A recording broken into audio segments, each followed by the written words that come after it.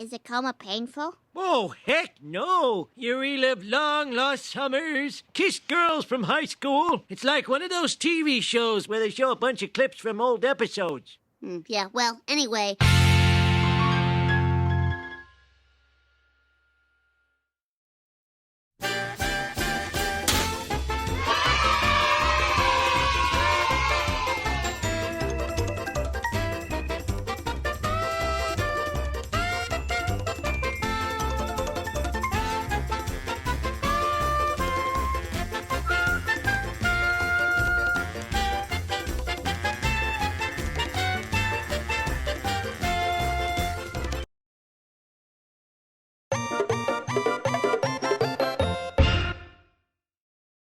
Coming up next, the Flintstones meet the Jetsons. Uh-oh, I smell another cheap cartoon crossover. Bart Simpson, meet Jay Sherman the Critic.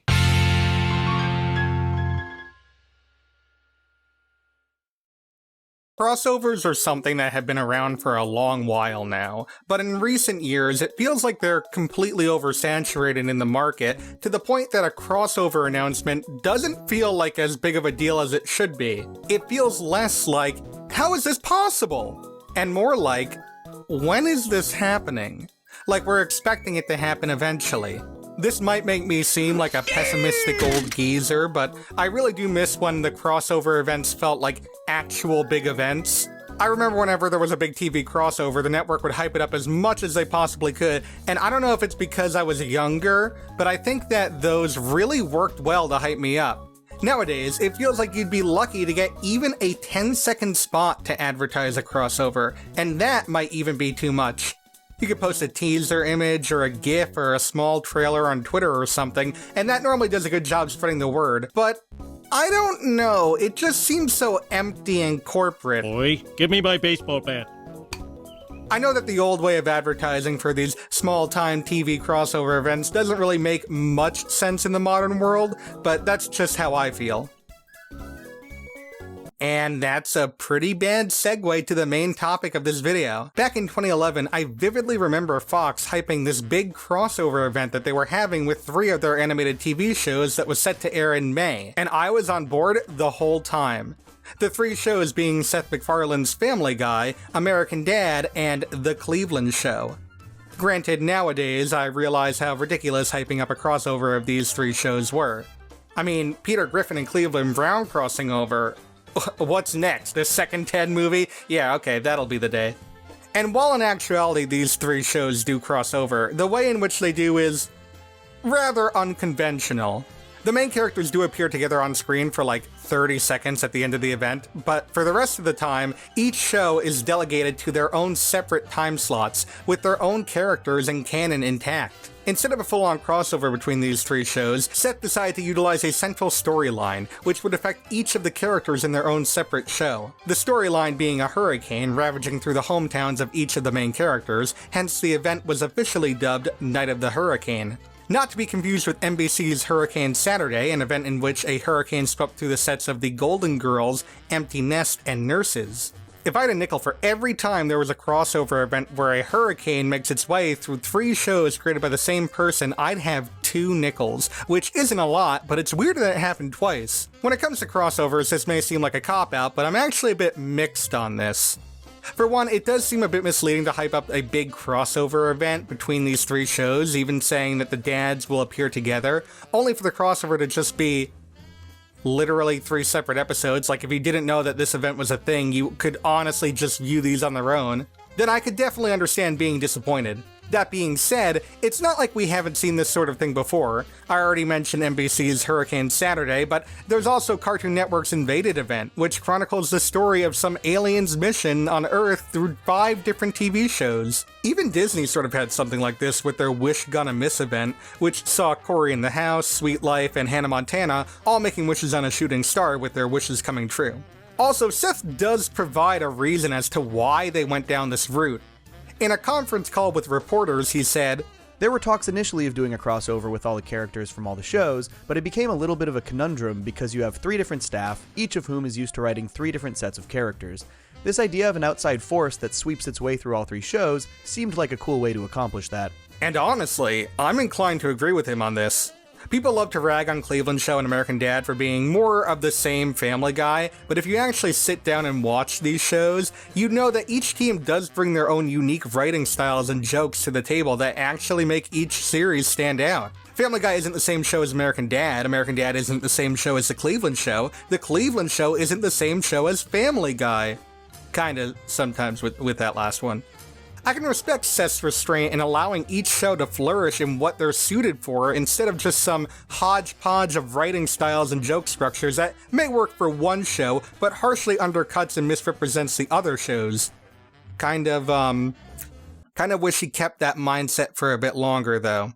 And so, after all the hype and setup, the countless interviews and exclusives, and the months and months of production necessary to see these episodes come to fruition, the Night of the Hurricane event finally aired on May 1st, 2011.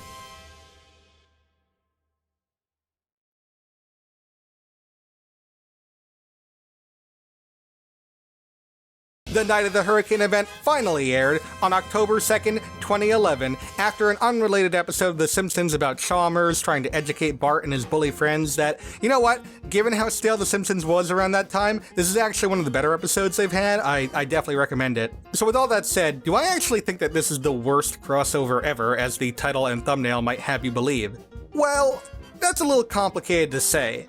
Seeing as how the event is more or less just 3 separate episodes with one central storyline, I think the best way to judge the quality of the crossover is how well each episode utilizes said storyline and rolls with it. I mean, we can also discuss the actual crossover at the end too, but it's like 30 seconds, so I mean, whatever. We'll be covering the episodes in the order they aired that night, meaning that we'll end with American Dad, Family Guy will be smack dab in the middle, and that means we're starting with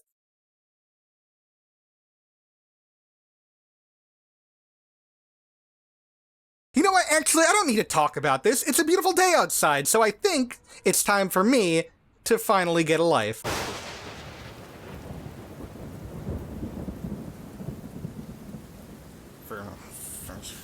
Okay, fine, whatever. I mean, we want to get a life anyway.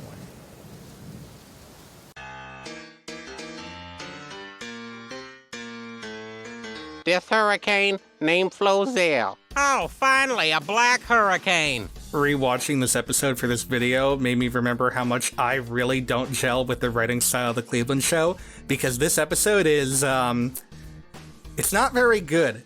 At the very least, I can give it props for sticking with the central storyline of the hurricane, at least in the first half. So the episode starts out with Cleveland getting ready for a family cruise, only for a hurricane to suddenly hit Stool Bend.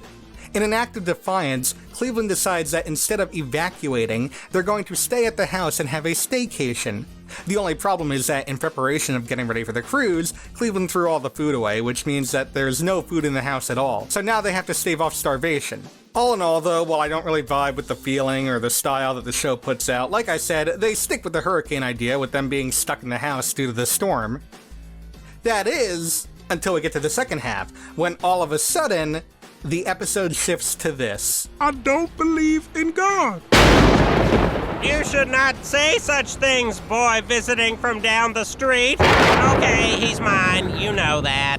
Now, I'm not going to pretend that they straight up forget about the hurricane. It still plays a role in the episode, with it being the through line for the reason to pray and have faith, but you might as well just switch it out with literally anything else that could be seen as an adversity to overcome, and the episode would play out exactly the same. In fact, I'd take it a step further and say that ignoring the lack of food and the tree branch that falls into the house, this plotline of Junior not believing in God could be executed on even the most beautiful of days, and almost nothing would change. I'm not against this storyline, but I have to wonder why, of all the times to reveal this, it would be during the crossover event. It just seems like an extreme waste of a central storyline as interesting as a hurricane. I have to wonder if the writing team originally planned on having an episode revolving around this, but they had to change their plans when they were told about this event, and had to sort of jam this in last minute in order to make it clear to the audience that Cleveland Jr. doesn't believe in God? The fact that this isn't its own episode is even more jarring when you realize that this isn't just something that they forgot about, because I'm pretty sure they have an episode later on where Junior has to pretend to be a Christian to impress a girl, but I could also just be misremembering. And for me to check would mean watching another episode of The Cleveland Show. And, I'm sorry, I don't have the right mindset for that right now.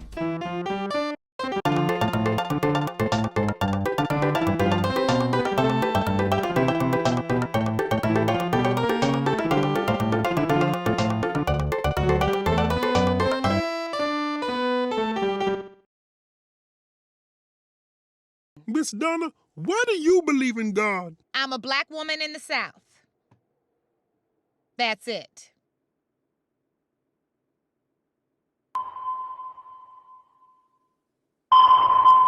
Actually, I lied earlier. I do have a problem with this storyline because I legitimately don't know what the message is that they're trying to tell us here. So when Junior reveals that he doesn't believe in God, the rest of the family confronts him and tries to get him to convert to Christianity, even having a whole big production number that's actually very catchy. After that doesn't work, they all get very angry when they believe that Junior is hoarding food, when in actuality he prepared for the storm days in advance and rationed the food, but they don't believe him, and when Cleveland, in a fit of blind rage, casts God's anger on Junior, it is instead the father that is pinned down by the giant tree branch. The rest of the family refuse to let Junior try to help get the branch off his father, so after he sees their praying not working, he develops a pulley system to lift the branch off his father, allowing him to escape. Okay, so, like, pretty good moral about letting people believe in what they want as long as they come through in the end and, you know, like, they're not hurting anybody. Except no,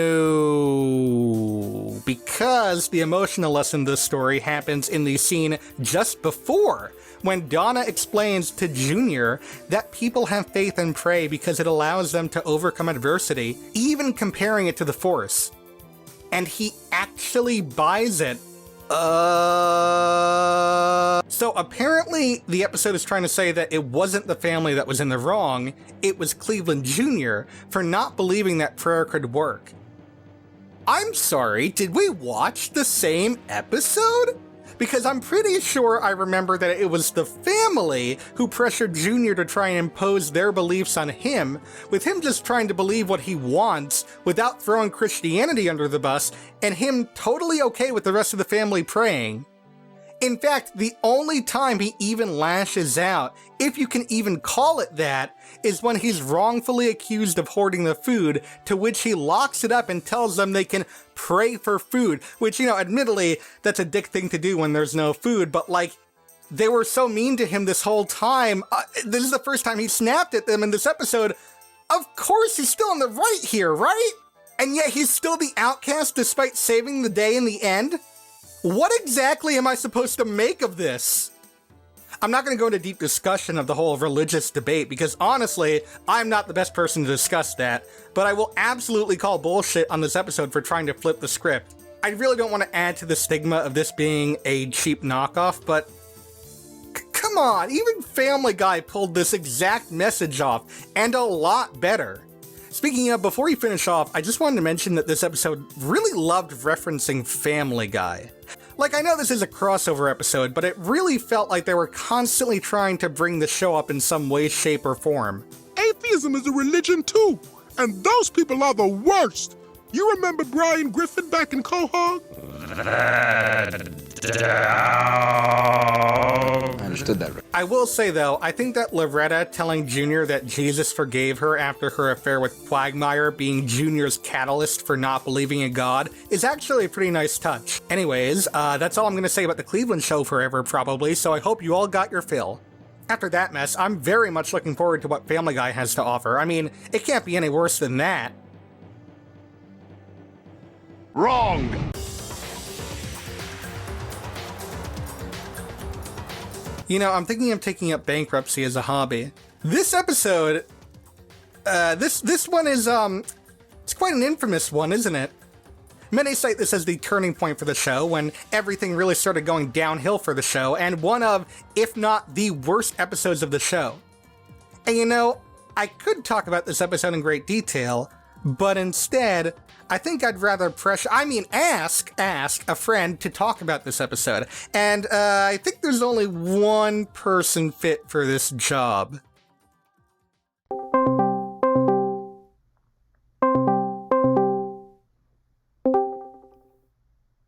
Hey man, how's it going? We're doing a lot of cool stuff. So, anyway, I called because, I'm doing a video about, a Family Guy episode, and I wanted to know if you wanted to watch and talk about the Seahorse Seashell Party episode.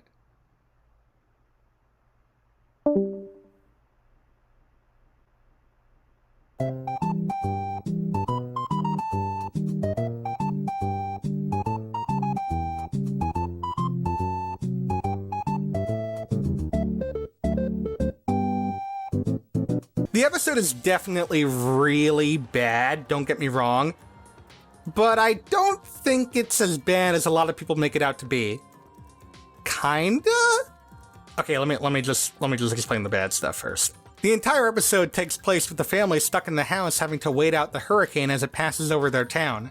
We then see how the family passes the time with hilarious and not at all annoying gags such as finger banging, singing along to a song with no words, making mouth noises.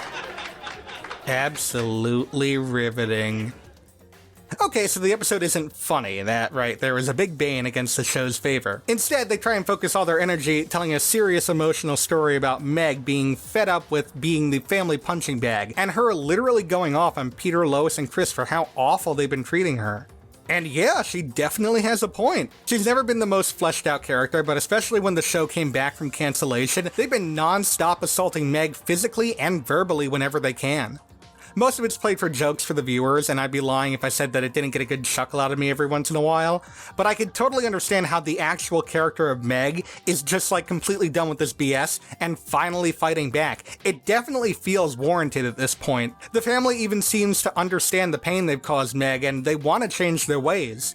This episode still isn't funny, no matter how hard it tries to be. You know, Brian, you may be a dog, but you're a pretty cool cat. Stewie just said that! Take it home with you. But this could go down as a massive turning point for the show where Meg actually starts to become a character and not just a punching bag.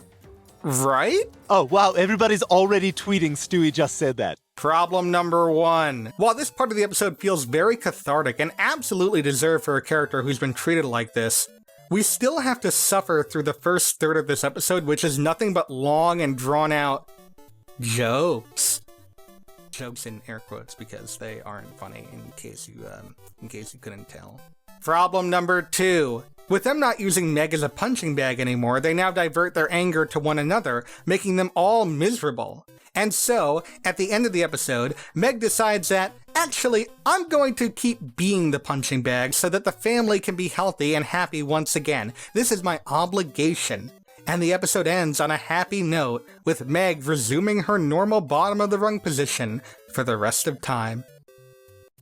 So the next episode of Family Guy is about Quagmire's physically abused sister. Look, I know the kind of show Family Guy was around this time. It didn't really have to deliver a message or morale or whatever, and is more focused on delivering the yucks at everyone's expense. And saying that this is the lesson of the episode would be saying that the writers were very tone-deaf as to what exactly they're trying to say, and so I'm going to give them the benefit of the doubt and say that this is less so immoral, and more so like a return to the status quo, which is definitely better, but it's also really bad, and now that I think about it, it might actually be worse in some ways. If we're just returning to the same old, what was the point of literally any of this? I condemn the Cleveland show for squeezing in Junior's religious beliefs into this episode, but at the very least, they stuck with that change throughout the rest of the show. Here, though, we just wasted 22 minutes feeling like we were tricked into a character making a big decision, only for the showrunners to say, boy, were they wrong! You probably noticed I haven't mentioned the hurricane all that much here, and that's because I honestly forgot it played a part in this episode at all when I started ranting about the Meg stuff. Once the news exposition in the beginning explaining this is done, you could just basically forget the hurricane is even a threat, because literally nothing happens with it. The Cleveland show's episode at least had the hurricane affect some aspects of it. Meanwhile, the only thing it's doing here is keeping the Griffins trapped in their house, which besides the fact that that could literally happen in any other episode for any other reason, that means we've got a bottle episode on our hands. For those unaware, bottle episodes are basically produced to bring the number of episodes up, but as cheaply as possible, limiting the number of characters, backgrounds, sets, and in the case of animation, assets, normally taking place in one or two very similar set pieces. This isn't a riff on bottle episodes, by the way. There are plenty of examples of bottle episodes being a great way to examine characters and their relationships and headspaces. Some standout examples include BoJack Horseman's Free Churro, Archer's Vision Quest, and even Family Guy themselves had an excellent bottle episode with Brian and Stewie, which makes this bottle episode even more pathetic given how unfunny and ultimately undercut it feels. Except it may not even be a bottle episode because the B plot involves Brian tripping out on mushrooms and having insane visions, and these are insanely impressive, but I know that they cost a lot of time and effort. They had to make new assets for each of these monstrosities and backgrounds. That's literally the opposite of the point of a bottle episode. It's very confusing. Also, it doesn't really tie in with the show's A plot, and there wasn't actually even a story with the B plot. It's literally just Brian taking mushrooms and tripping and then coming down. So it honestly was just an excuse for some really sickly looking designs and animation. This episode, man, it's an enigma. Brian? I'm gonna cut my ear off to prevent World War II.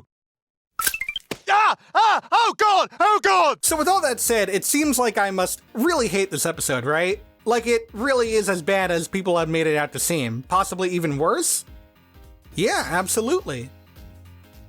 Or, at least that's what I would have said years ago. See, when this episode came out, the Meg hate was at its absolute worst, constantly punching her down physically and verbally just to get a laugh in, when honestly she didn't deserve any of it, and it just stopped being funny after a while. Hi, Dad. When this episode came out, it basically just solidly confirmed that they do not care about Meg, and they continued to treat her the same way for a long while after this episode came out. But then something happened. The later we go into the series, the more Meg sort of grew as a character in a way? Like, they still don't know how to write a teenage girl, but at the very least they were giving her things to do, and most importantly, they switched the most important thing about her. She'll bite back or roll with the punches, she'll embrace her outcast status instead of trying to fit in with everyone else. Instead of burying her into the ground, she's sort of forged her own path in a way. They still do find the time to poke fun at her, but it's nowhere near as mean-spirited as it was in the early 2010s. I really love this new direction they took the character in, and as such, it got me rethinking how exactly I feel about this episode. It's still a very bad episode, don't get me wrong, it is absolutely the worst of this series of episodes that we're looking at today. But instead of it being the worst of the worst and the turning point of Family Guy's downward spiral, I think of it more as a big bump in the road that we had to overcome to get to where we are today. It's not perfect, but it's much better than where we were when this episode first aired, and because of that, I really don't think it's the worst the show has to offer. Lest we forget, the actual worst episode was the very next episode they aired. Season 10 was a very dark place for the show.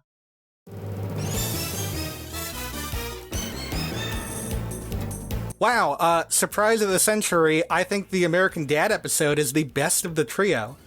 Not that there's much competition, and it isn't one of the best episodes of the show, but it does do two things that make it significantly better than the other two shows' offerings.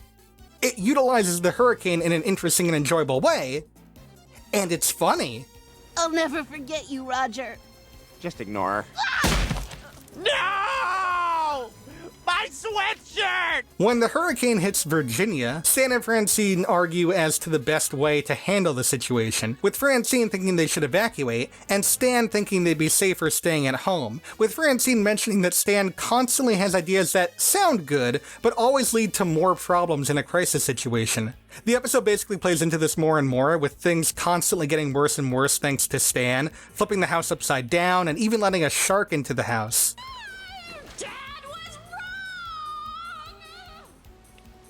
What a beautiful creature. And we know so little about them. Despite this, I don't really feel angry or upset with Stan because the choices he makes actually make sense. It's just that he has bad luck with how they work out. Not to mention that you can clearly see that he's trying to help and that everything that he's doing out of love and for the protection of him and his family. You even think he's going to redeem himself at the end and his choices are going to save the day. But actually things get even worse than before, eventually culminating with...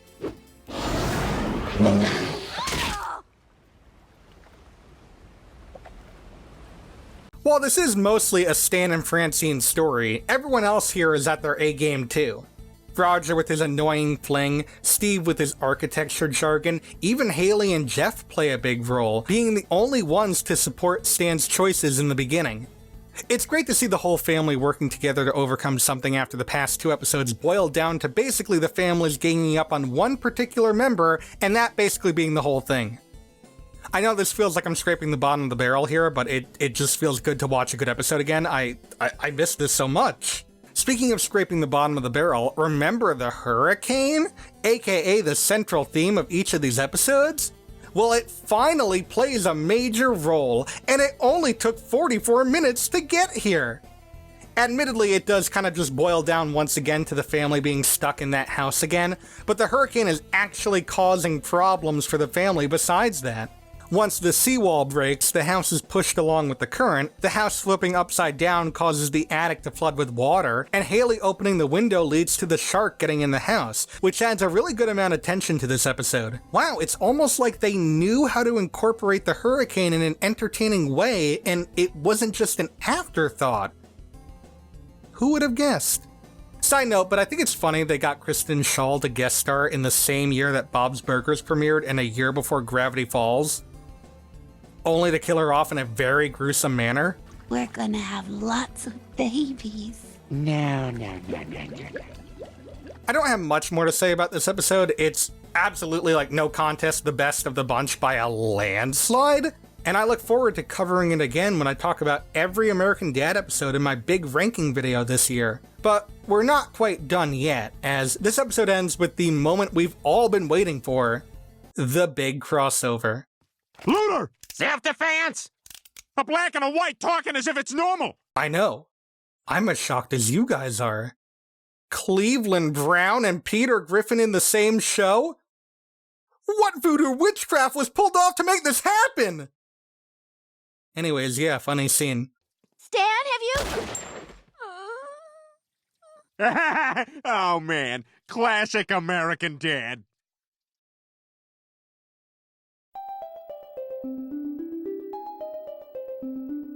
I know it might not make sense, but that's what faith is. Standing in the face of adversity and believing that everything's gonna be okay. Your only arguable accomplishments are your kids. And look at us. We're a disaster. Hey, watch it.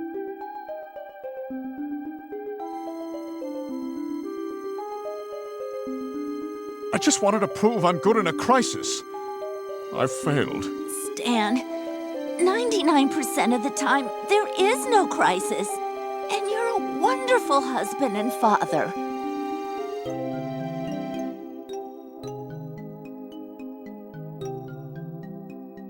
So let's circle back to the question I pondered at the beginning of this video. Is this actually the worst crossover ever? Well, it's definitely not the best. Ignoring my bias towards the Cleveland show, that still doesn't excuse how 2 of the 3 episodes barely utilize the Hurricane storyline, with Family Guy basically forgetting about it after the first 30 seconds. It also doesn't help that said episodes tried to utilize stronger character moments and emotional scenes over jokes to a detrimental effect, especially with Family Guy. But for what it's worth, the parts that I did enjoy did a good job balancing out the not-so-good stuff. And I do think it was very smart to keep these episodes limited to crossing over via a central storyline instead of having the characters actually cross over for a full 90-minute event or even a 22-minute episode. While the 30 seconds we got at the end were very entertaining, I can only imagine how much the 3 different writing styles would clash into a smorgasbord of nonsense and constantly talking down on one another. And to be perfectly frank, I'd take a bad episode, a mid-episode, and a pretty good episode any day over a messy and confused crossover special.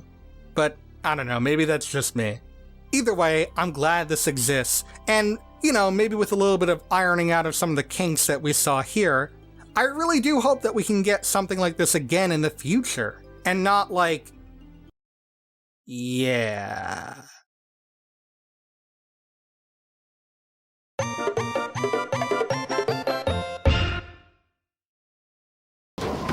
Okay, it's the standard grandpa drill. Everybody into the cellar.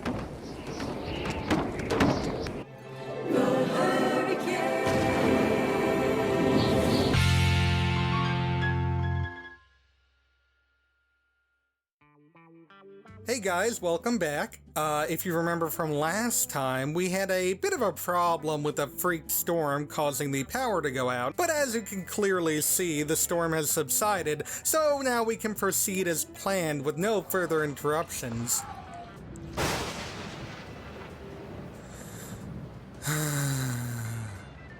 Alexa, stop. Look, I'm gonna level with you guys. I have some good news and some bad news. The bad news is that, as you can clearly see, the storm hasn't really let up for the whole month, actually. In fact, I think it's gotten worse. Pretty sure the weatherman said something about needing to evacuate or something, but I couldn't just leave my valuables behind. I need them to financially secure my future.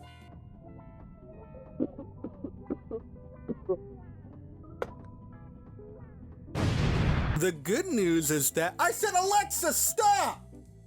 Word of the wise, don't agree to babysit your neighbor's kid during a hurricane and then give them a boombox to keep them entertained. Anyways, the good news is that, as you can see, I was able to restore power to the office, so at the very least I could see where I'm going. And for a guy who was born with sunglasses permanently affixed to his face, yeah, that's kind of important. That being said, I haven't been able to go outside in over a month, so I've been feeling a bit of a mixture of cabin fever and writer's block for a while, and as such, I haven't really been able to come up with any good video topics for a discussion. Luckily, I found one of those random word generators on my phone to help me come up with ideas, and it spewed out sumo wrestler, disgraced showrunner, and Sean Jambroni.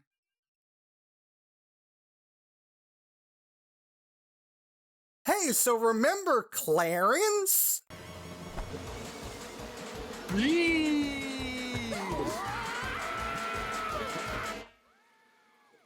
The general consensus of the show seems to have shifted massively from when it was originally airing, because I remember a lot of people did not really like this show when it was first airing.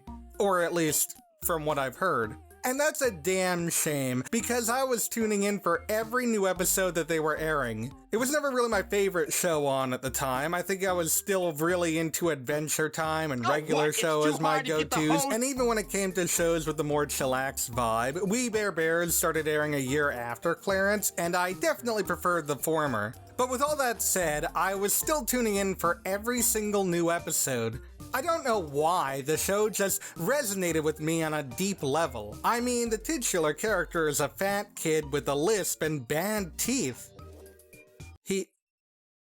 He just like me for real! Ah! But other than that, there were a lot of great details that kept drawing me back. For starters, I love the characters in this show, not only from a personality perspective, but also from a design point of view. There was no consistency with how the characters looked, and that was actually an intentional choice from the creative team. Unlike something like The Simpsons and Bob's Burgers, where the characters sort of have to conform to the style, with Clarence, the idea is that the world is full of people who look and act differently, and as such, the characters should represent that ideal.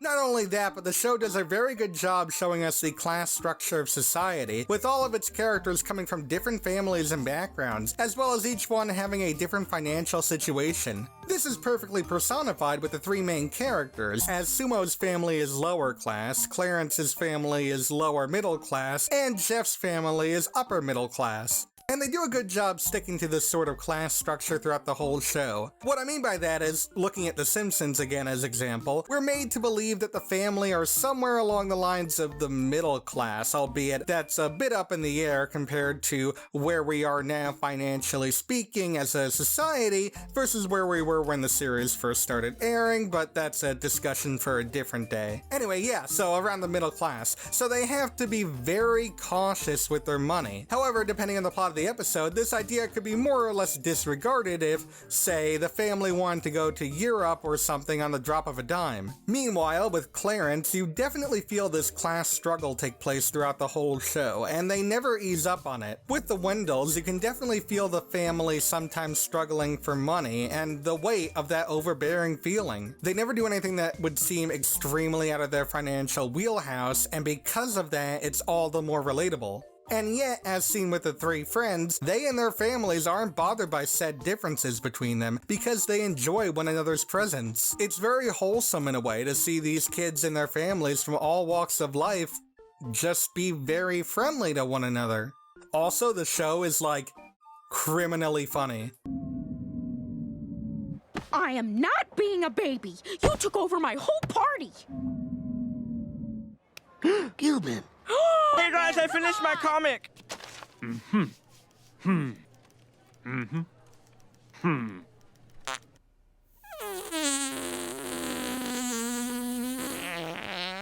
Clarence, Clarence, Clarence, Clarence, Clarence, Clarence. I could go on and on about the many reasons that I enjoy Clarence and how great the show is, but I think I'll save that for another day. Instead, given the certain circumstances I seem to be facing right now, I think I'd rather spend my time today talking to you about the time that a nasty storm made its way through the town of Aberdale, and how that kicked off one of the greatest miniseries that Cartoon Network has ever produced to date, Clarence's Stormy Sleepover.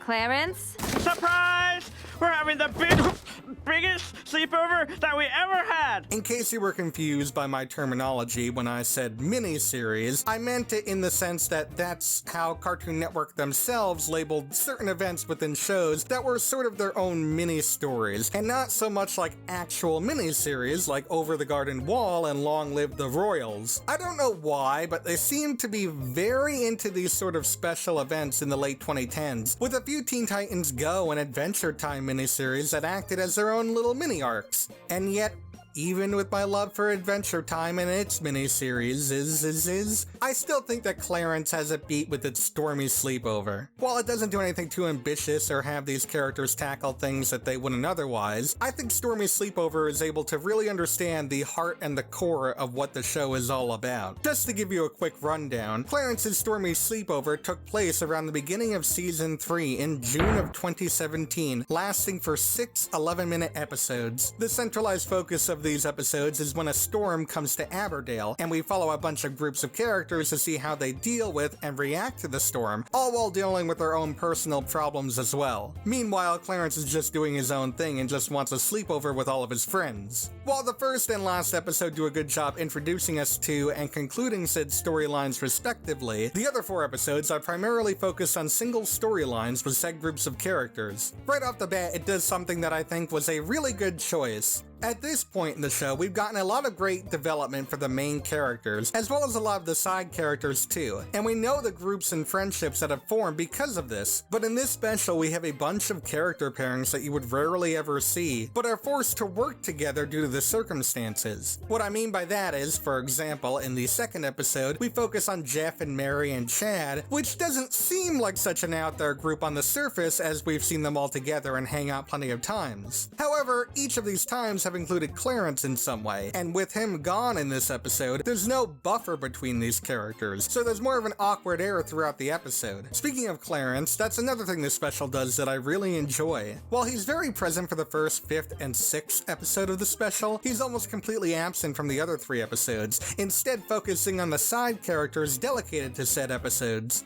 It's a very risky move to have the titular character missing from half the special, given that he's obviously the one who had the most screen time, but it works surprisingly well here. Throughout the series, the team has done a very good job of developing all the characters that Clarence interacts with on a daily basis, and as such, it definitely feels sort of akin to something like the town of Springfield, where almost every character feels like they have something to offer to the story outside of like a strict set of guideline jokes about said character, and even then does it better than some of those other characters at some points, not naming any names.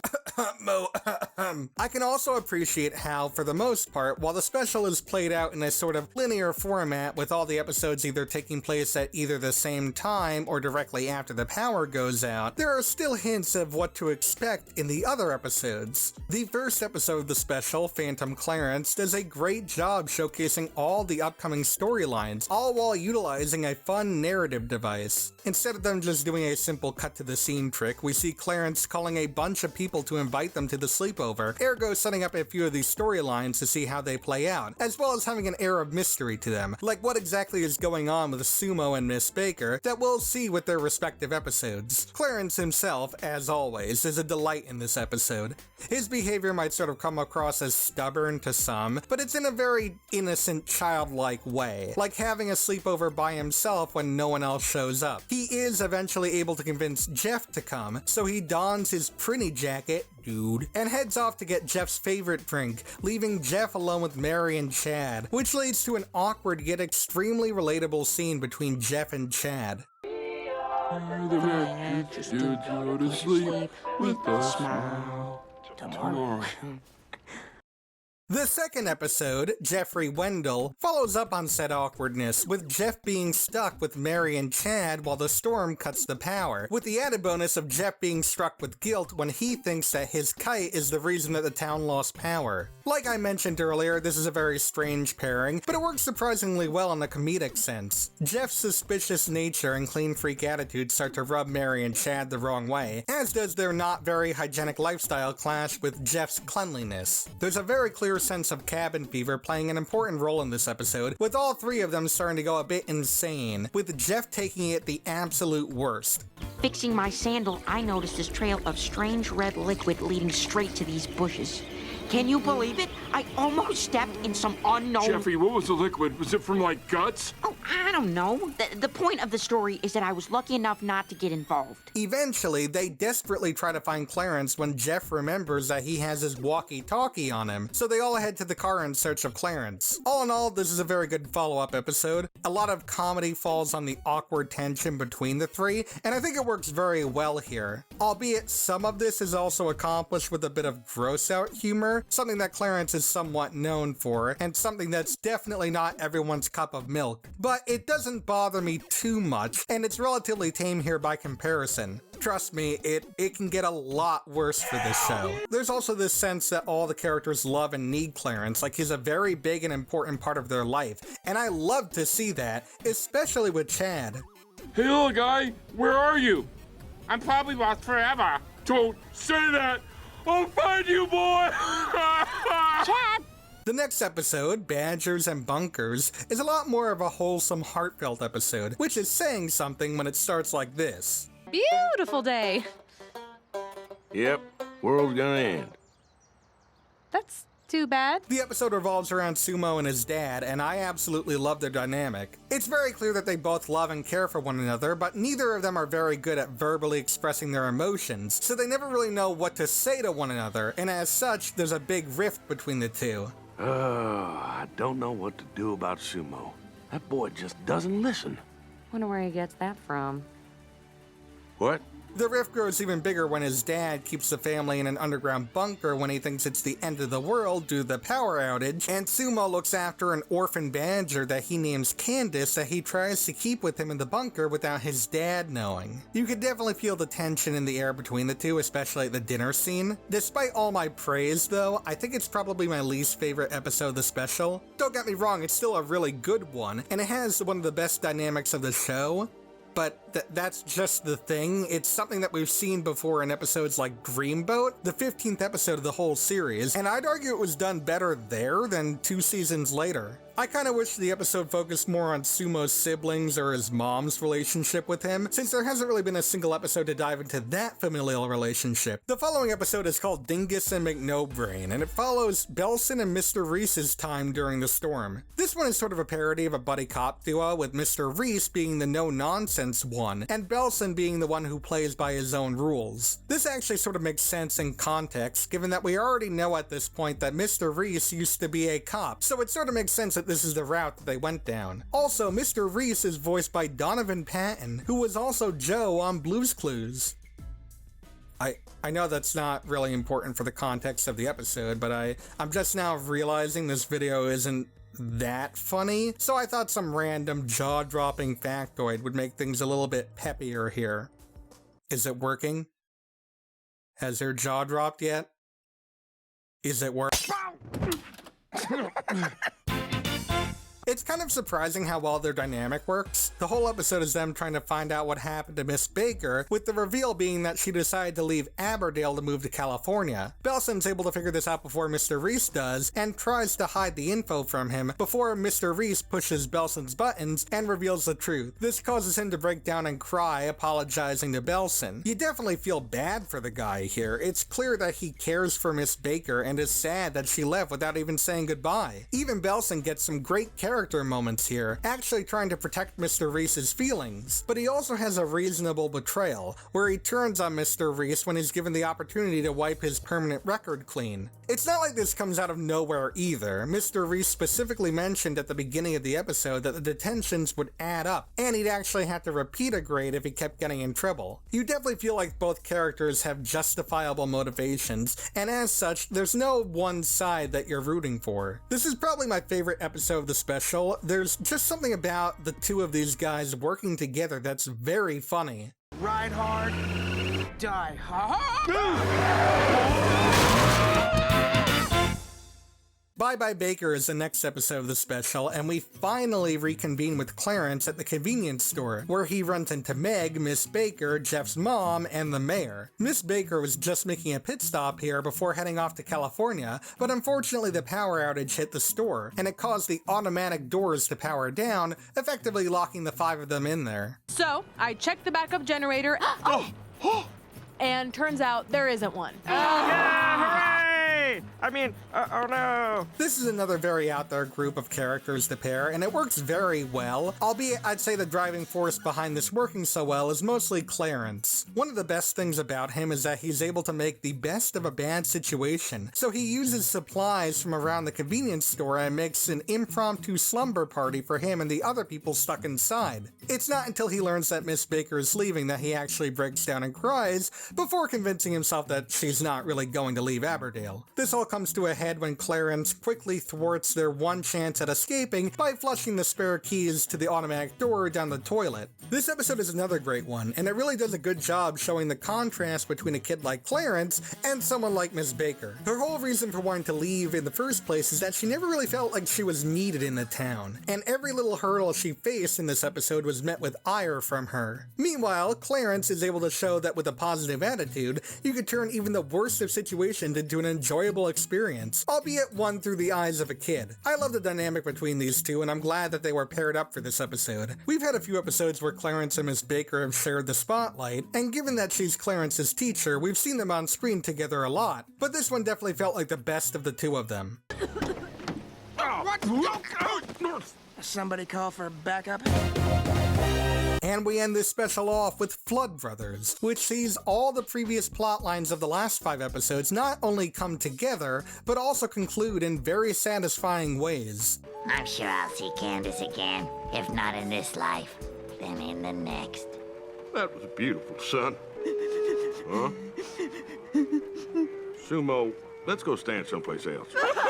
Mary and Chad reconvene with Clarence, Sumo and his dad find Candace, and Jeff realizes that he wasn't the cause of the power outage, as explained to him by a man who, wow, that he should probably see a doctor about that. That is definitely touching something important up there. Most of the focus is spent on Clarence trying to convince everyone to work together in hopes of having a big sleepover, as well as Miss Baker truly questioning whether or not she belongs in Aberdale. It's only when the gym starts flooding that Miss Baker finally steps up and helps keep the gym and the people of Aberdale safe, realizing that she is needed and important, and she loves Aberdale too much to leave. They use the bags of manure from Belson's prank to wall off the water, and with nowhere to go until the floodwaters die down, Clarence's wish of having the biggest sleepover ever finally comes true as we come to the end of this miniseries. Some of you there might be confused as to how I think this is CN's best miniseries to date, miniseries in air quotes for the reasons I had mentioned earlier, when in actuality it seems like something like Adventure Time's miniseries were a lot more experimental and risky, yet had a much bigger payoff by having a larger scale with more characters and world building, and honestly, I think that's a fair thing to question. However, I feel as though Clarence's Stormy Sleepover is able to capture what is truly at the heart and core of what makes the show so great, like I mentioned earlier, and exemplifies prize those attributes to the highest regard. Clarence is a show that relies heavily on things like seeing the world from a kid's point of view, as well as the family, friends, rivals, crushes, and everyone else. Most importantly, the big takeaway from Clarence is that no one person is the same as the other. Everyone comes from a different family and a different background, and nobody looks or acts or feels the same way as one another. But just because that's the case, that doesn't mean that we can't all get along and work together, especially when the tough gets going. And with Clarence's Stormy Sleepover, this is absolutely the case.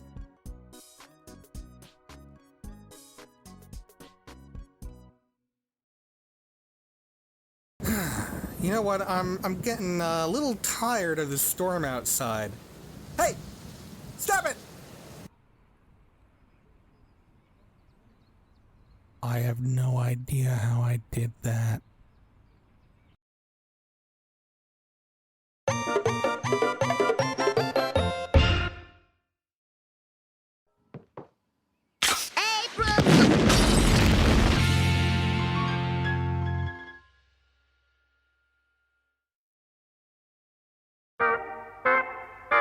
If you know me, you know that I love Adult Swim. It's basically shaped me into who I am as a person.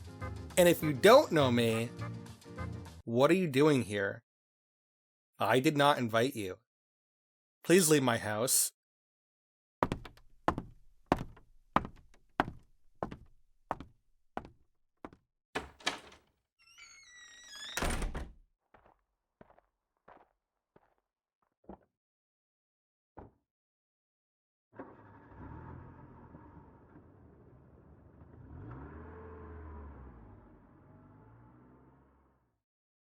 That was weird. I don't know who that guy was. Anyways, yeah, I love me some Adult Swim, and one of my favorite aspects of the channel has got to be their yearly April Fool's Day pranks. Ever since 2004, they've been providing us with non-stop pranks and goofs during the block starting at midnight on April 1st, and these have ranged from wacky visual gags to complete network redesigns and takeovers. Of course, things return to normalcy for the remaining 364 days of the year, or at least normalcy in regards to Adult Swim.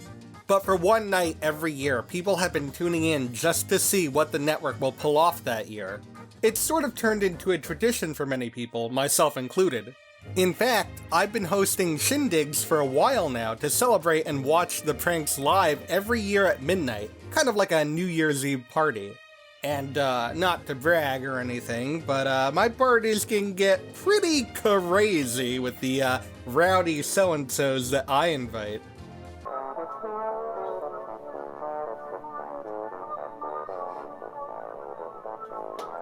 Hey, don't have too much fun without me in there, you stallion.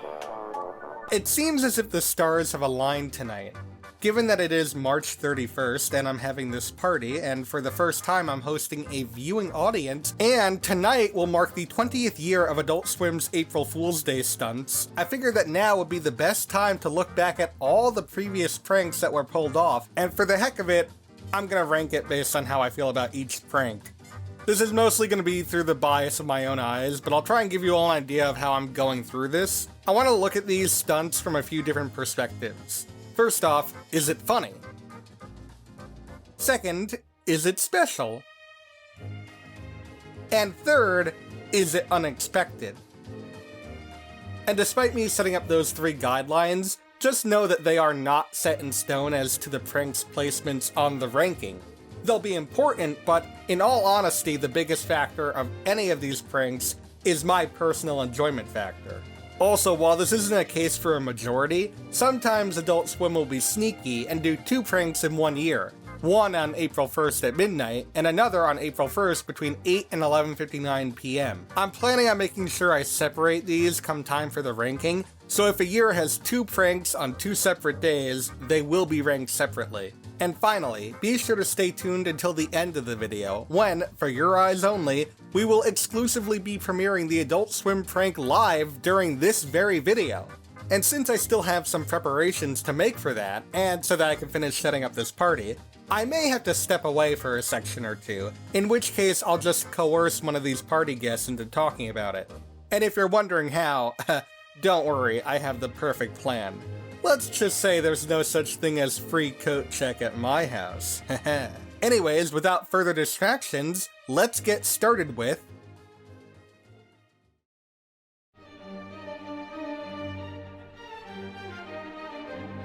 I don't know how many people watching this remember what Adult Swim was like in the very early days, but it was much, much different than it is today. And I mean that in more ways than one. I'd say that the two biggest differences would be back in 2004, Adult Swim only ran from 11 p.m. to 5 a.m., effectively only having slots for 6 22-minute shows, with another 6 slots for reruns.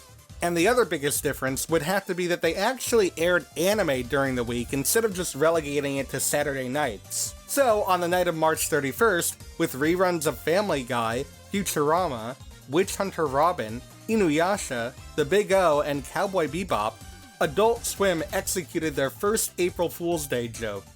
And what did they have in mind? Mustaches. Every rerun they would air that night would have fake mustaches randomly drawn on not only the characters, but also random objects in the background. Not just the same old mustache every time either, they would go the extra step, like giving Stewie a top hat and Inuyasha spectacles. And for anyone that didn't like that, and just wanted to see the episodes aired in their normal states, the Chad Adult Swim aired the exact same episodes the next day in their original mustache-free states. Despite the following 18 years only ramping up in what they deliver, I actually really like this prank. Despite how silly it is, it's also very low-key. They don't spam the episodes with mustaches, they're actually surprisingly held back with them. While this may seem like a downside on paper, you have to remember that this is their first attempt at one of these, so it was never going all out. Even better, while this may or may not be intentional, I think that their restraint here actually makes it an even better prank that you really have to pay attention to in order to appreciate it. You have to remember that this was 2004, and while forum pages were around and some even talked about what had happened, the internet was nowhere near as imperative as it is nowadays to spread these special events. Honestly, the best way is word of mouth, and because of that, it's sort of cool to think back and maybe imagine some high school and college kids watching this one random night and explaining it to everyone, only for a few people to fully understand what they're talking about.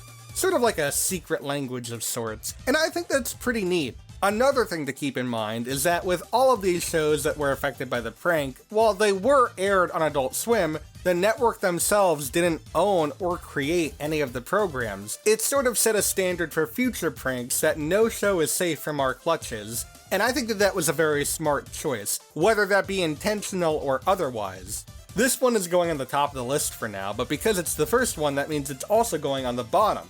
I'm both proud and disappointed. Oh, and side note, you're going to be seeing this a few times, but unfortunately a lot of this is either going to be very low quality, or sometimes you may just see static images, since they weren't really extremely well documented. Luckily, the airings for Futurama, Family Guy, Witch Hunter Robin, and Cowboy Bebop featuring the mustache pranks have been found, while Inuyasha and Big O episodes are still missing, as well as most of the bumps surrounding that night. Big thanks to the Swimpedia team for helping me locate some of these. I mentioned them in previous videos, and they continue to play a big role in these kinds of videos, so make sure to check them out on Twitter and join their Discord if you want to know more about this.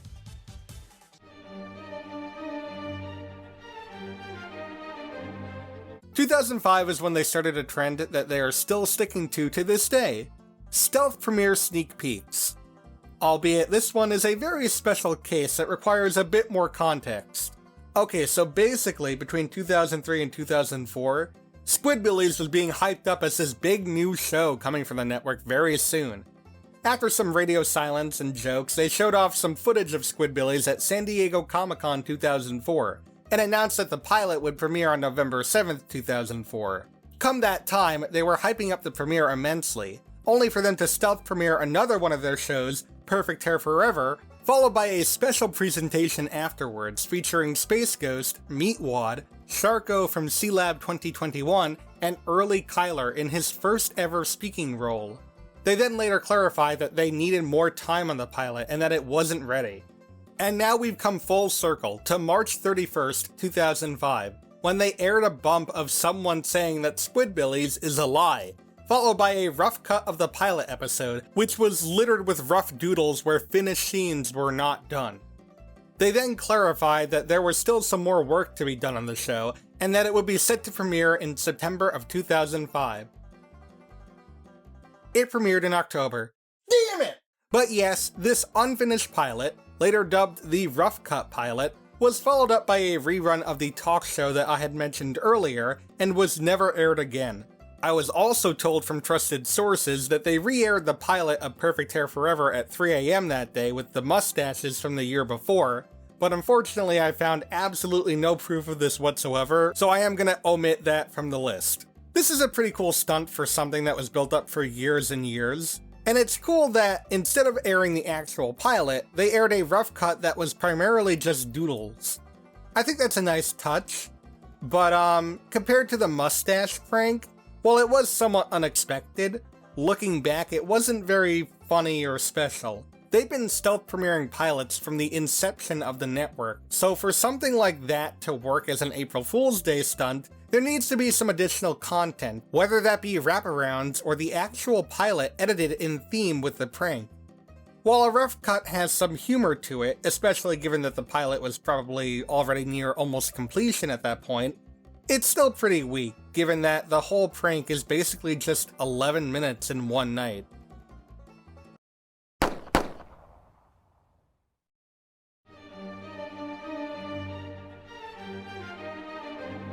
It feels weird saying this, given that it's only the third stunt they pulled, but in 2006, they went back to their roots for a good old-fashioned prank. It's a good thing too, since they were sort of backed into a corner for the year. For starters, in 2006, they still didn't air every single night, only getting Saturday through Thursday, meaning that Fridays were unusable to them. And since March 31st fell on a Friday, they had to move their prank to Saturday, April 1st.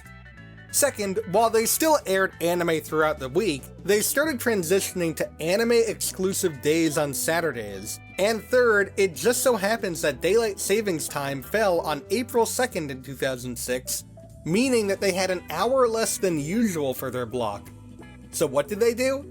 Well, for starters, because it was a shortened schedule, they just decided to say fuck it, and instead of airing all anime like it was scheduled to, they aired the most obscure stuff that they had the license to air, including Mr. T and Chuck Norris Karate Commandos. But if you thought that was it, you are wrong, because they did air some anime that night in the form of a new episode of Ghost in the Shell Standalone Complex Second Gig at 11:30 PM, and a rerun of Full Metal Alchemist at midnight. Except something was a little off with these airings. He's a phony, he's just using alchemy. Sporadically throughout both episodes, there are random fart noises throughout. It's not just all random all the time either. Whoever came up with this prank must have combed through the episodes, because some of these are perfect timing with character movements, reactions, and dialogue. It's kind of insane. And yet, like the mustache prank, it revels in its ability to be subtle. In fact, I'd say it's even more so than the mustaches themselves, since there's no visual indicators on screen, so it gets the viewers even more confused as to if what they just watched was actually real or not. Plus, farts are just objectively funny, and I'm tired of pretending that they're not. Honestly, the only downside to this whole thing is that the episode they aired of Ghost in the Shell was a new one, so the farts were a bit of an annoyance to fans.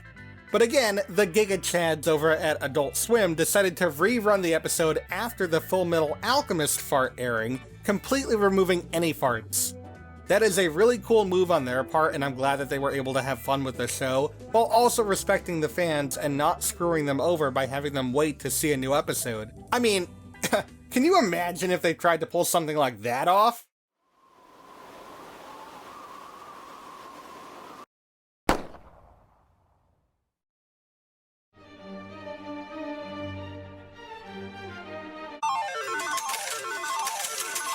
I don't know if you just noticed the subtle hint I just gave you. Honestly, if you missed it, I can completely understand.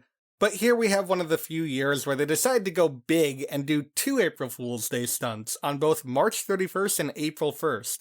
Like I mentioned, I'm going to be splitting these up into their own separate pranks that will be ranked individually. So starting with March 31st in 2007, Perfect Hair Forever came back out of nowhere with a brand new episode at midnight. That's pretty cool, I guess. I've never been the biggest fan of Perfect Hair Forever, so this is kind of whatever to me, but I'm happy to report that it didn't just stop with that. They then aired the remaining episodes of Perfect Hair Forever, except this time with a twist. Not only did they air the episodes in reverse order, but they also digitally degraded the episodes for a VHS filter effect, and added subtitles that contained broken English, kind of like a bootleg might have. For the most part, the episode's subtitles line up pretty well with what they're actually saying, but at one point the subtitles literally just turned into subtitles for the Aqua Teen episode Revenge of the Mooninites, so absolutely nothing makes sense, and it's hilarious. Finally, in between the episodes, there were bumps of female anime characters in promiscuous poses, with the caption fan service moment, which includes Faye and Haruko from Cowboy Bebop and Fooly Cooly respectively. Honestly, all things considered, this is actually a pretty good prank. If it had just been the new Perfect Hair Forever episode, it'd be kinda lame, but the inclusion of the bootleg marathon afterwards is what saves it from being last place. Still though, I'm not the biggest fan of this show, and the funniest part to me was the part when the subtitles were from a different, exceptionally better show.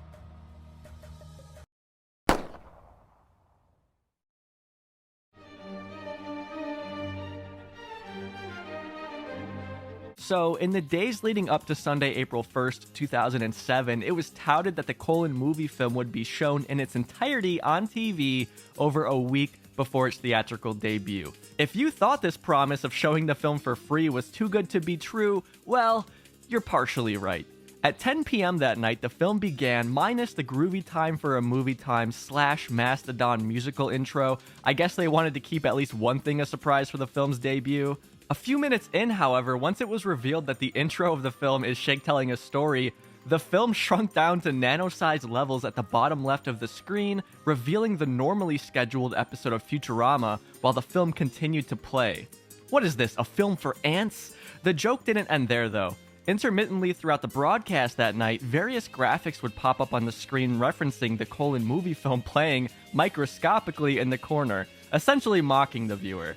Characters from the film would also pop up with text explaining that you were currently watching the Aqua Teen film, but also that you were watching whatever show was on in the background taking up a majority of the screen. These graphics were accompanied by some sick flame animations, which is definitely on brand for Aqua Teen. Some other messages included telling the viewer to go to adultswim.com, the release date of the film, and also to watch the Masters Golf Tournament on CBS. Adult Swim did throw fans somewhat of a lifeline here. Rumor has it if one switched to the second audio channel, usually reserved for Spanish, you could actually hear the film's audio. Unfortunately, Spanish speakers, you were out of luck that night. Lo siento. Despite not being able to really enjoy the film, due to the recognizable look, shape, and color of many of the show's characters, it was definitely possible to make out which villains you might expect to see once the film did come out. Because the Aqua Teen crew worked so hard on Colon movie film, I was curious how Aqua Teen co-creator Dave Willis felt about this prank. I was wondering if he had anything to do with it, and if not, if he was annoyed that elements of the film were spoiled before the big premiere. Upon asking Dave, his initial response was, "How did you get in my house?" After a 30-minute ordeal with the Atlanta PD, Dave's statement is viewable in his charges pressed against me. Dave said, "I had nothing to do with the prank. It was Lazo who told us it was going to happen. But I thought it was funny. Honestly, it was so small, I don't know how anyone would have been able to enjoy it. Thanks, Dave. Also, if you could drop those charges, that would be great." Personally, this is one of my favorite pranks that Adult Swim has done. Of course, I'm biased here being an Aqua Teen fanboy, but I feel like the prank is so incredibly in line with the humor of the show. It didn't feel random or tacked on. It was almost an extension of the show's attitude. Before I head out, I gotta let you know that later that night, the Aqua Teen episode Super Birthday Snake aired. This is basically a glimpse into this Aqua Teen podcaster's life. Aqua Teen was being shown, with Aqua Teen being shown in a small box over that, with Aqua Teen characters popping up on the screen telling you that you were watching the Aqua Teen film, but also Aqua Teen Hunger Force. I feel like Inception owes Adult Swim some money here. If you want to hear me deep dive through the show, or hear exclusive interviews with the cast and crew, check out Dancing is Forbidden. Also, if you could pitch in for my newfound legal fees, that would be great.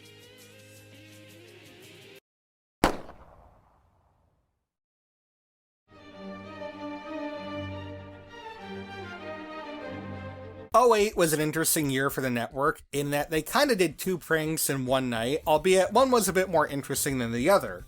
The big event for that night was a night of surprise premieres. From midnight to 2 a.m., they aired sneak peeks at new episodes of ongoing shows, such as Metalocalypse's Death Wedding, Robot Chicken's Tubba Bubba's Now Hubba Bubba, Moral Oral's Grounded, and the first half of Venture Bros' The Doctor is Sin, albeit that one is more of a rough cut.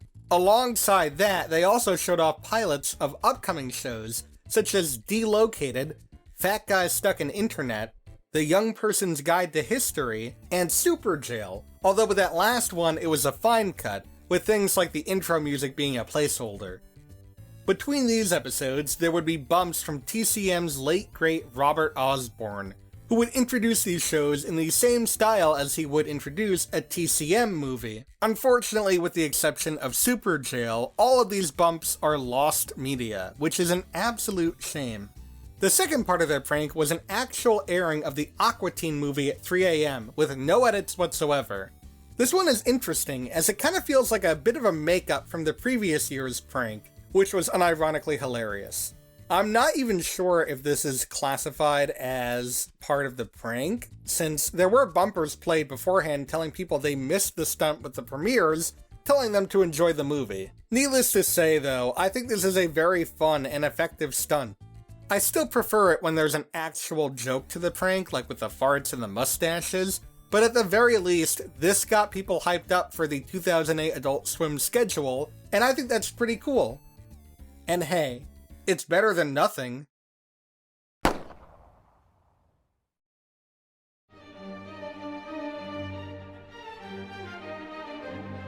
Okay, so I'm going to talk about these next 3 years simultaneously, but trust me when I say that there's a method to my madness. So for their 2009 prank, Adult Swim decided to air the infamous movie The Room. At this point in time, the movie's reputation precedes itself, but for those of you who don't know about this film, it was a 2003 cinematic bomb created by Tommy Wiseau that was often touted as the worst film of all time, only later to become a very popular underground market film, making it the poster boy for cult classic movies. Of course, this is how we see it nowadays. Back in 2009, the movie was still considered to be the worst of the worst for many people. So Adult Swim airing the movie out of the blue with no warning whatsoever, a movie that, at the time, people had either absolutely hated or had never even heard of, at least in my eyes, that's a hilarious prank. From what I've heard from my trusted sources, the movie aired with the sex scenes censored with black boxes, but unfortunately there's no online record of this airing of the movie that I could find, so take that with a grain of salt. They also made sure to have more than just the movie for the prank. They made custom bumpers promoting the Room Marathon during the commercial breaks, and after the movie was finished, they aired the Tim and Eric Awesome Show Great Job episode Tommy, which had premiered earlier that year.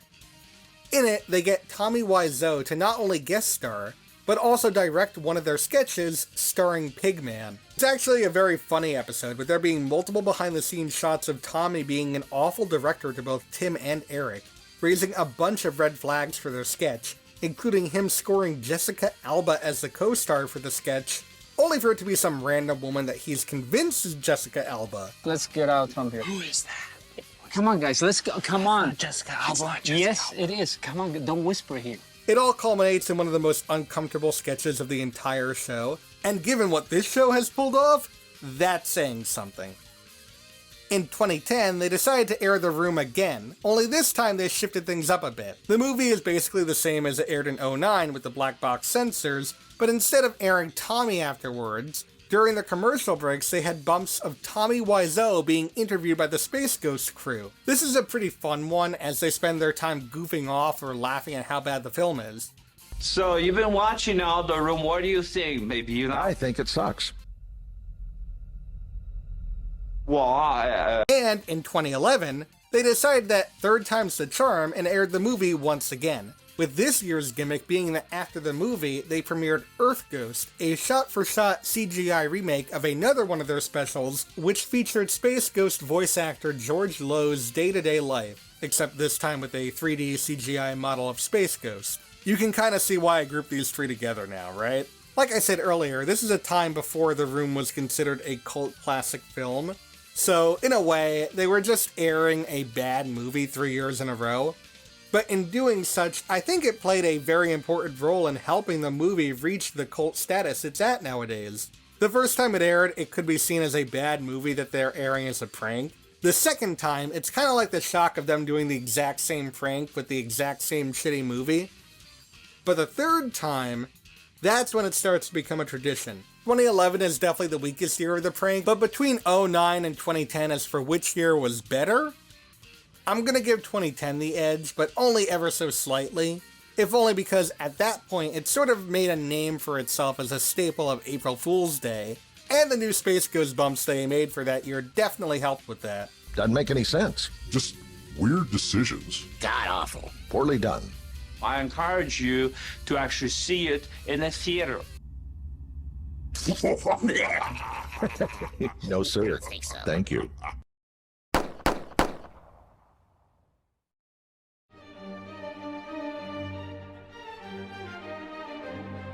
So just when we thought we were about to experience The Room again for a fourth year in a row, Adult Swim pulled a fast one on us. 2012's April Fool's prank began by playing the opening sequence to The Room before switching over to the Toonami block, which was a huge surprise for a lot of viewers. For those of you who don't know, Toonami is a Saturday night programming block that primarily broadcasts Japanese anime. Prior to its Saturday night format, Toonami used to be a weekday afternoon block on Cartoon Network. Toonami holds great importance as it played a pivotal role in familiarizing American viewers with anime. Personally, I believe that anime would not have gained the popularity it has today had Toonami not paved the way by broadcasting shows such as Bleach, Naruto, One Piece, Dragon Ball, Gundam, Fooly Cooly, Cowboy Bebop, Full Metal Alchemist, Inuyasha, and tons more. The Toonami block had been absent from the network since its cancellation announcement and final airing on September 20th, 2008, until the prank in 2012. Although anime still aired on Adult Swim every Saturday night, the absence of the block's host Tom and the Toonami bumpers was a poignant reminder of what was lost. It was a sorrow time in history. Man, I promised myself I wouldn't cry. The Toonami lineup for the evening of April 1st, 2012 included Dragon Ball Z, Mobile Suit Gundam Wing, Tenchi Muyo, Outlaw Star, The Big O Season 1, Yu Yu Hakusho, Blue Submarine No. 6, Trigun, Astro Boy, and Gigantor. In addition to promoting the recent DVD releases of the series featured that night, Tom also presented a Mass Effect 3 review, which was really cool. However, the April Fool's prank of 2012 left many wondering about its legitimacy. Was it merely a heartless jest by Adult Swim executives to exploit our nostalgia, or was Toonami's return actually in the works? Well, the day after the prank, Adult Swim took to their Twitter page and posted a message that read, "Want it back? Let us know. #BringBackToonami." This sparked an immense response from Toonami supporters who made their voices heard. On April 4th, Adult Swim acknowledged the overwhelming outcry with a tweet that said, #BringBackToonami. We've heard you. Thank you for your passion and interest. Stay tuned. And then Adult Swim made an official announcement via their Twitter and a press release on May 16th, 2012, stating that Toonami would be returning as a weekly Saturday night programming block on May 26th of the same year. And since its relaunch, Toonami has been going strong, and it's hard to believe that over a decade has passed since then. Although I no longer own cable and now watch anime on various streaming platforms, the fond memories of staying up all night as a child to watch Toonami still holds a special place in my heart. I am overjoyed that Toonami continues to be around, introducing more and more people to the world of anime. This is, without a doubt, one of the best Adult Swim pranks.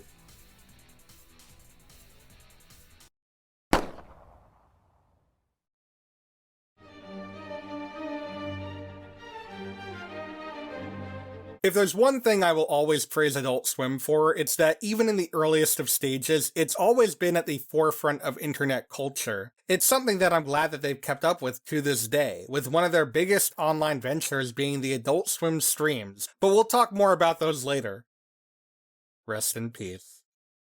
But of course, you can't really talk about the internet without bringing up what is undoubtedly the most important aspect of internet culture to this day. Internet have gone hand in hand since the earliest days of dial-up modem. It's a fundamental understanding of literally anyone of any age that cats on the internet are funny. I'd say that the peak of internet cats was probably between 2007 and 2012, with such internet celebrities as Keyboard Cat, Grumpy Cat, Oolong Johnson, and Neon Cat. So of course, leave it to Adult Swim to enter the fray fashionably late with their 2013 prank, aptly named Meow Meow. To give you all a basic rundown, after a new episode of Loiter Squad on March 31st at midnight, the following episodes of Eagle Heart, NTSFSD SUV, Newsreaders, Children's Hospital, and Delocated all had images of cat heads overlaying the heads of some of their live-action actors. In addition, all the bumps played that night were related to cats and cat-like accessories. Most of these were your basic cat nonsense, but some of them actually related to the shows that were being shown that night. This is a pretty cute stunt, and it definitely harkens back to the mustache and fart pranks, but whereas those thrived in their simplicity, I feel as though this one is kind of hampered by it.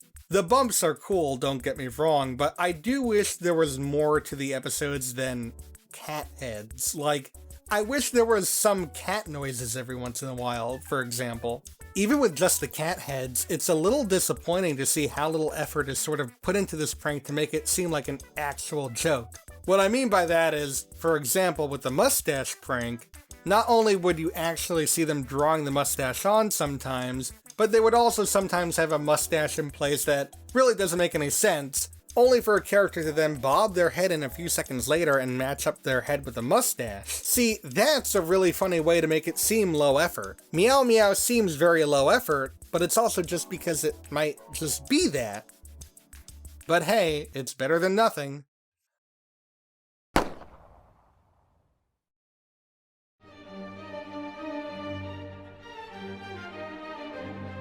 "2014 was an enigma of a year in regards to their stunt, and it's another new episode of Perfect Hair Forever. Oh, goody! Admittedly, this one is a little more funny in hindsight, given that the last new episode of the show was in 2007, exactly 7 years prior to the episode's premiere. And it's touted as a 22-minute special, whereas in reality it's the same exact episode played twice, but with very minimal differences between the two. See, I think that's a really neat touch, definitely knocked it out of the park in regards to the special and unexpected aspect, but I'm sorry to all you Perfect Hair Forever fans. I just don't find this series funny at all. If that was it, I think I'd probably place it towards the bottom, maybe above the Squidbillies fake out. But then they went and did something that I think is really underappreciated and not talked about enough when looking at these pranks. You see, they then aired a coast-to-coast marathon from 12:30 a.m. to 5 a.m. with seemingly random episodes. However, that was not actually the case. The show turned 20 years old in 2014, and to celebrate, on April Fool's Day, Adult Swim decided to air hand-picked episodes that were chosen by the cast and crew who worked on the show. These included the producers, writers, editors, voice actors, and they even got a guy from marketing to choose an episode. Each of these episodes started with a blurb from the person who chose the episode and why they chose that specific episode. I think it's really cool to see the insight into why and how these episodes were selected, as well as get a little backstory as to the people's roles in the show and at the network. My favorite one has to be Keith Crawford saying that he doesn't have a favorite, only for them to decide to air the uncut version of Fire Ant, which includes a 10-minute scene of Space Ghost following an ant. And if that wasn't enough, between the episodes airing, they animated outtakes from George Lowe and C. Martin Croker as their respective characters in the voice booth doing the line reads themselves, and I love that. Admittedly, this one's a little iffy on the prank scale, and the Perfect Hair Forever bit does knock it down a few points for me. But in the end, I absolutely adore this prank. Bias aside, I think this is just an amazing celebration of a show that played an integral part in the foundation of Adult Swim. And I sure as hell can appreciate that.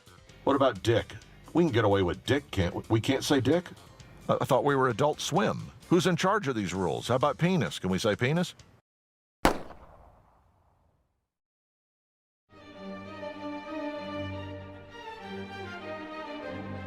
I had mentioned earlier that Adult Swim streams was one of their biggest online ventures, and what was undoubtedly the crown jewel of their streams lineup was Fish Center Live. To give you an idea, every weekday there would be an hour-long stream on Adult Swim's site with the camera focused on a fish tank with all the fish just swimming around. Meanwhile, the host would narrate over the footage, talking about the current events and telling stories and just hanging out.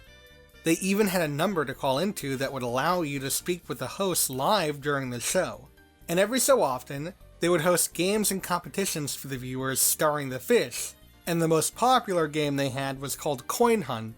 In it, they superimposed images of coins onto the screen, all with different values, and the fish have to try and collect them by hovering over the coins. The fish who gets the most points at the end wins that round, all while the hosts offer a play-by-play of what's going on. I know that might sound stupid on paper, but in execution, it's actually quite fascinating, especially when you get to know the fish that you've been watching. So why am I bringing that up? Well, for their 2015 stunt, they decided to bring the coin hunt to the old boob tube. Except instead of having fish play the game, they had the main characters from Aqua Teen play. From midnight to 6 AM, they had an Aqua Teen marathon with coins randomly superimposed for each episode. At the end of each episode, they had a tally showing the scores for each of the characters in the current round, as well as the overall score, with the winning character being crowned at the end of the night. If it was just this, then I'd say that, while a neat idea and concept, this is one of their lamer pranks to date. However, there's a complete other side to the prank. In addition to what was being shown on screen, the viewers were led to the Adult Swim site to watch the live stream from midnight to 6 AM, where the host would be live commentating on all the gameplay being shown on TV. This is also where the winner of the game would be crowned. At the end of it all, Master Shake was crowned the winner, with a staggering lead over second place Frylock, and the crowning ceremony took place shortly after. And let me tell ya, it truly brought a tear to my eye. This one's a little bit hard to judge. Fish Center Live started in 2015, so at the point this stunt aired, it had nowhere near the same recognition that it has today. A lot of people were probably confused as to what was going on and why this was the prank, and I can kind of understand their disappointment. On the opposite side of the spectrum, this was a great way to introduce people to Fish Center Live. It definitely made a name for itself with this. And honestly, I really have to commend the team behind the stream for their dedication. This normally hour-long live stream went on for 6 times the usual length, and in the dead of night no less. This is 6 consecutive hours, mind you, no breaks in between, and they even had their normal daily 4 PM streams the day before and after as well. And that's true dedication to the craft for what I can assume probably didn't earn them much in the revenue department. Gonna put it under Mustaches, but still a very good prank. And hey, it's better than nothing.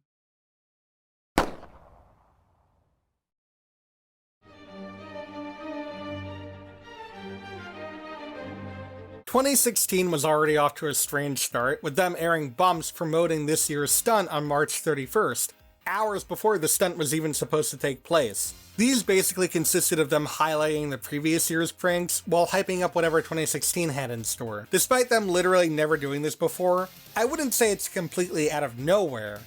At this point, they've been doing it for over 10 years, so they've kind of gained a reputation. People know to tune into Adult Swim at midnight to see what it will pull off next, and they might just want to capitalize on that. So midnight rolls around on March 31st, 2016, and the hype that they build up turns out to be a totally normal schedule with absolutely nothing changed. In other words, you get nothing! You lose! Good day, sir! In all honesty, it is just kind of funny that they don't do anything on one of the hypest days of the year for them. Still though, it is nothing. Well hey, it's better than surprise pilots.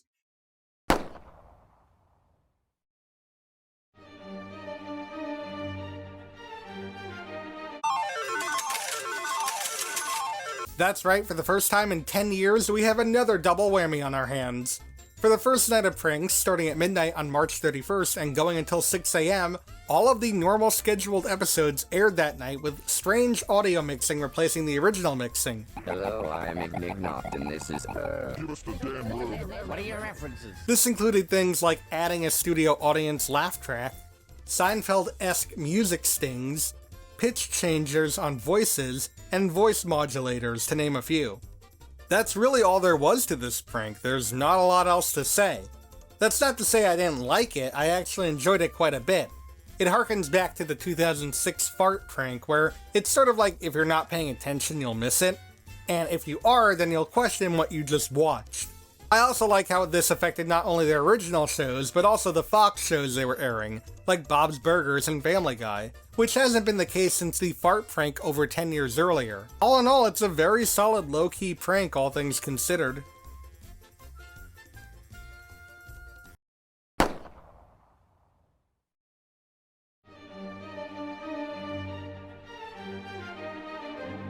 For their second night stunt, Adult Swim pulled out their trump card, Rick and Morty. The show had reached peak popularity at the time, and there was still no confirmation as to what was going to happen with the show after season 2, and that left a lot of fans upset, especially since the second season ended on a cliffhanger. Well, Adult Swim chose to ease those fans' eagerness by preempting the whole entire block of programming from 8 PM to midnight with the season 3 premiere on loop, with them announcing that the remainder of the season would premiere in summer of 2017. I don't know how many of you remember this, but this was kind of a huge deal. For starters, the premiere episode just aired out of nowhere for all of our viewing eyes, concluding all of the finale's loose ends in one of the best episodes of the show to date. This also meant that the third season was not only confirmed, but coming very soon, and that's exactly what the fans needed to hear at this time of unease. Truly, this was one of the best pranks that they had pulled off to date. And now, 6 years later, I'm going to tell you why I don't like this prank. At the moment, it seemed like one of the coolest things for Adult Swim to do, and in fairness, this is a very special way to basically announce that the show has been renewed for a third season. But like, besides the episodes airing over and over and over again the whole night, there really was nothing else. No bumps, no jokes, no gags, it was just the episode. They've done sneak peeks before and will do them again later, but those always had something, literally anything else, to indicate its prank status. In hindsight, it's a very disappointing prank, though I can understand why it was so hyped. But still, even back then, I was actually more than a little ticked off with one thing they pulled off that night. See, April 1st that year fell on a Saturday, and Saturdays from 11 to 3:30 AM in 2017 were relegated specifically for Toonami. I mentioned this before, but I'm not much of an anime fan myself, so I never really minded that the Rick and Morty prank ate up the 11 to 12 slot of Toonami. Except for the fact that the 11 PM slot in 2017 was for Samurai Jack Season 5, something that I and many other fans were extremely hyped for. So imagine our disappointment when the episode, one that was promoted and scheduled for this night, didn't actually end up airing, and instead was pushed back another week. It may not seem like a big deal, but you have to remember that Samurai Jack fans waited 13 years for this conclusion, only for the funny Wubba Lubba Dub Dub man to take preference. Definitely one of the worst executed pranks for that alone, don't even at me.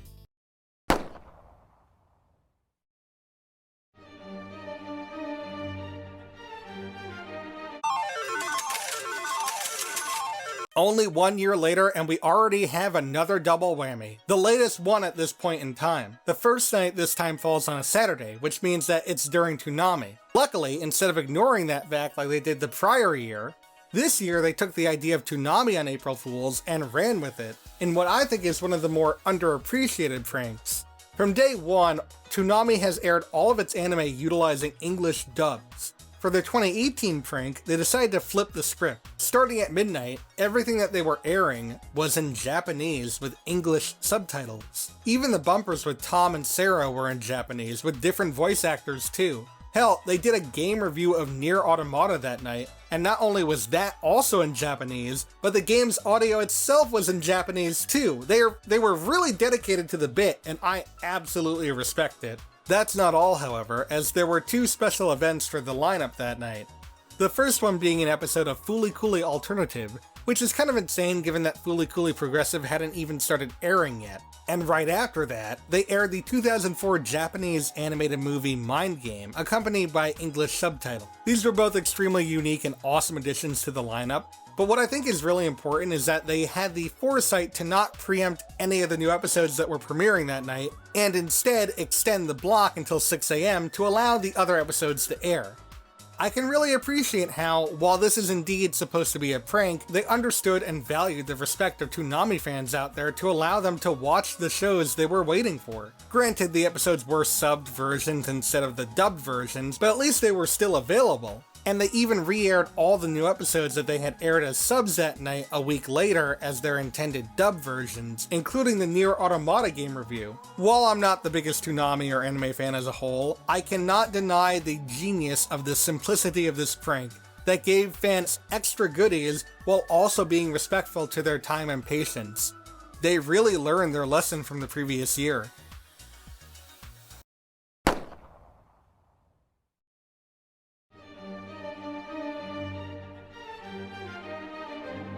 The second 2018 joke didn't air until 11 p.m., giving the night enough time to seem like there was only going to be one joke. But at 11 p.m., we got Bushworld Adventures. Bushworld Adventures was a surreal parody of the animated show Rick and Morty. The story of Bushworld Adventures follows Bushworld Rick and Morty, who go on a road trip to Bendigo to get Rick's green cube. They face off against bush wizards, giant humans, and gas station attendants, until they eventually get to Bendigo and discover that neither of them actually know why they are there. Bushworld Adventures is what Rick and Morty would be if it aired like 5 years earlier on Adult Swim. It's absurdist, it's hilariously quotable, it's purposefully a little bit ugly. Bushworld Adventures was created by Michael Cusack, who later would get his own show on Adult Swim. And then another one. YOLO Crystal Fantasy and Smiling Friends are heralded as inventively hilarious celebrations of internet animation. I mean, Bushworld itself would return in the first season of YOLO. The main joke of this special, aside from the constant array of insane shit that happens, is its Australian influence. And YOLO is incredibly similar. Not as overt as Koala Man, but it's still noticeable. While Bushworld in YOLO is very different, we do see the return of Uncle Barry, the giant human man who transformed into a ute after suffering from dementia and getting killed by Bushworld Rick. People prop up Smiling Friends as Adult Swim's first big celebration of internet animation, and while it is a love letter to those same people, it wasn't the first.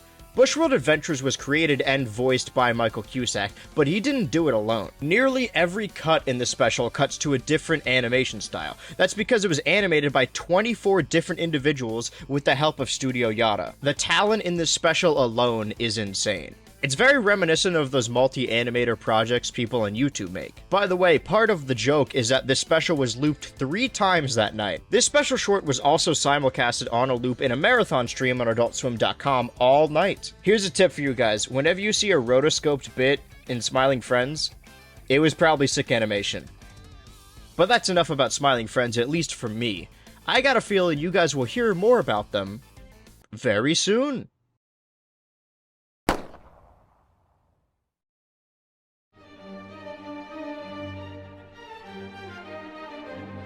In 2019, starting at midnight on March 31st and ending at around 6 a.m., a new program aired its first season in its entirety, called Gemu Setu Machu Picchu. I actually really don't know how to explain Gemu Setu Machu Picchu. It's kind of something you have to experience for yourself. The best way I can describe it is like a parody of a mystic anime revolving around becoming the ultimate tennis pro, I think? I kind of had a hard time following this show sometimes, but that's kind of the point. Besides the marathon being live on TV, it was also simulcast on the Adult Swim site with a live chat with the cast and crew of the show in the comments. When the marathon ended, there was also a Q&A with Max Simone, the creator of the show and one of the hosts of Fish Center Live. I can really appreciate the amount of fan interaction with this prank in particular. It was really interesting to learn what went into making the show what it was. Apparently, the show originated as shorts from one of Max's other Adult Swim live stream shows, Blood Feast, and that he and his team were able to make the entire first season within 6 to 7 months. You might scoff at this by taking a look at the show from a face value with the relatively stilted looking animation, but it's still very impressive, especially given that they're able to switch up art styles so many times during the season. I'd probably rank it higher if I was a fan of Gemu Setu, but I do enjoy Max and his other works, and I appreciate the fact that they just dropped the whole season in one night and had something wrapping it together to make it feel more like a stunt. Man, 2018 and 19's pranks really outstaged 2017's Rick and Morty stunt in nearly every way. Spoiler alert, but they're about to do it again.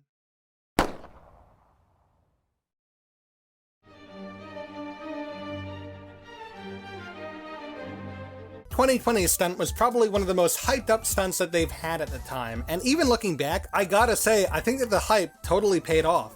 This stunt basically boils down to a night of sneak peeks of upcoming new seasons of shows and pilots that was all hosted by Post Malone. It's very akin to the 08 stunt, except instead of Robert Osborne, you got Post Malone in some of the trippiest and chillest wraparound bumps to date, like playing beer pong and hosting Coast to Coast. It's strange too because they teased us with it being another season of Game Setu before cutting it to just Post in the weed room, while also confirming that a new season was coming out later that year. We also got the premiere of a new Rick and Morty short called Samurai and Shogun, followed by a trailer for Season 4B also later that year. The new episodes of returning shows that they showed off included Primal, Dream Corp LLC, Tigtone, Shivering Truth, Robot Chicken, Laser Wolf, Tender Touches, and the return of the king, 12-Ounce Mouse. There were also some pilot premieres of YOLO Crystal Fantasy, J.J. Villard's Fairy Tales, and of course, Smiling Friends. All in all, a very solid lineup to the stunt.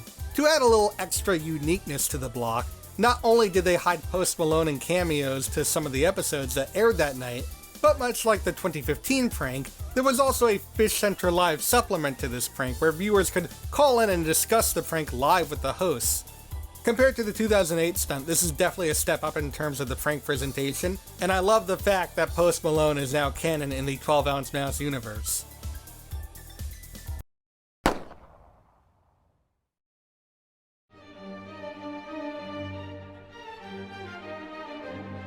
On April Fool's Day 2021, Adult Swim became Adult Swim Jr., a kids block, which was presumably a playful dig at the forthcoming Cartoon Network preschool block, Cartoonito. The bumpers and even some of the shows featured that night were redubbed using children's voices with adult language substituted for more child-friendly vocabulary. Why don't you do us both a favor and pull the trigger? Do it, Mother Scrubber! Pull the scrubbing trigger! Numerous Adult Swim properties underwent a childlike reanimation for the bumpers that debuted on that particular night, and these included Space Kid Crib to Crib, Metalocalypse Babies, Super Juvie, Aqua Child Hunger Force, 2-Ounce Mouse, Harvey Birdman Jr. Associate, Kid Billies, Laser Pups, Baby Boondocks, Bouncy Ball Masters, Children's Hospital, this time, The Doctors Are Children, Tim and Eric Awesome Youth's Great Bath, The Eric Andre Naptime Show, Rick and Morty Babies, The Venture Nephews, and Gemasetto Machu Preschool.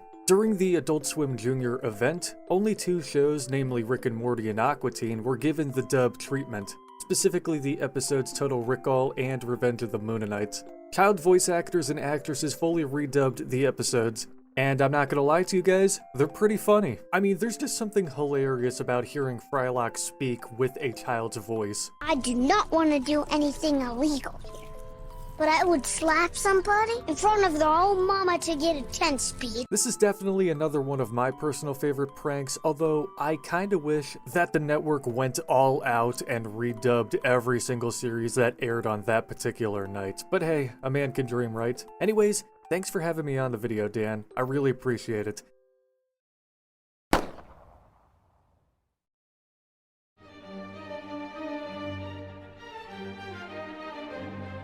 Remember earlier when I talked about internet animation? As of the last couple years, April Fool's Day isn't the only day we get new special programming on Adult Swim. Halloween 2020, we got Jack Stauber's new musical stop-motion short film, Opal, which is absolutely fantastic. It's also on YouTube. Halloween 2022, we got a new Lee Hardcastle Rick and Morty claymation short, and this was the first to be announced ahead of time. They were building up to it. But late October 2021, we got Come and Learn with Pibby, a short fake trailer about a glitchy mess invading cartoon worlds and turning its inhabitants into terrifying zombified creatures. What makes it all the more unsettling is its characters you know. As of writing this, the short on YouTube has amassed 30 million views. Now, I'm of the opinion that it was never meant to be a series and it was just going to be a Halloween short, despite what those 4chan leaks, be sure to put leaks in quotation marks, said. But after seeing how popular this idea got, Adult Swim changed their tune. So we got 5 months of speculation and Friday Night Funkin' maps. That was until midnight, April 1st, where she returned. The night starts with the beginning of the original Come and Learn with Pibby short until the glitch teleports Pibby and Bun Bun to the world of Rick and Morty. And yet again, it's the Season 2 episode Total Rick-All. The episode goes on as normal. We occasionally hear faint screaming or glitch sounds, but nothing major. Pibby and Bun Bun can be seen hidden in the Where's Waldo shot, but things get crazier after we cut back from commercial. In the scene where Rick is dragged into the garage and almost executed by Morty, the glitch peers in. Morty's eyes go white and his jaw cracks in an inhuman manner. He gurgles like the final cries of a dying man as the glitch overtakes him and unhinges his jaw like a snake. Then it cuts back and everything's fine. We don't see Pibby and Bun Bun again until the very end, where the credits glitch a little bit. Pibby and Bun Bun walk over the credits and theorize that all this horrifying and confusing stuff that just transpired is probably just a Halloween episode, potentially referencing their origin as the previous year's Halloween special. Next, we get the episode of Smiling Friends, Charlie dies and doesn't come back. Pibby and Bun Bun walk through frozen over hell behind Charlie while the terrain starts to glitch out. Even the commercials aren't safe, as the glitches and dark versions of characters seep into the iconic Adult Swim bumpers. Eric Andre glitches out as someone shoots Hannibal. Pibby and a now glitched out Bun Bun stand backstage, with Pibby shocked by this act of violence. She's probably wondering herself who killed Hannibal. After the Eric Andre show, we see what looks like a normal landscape bump until Pibby climbs on screen and begs the audience to do something. Anything. The Aqua TV show episode Muscles is up next. Glitchy Bun Bun walks around outside the Aqua Teen house as Master Shake's new muscular body glitches out and becomes hyper-realistic for a spell. Later, outside Opossums, Pibby chases down the glitched out Bun Bun as Master Shake's muscles beat up everyone inside. We see them in Bird Girl for a bit, but then we get a completely uninterrupted, normal episode of Joe Para. That is until the credits play and Pibby, now all alone and defeated, slowly walks across the screen, freezing and crying. And that is the last time we've seen Pibby. So far, Pibby and Bun Bun did appear on a couple of billboards, and they took over Adult Swim's hub on HBO Max on April Fools, but that's all we got right now. It's worth noting that 2022 was the first year the Adult Swim April Fools broadcast was also streamed on YouTube, and I really hope they do this going forward. I've been one of your many swimmers. I'm gonna keep pushing that until it becomes a thing. Everyone comment, I'm a swimmer, down below. BH Ultra, thanks for having me, the Dan.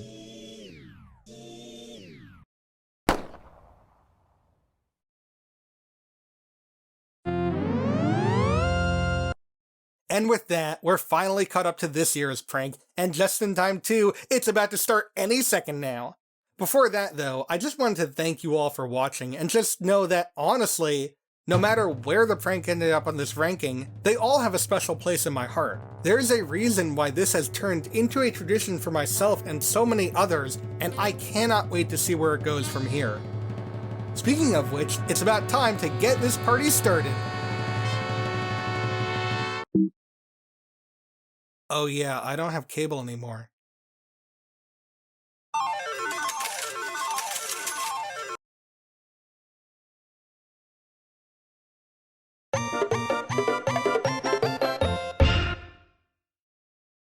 So a few weeks ago, I was tuning in for the season premiere of American Dad, not really expecting much. And yet, what we got was an episode diving into Roger's abrupt Earth landing in Roswell, New Mexico in 1947. I mean, technically this is the second time he landed on Earth, with the first time being during the Oregon Trail, but who's counting? I'm counting, I am. Either way, I was kind of shocked to see the episode, for the most part, be a pretty down-to-earth story of Roger trying to avoid capture and fix his ship. Funnily enough, this actually lines up pretty well with what we've learned about Roger from previous episodes, and thinking about that, it makes me appreciate how, when it wants to, American Dad can have some pretty strong continuity with the lore it creates. When it comes to long-running animated comedy series, The in-the-moment humor will always take precedence over any long-standing continuity that may have been built up. There's just nothing that can be done about that. I can completely understand why this is the case. When you've been on for so long, sometimes you just need to find something funny in the moment. And that may come at the cost of something pre-established, but it's little more than for the sake of a joke. However, I'm not gonna lie and pretend that sometimes it doesn't get a little frustrating when things like how characters met or how many people are in a family can sometimes be left on the wayside in order to write a humorous plot or joke, as it's sort of a bit of a turnoff to those who have stuck with this series for a long time. I'm not even gonna pretend that American Dad doesn't suffer from this too. Like, I know I like to go on and on about the praises of the show, but it has its downfalls as well. I've already mentioned how they completely glossed over the first time Roger landed on Earth, but they also suffer from some more annoyances as well. One of the most annoying things is that they really do not like some of their legacy characters at all, poking fun at their lack of appearances and even just outright killing them off screen sometimes. A lot's happened since that bank parking lot. You began learning my classical stripping form. We picked 10 amateur events to compete in so we can qualify for the World Series of Strip. And Linda Mamari passed away. Really? Like, what the fuck? But if there's one thing I can give the show credit for, it's that when the writers really want to, they know how to write a compelling storyline that can span over multiple seasons. Simpsons and Family Guy kind of have this as well with their Sideshow Bob and Chicken Fight storylines respectively. But the former kind of lost its identity somewhere in the middle of the run and just turned into something completely different, albeit you might prefer it that way. I kind of like what they did with it, but like it's definitely different than where it was at the beginning. And the latter is just an overcomplicated running gag that, you know what, to their credit, they admittedly were like, yeah, okay, we're going a bit too far with this. With American Dad, though, they actually set up a storyline from the very beginning of the show, slowly building it up for years, before finally concluding it only 3 years ago. It's a storyline that has been speculated for years and years by fans to see what would happen next, when it would happen, and how it would conclude. And it did so with one of the most unique stories that the show has told in its almost 20 years on air. Of course, I'm talking about the saga of the Golden Turd.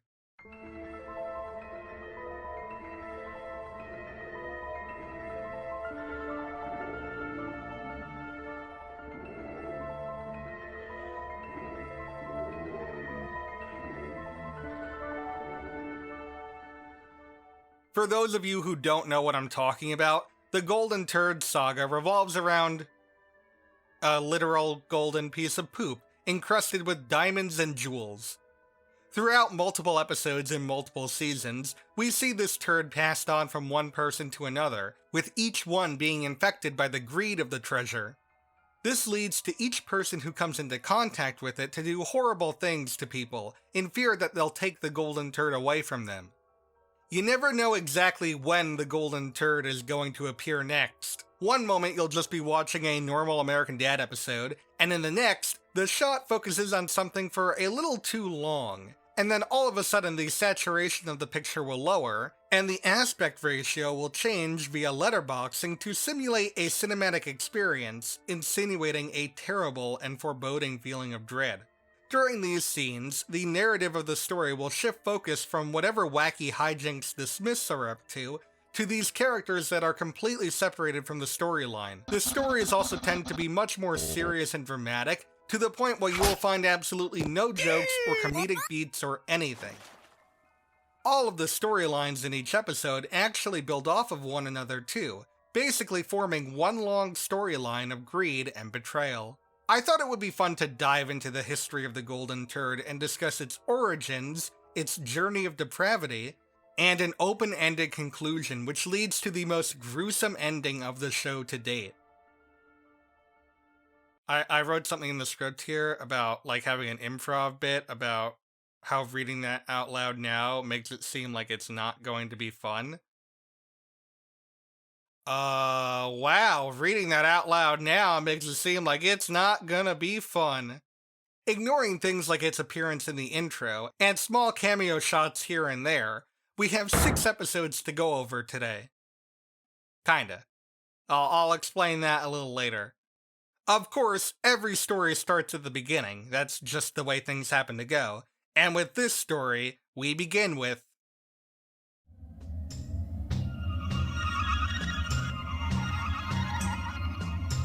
So the first big question of the Golden Turd arc that we need to examine is, where did this piece of crap even come from? Well, with this episode, we get our answer.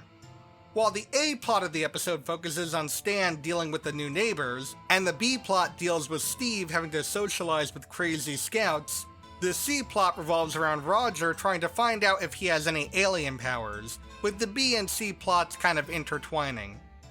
The storyline ends with Steve and Roger, in an attempt to escape the scouts via bike, ending up crashing into the power plant, knocking out the power in the town.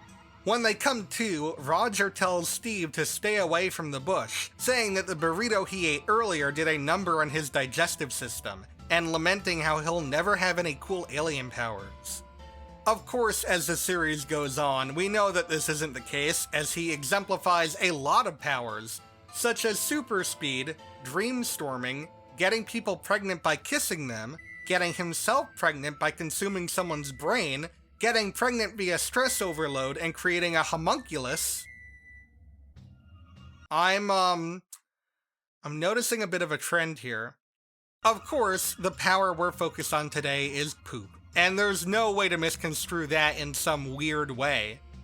As soon as Roger and Steve leave the power plant, we cut to nighttime, and the arrival of our first set of players in this woeful tale, a couple of DWP workers named Jim and Mike.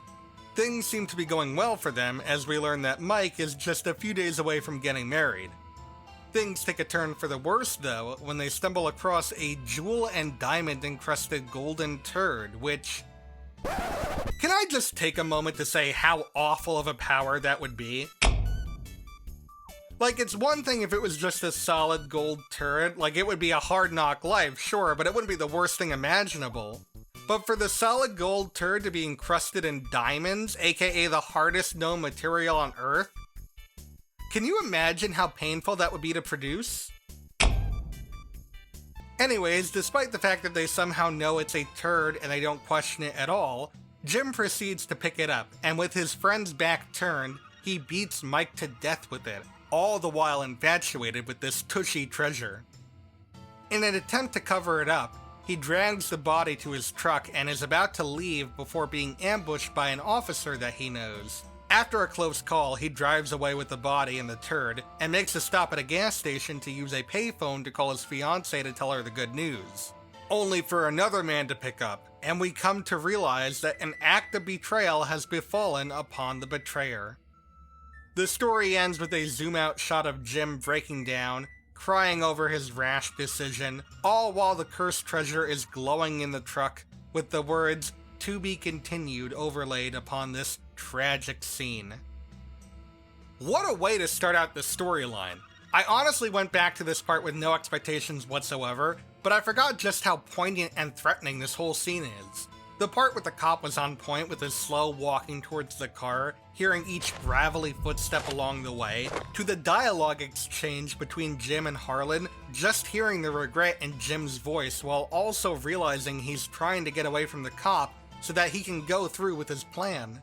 I will say, though, that given how Jim positioned Mike's body in the truck, this guy must have been a pretty bad cop not to have noticed it when he got suspicious.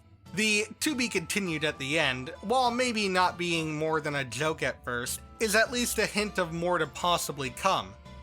Would the storyline follow where this one left off? Or would we see yet another life ruined by this miserable golden turd? Well, only time will tell. And luckily, we didn't have to wait too long, as we got our answer only 3 seasons later. Will it be a good follow-up? I guess we're about to find out. I mean, I already know since I'm making this video and it's my opinion, plus I've already seen this like a bunch of times, so I've already had an opinion formed for a while, and alright, you know what, that's not important, let's just move on. We continue our story months from the last one, as a now disheveled Jim drives drunkenly around the town, with clear regret for what he's done and how his life has turned out. All thanks to that golden turd. With one last stare at the accursed object which caused his downfall, he makes his final choice and stops his truck on the tracks with an oncoming train coming closer and closer. After a fade to white, we cut to the aftermath of the accident, with Lieutenant Thacker and another cop investigating the scene. Thacker happens upon the golden turd, and when questioned what he found, he hides it away, setting himself up as yet another victim of the golden turd's hypnotic grasp. Or maybe not. We cut to him at his house with his wife Margaret. He makes it clear from the get-go that he regrets taking the golden turd in a spur-of-the-moment decision. Despite his wife trying to convince him to use it towards their retirement, the lieutenant is vehement in coming clean and returning the evidence. This isn't you. This isn't us. It's this thing. It's putting bad thoughts in our heads. Margaret is seemingly convinced, making tea for the both of them. Unfortunately, things can't ever end that easily, as the turd's influence has already corrupted her, showing us that she's added rat poison to the lieutenant's tea, with her slowly walking towards the camera, and we end this part of the story, yet again, with a to be continued. This is another great addition to this storyline too. I can appreciate how it continues from where it left off, keeping up the suspense and tension, as well as the great dialogue and vocal performances by everyone involved. And yet, it's able to differentiate itself enough from the first part with its presentation. In the first part of the story, we actually see the violent deed committed, to set up how much of a grasp this golden turd can have on people.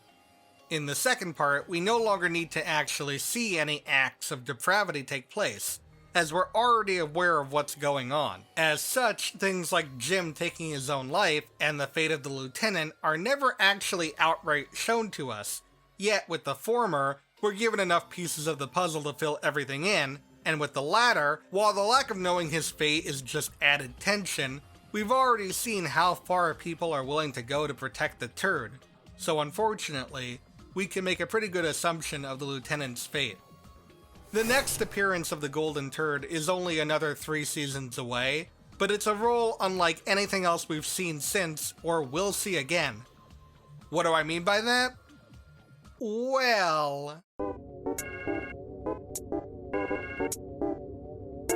I've talked about this episode ad nauseum before when going over the American Dad Christmas specials, so make sure to check out that video when you get a chance. But, you know, of course, finish this one first, and then while you're at it, just watch everything else I made, right? Right? I mean, you might as well. To give you a quick rundown, the rapture occurs on Earth, and Stan, Francine, and Roger are all left to fend for themselves. You're probably wondering how an entry in the Golden Turd storyline could possibly work here.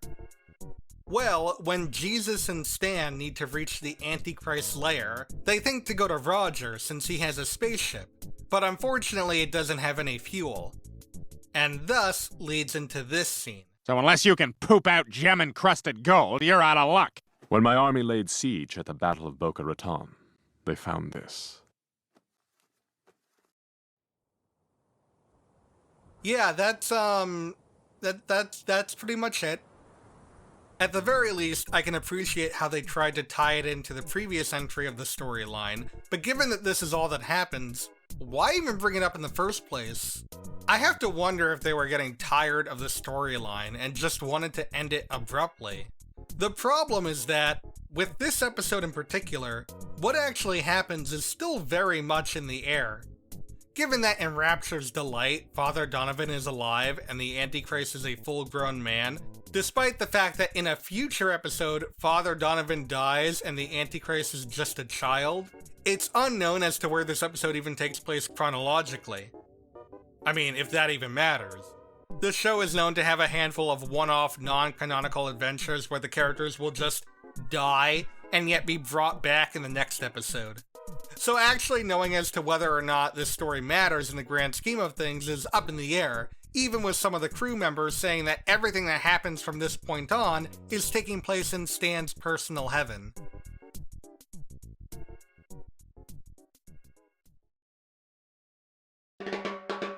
Speaking of the crew, given how short this portion of the story was, I decided to dedicate the rest of the time to discussing a few differentiations in the storyline. Despite the fact that this is an ongoing storyline, this is still a TV show at the end of the day. We need to take into account that, as it goes, plenty of plot points and scenes don't make the final cut of an episode. How far along in production said points go differ. They could have only made it to the idea phase, or they could get fully produced only to be cut for time and made into a deleted scene, or, somewhere in the middle of those two. And despite the continuing storyline, the Golden Turd Saga is no exception. Upon doing research, I found 2 instances of Golden Turd material that did not make the final cut. The first one being a fully finished deleted scene from the Season 2 episode, Stanny Get Your Gun. It's actually very reminiscent of the storyline from Season 3, featuring all the same characters, but there are some important differences to point out. For starters, when looking into the red gem of the Golden Turd, Jim, and in turn the audience, is flashed back to the first part of our tragic tale, to the point where Jim commits the deed of killing Mike. There's also a whole part of the story of Jim that was cut out of the final cut, with him trying to cheer up Mike's wife, who has been on a downward spiral herself. It's okay. I'm here. What are you doing? Come on, it'll make you feel better. What is wrong with you? You were Mike's best friend. He trusted you. Why do you have to say that? Don't you think I feel guilty enough? Guilty? About what? Forget it. Jim, what did you do? Stay away from me! Racked with guilt at this point, he decides to drive off, which is where this deleted storyline continues where the actual storyline started. Finally, alongside a different design for Lieutenant Thacker, we also have a different ending point to the storyline, with it coming to a close after the Lieutenant hides the Golden Turd away. It's kind of insane to think that, while this is a Season 2 episode, it's technically produced as a Season 1 episode, so they really wanted to make the story more frequent than every couple of years. This goes doubly for the second instance I found. In the DVD commentary for the Season 3 finale Joint Custody, we get some insight as to the next part of the Golden Turd storyline that was cut due to time. And you know what? Instead of me telling you about it, I'll let you hear the details straight from the source.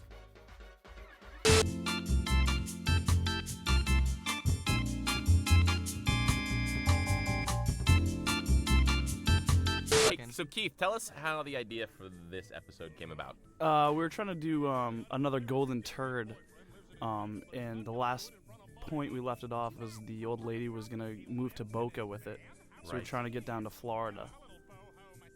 So came up with the idea of maybe do like a midnight run where Stan has to get someone to Florida, and we ended up deciding on Jeff Fisher.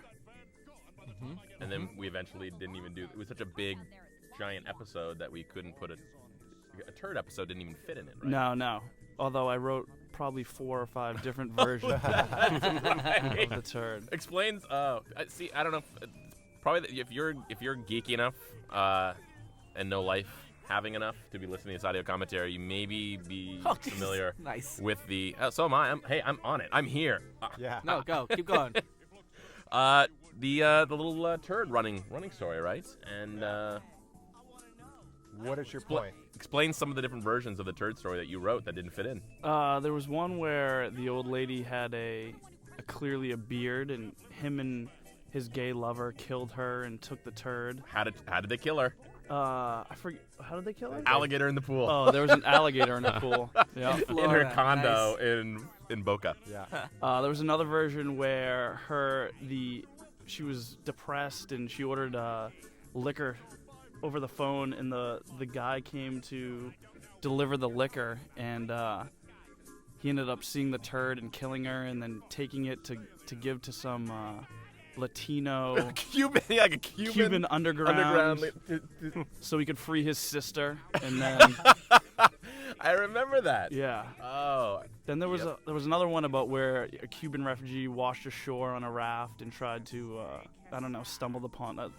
Yes. It's all a blur. Yeah. Yeah. Well, that must have been really early versions because I never even got to see any of that stuff. Yeah, that was all. I don't think they even made it to the table, right? No. Yeah, I don't think it The did. script was just too long. There was too much story to cover. Yeah. And you know what the craziest part of all of this is? You could have completely skipped over this section and it wouldn't have made any difference at all. That's right, where we pick up next completely ignores everything that I just mentioned and continues from the end of the poisoning storyline. You're probably upset that I just wasted this much time on what is essentially filler, but it doesn't even matter because this part of the video is already over. So, pretending the whole Rapture appearance never actually happened, because, let's be real, it didn't amount to anything to continue the storyline, we wouldn't see the next entry in this saga for almost 8 years to the date. Needless to say, that's a long time. A lot has changed about the show since that previous entry, but that's a story for a different time. Would it even be worth it to continue this storyline at this point? Well, let's see what they do.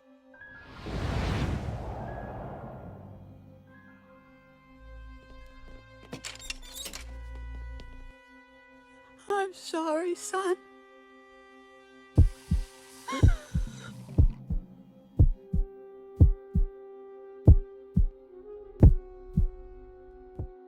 Okay, yeah, they definitely know how to get you invested. So after watching his mother get executed for killing a cop, Vincent Thacker goes back to his family home and cries in grief over the fate of his parents. From here, the story shifts to that of kind of like a political thriller. It's revealed that Vincent is running for Attorney General, and he got a call from a notoriously awful chemical dumper who wants to back his campaign. Vincent refuses, despite the fact that the election is only 2 months away, and the campaign is in desperate need of funds. Things take a turn for the worse, however, when he looks out the window and sees his son get hit by a... Actually, wait, is that his son? I was under the assumption that it was his son. I mean, the wiki refers to it as his son, but they never actually mention it. And now that I think about it, why would his son be with him to visit his childhood house right after his mother got executed for murdering his father, of which he was there to You know what? I'm overthinking this.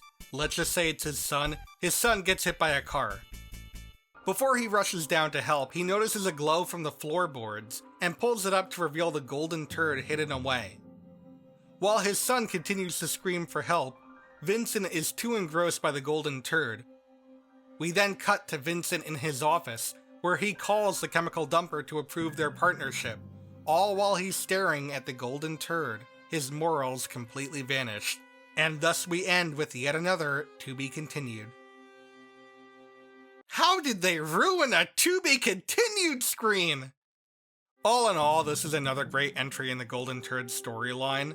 I will say that while the whole thing is pretty good, I definitely preferred it more before it turned into a political thriller. Like, that part was still on point, as always, the voice acting and dialogue were top notch, but I definitely care more about the struggle of this family than chemical dumping is bad.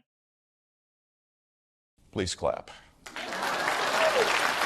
Also, while I praise the previous entry for not showing off any dirty deeds and allowing us to put the pieces together, this one tries to emulate that, but I think they didn't give us enough pieces this time around.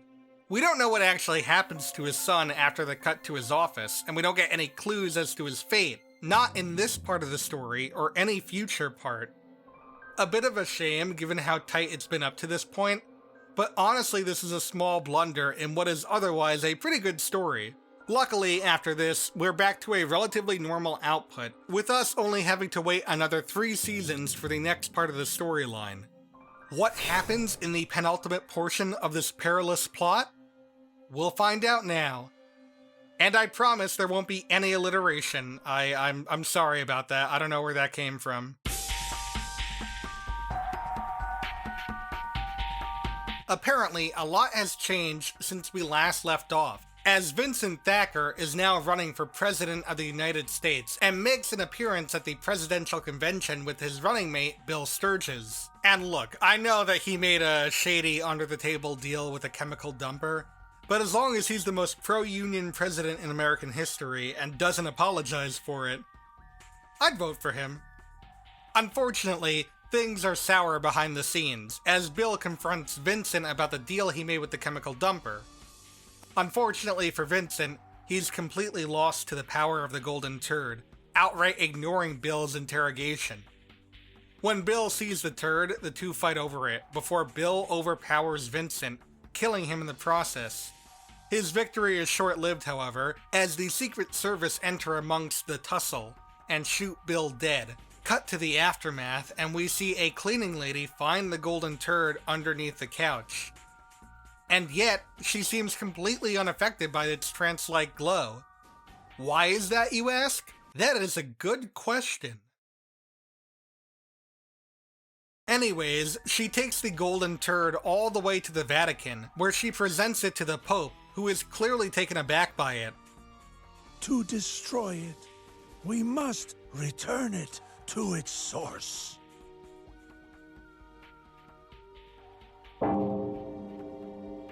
Why are they trying to fix something that wasn't a problem in the first place? And yeah, that's all there is for this part of the storyline. Definitely the weakest one by far, at least in my opinion. Barely any time is spent going over the corruption of more people under the influence of the golden turd. Instead, a majority of time is spent setting up the climactic finale. I'll admit it, I was a bit shocked to see how this one ended. After so much time away from the central storyline, it seems like we're finally going to see the effect that the golden turd has on the Smith family, and I couldn't be any more excited. But again, this part of the story is sort of just set up for that, and it definitely shows in the writing. I've been praising the dialogue and voice acting throughout this whole storyline, but with this one, it definitely feels like a step backwards.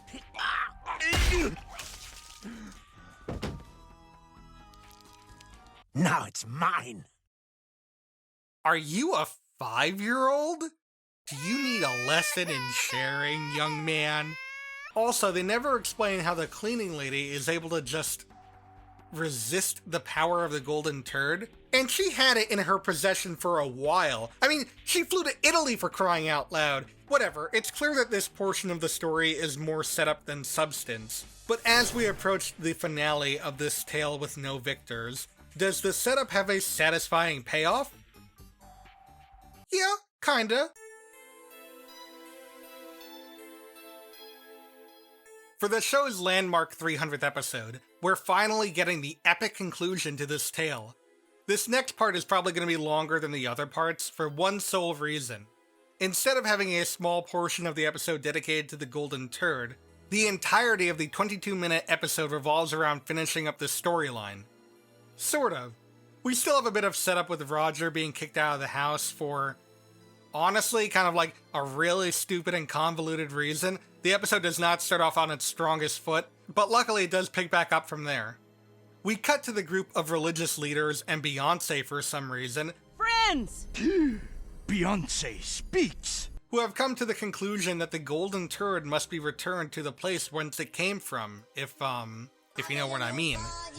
Unfortunately, even the ones trying to stop the evil turd aren't immune to its corruption, as in a debate to who will take the turd back to its birthing place, they all die in a shootout. At that moment, a girl with a food delivery service walks in, and being deemed pure of heart, she takes the turd and seeks out Roger. Upon finding him, she does what I mentioned before. Doing this leads to some interesting side effects. For one, returning the golden turd to Roger literally breaks him up into 300 pieces. The other, and more vital side effect, is that somehow, the act of returning the golden turd leads to world peace, I guess?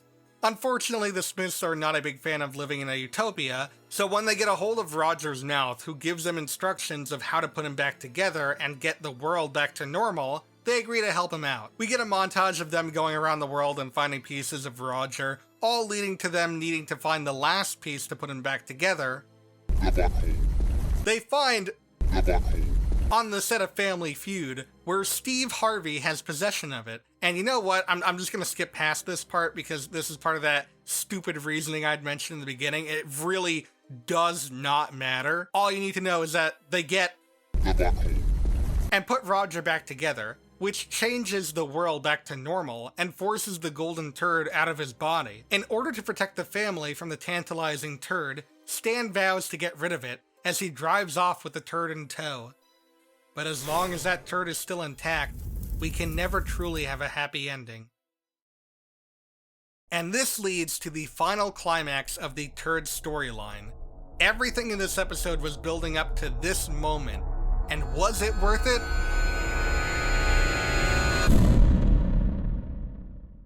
We cut to 20 years later in an unnamed snowy town. We see an older Stan, still mesmerized by the hypnotic gaze of this golden turd. Upon hiding it, he heads out to the local bar, where he's confronted by Steve, who has been looking for his father and in turn the turd, ever since he saw it 20 years ago. Stan lies to Steve and heads out. Unfortunately, Steve is as long gone as his father, and in the cold of night, he knocks him out and heads to his house to find the turd, with a stranger straggling close behind. Upon stumbling across the shed, he finds the golden turd, and is about to head out when a mail truck comes out of nowhere and crushes him. Turns out Haley was also looking for the golden turd, and she takes it from Steve's lifeless body. Unfortunately for her, she doesn't even get the chance to celebrate, as she's quickly shot dead by Francine, who backstabs her in their apparent pact, putting the final nail in the coffin that every single member of the family has already lost everything that they hold near and dear to the fate of this golden turd. Stan makes his way back to the farm and tries to disarm Francine with his knife. She hides in the shed, and Stan goes to face her head on. What follows is a one-on-one fight between the two, where both of them are killed due to their fascinations in the golden turd rather than their own safety. Thus ends the tale of the golden turd and of the Smith family.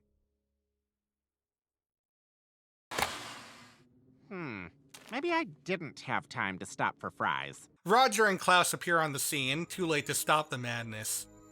Upon shedding a tear on the golden turd, its red gem glows, and shows Roger the day that all of this madness started. Turns out, this is more than just a flashback. It's a window to the past of sorts, and Roger is able to communicate with his past self. He tells him that awful things are going to happen if past Roger doesn't hide the golden turd in the most hidden place he knows. He obliges, changing all of history that we've known up to this point. Thus ends the tale of the golden turd for real. Heh, wouldn't that be nice?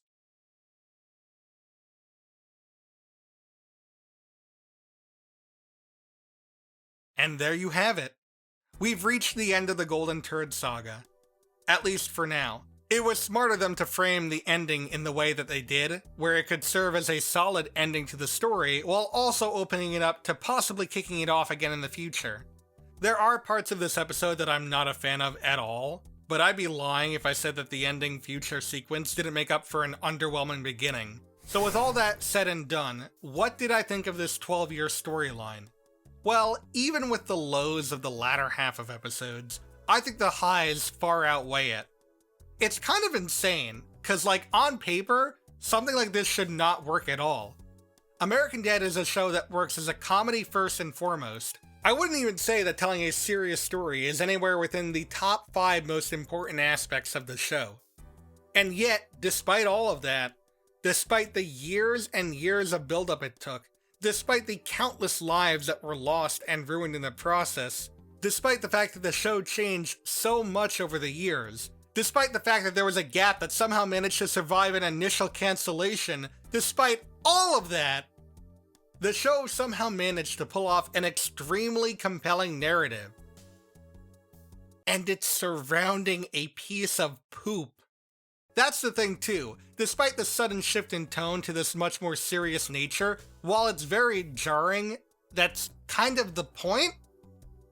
American Dad is a comedy first and foremost, but it's able to pull this off almost flawlessly. I really have to give all the writers who worked on this props, but especially to whomever decided that the centralized focus would be a literal piece of shit. For starters, while the storyline itself chooses to play itself completely straight and succeeds in the suspension that it desires, the fact that the item of desire is a golden turd makes it clear that despite all of this, there's still an air of humor in the subtext. Even so, the golden turd is somewhat symbolic. The thing that people are losing their minds over, what they're giving it all up for, what they're committing the most atrocious of sins for. Yes, it's solid 24 karat gold. Yes, it's encrusted with the rarest of diamonds and jewels. But at the end of the day, it's still a turd. A golden turd, but a turd nonetheless. People are throwing their lives away for literal crap. And I'd like to think that the writers did this on purpose. You know what the craziest part of all of this is, though? The Golden Turd isn't the only long-running story arc that the show manages to pull off. Believe it or not, there is one more long-running storyline that spans multiple seasons. It's not as serious, or dare I say epic, as the Golden Turd, but it's arguably more important, as it directly affects the central characters from the very beginning of the storyline to the very bitter end. And it all revolves around one character. The character who goes through a character-defining storyline that spans multiple seasons, who is able to make their name known, who upgrades their status from a side character to a mainstay, is none other than... See, that's how you do a to be continued screen. This video is already getting a little long, so I decided to split it up into 2 parts. Wondering when you'll be able to feast your eyes on part 2? Well, don't worry, because you won't have to wait 3 years to find out. In fact, it's in production as we speak, and I'm hoping to get it out in the next month or 2. If you want to know when my video on American Dad's other long-running story arc comes out, be sure to subscribe and hit that bell, so that way you'll be notified of when the video drops the instant it comes out. There's no way YouTube's algorithm is fucked up beyond comprehension to the point where people don't see their own subscriptions, but you know, come on, it's YouTube, guys, trust YouTube! Thank you all for watching, and make sure to look out for part 2, coming very soon. Oh my...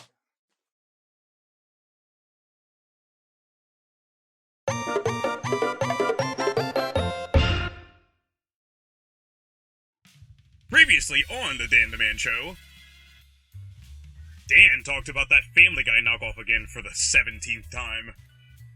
Kinda seems like that's all he's talking about nowadays. After spending 40 minutes discussing the ramifications of a golden turd on this fictional world, he... Wait a second. Is that right? A golden turd? Yeah, it does say golden turd. What? Really? It's got to the point where he's talking about crap?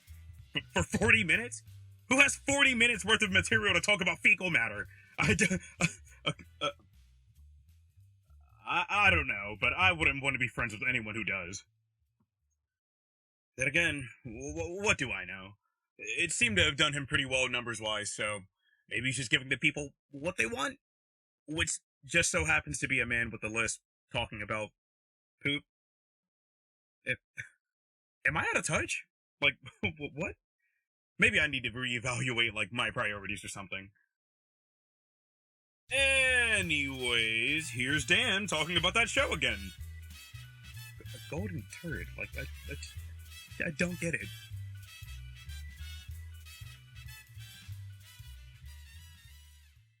Out of all the characters in American Dad, only one goes through a multi-season arc that not only reestablishes the character's more dynamic personality traits, but also officially upgrades them from a secondary character to a primary one. But it's also a character who, through the process, had to undergo many tragedies just to get to that point. And even once getting there, could arguably have taken a toll for the worse in regards to character writing all around. That character is none other than Jeff Fisher. But who exactly is Jeff Fisher? Well, he... Oh, actually, you know what? Hold on one sec.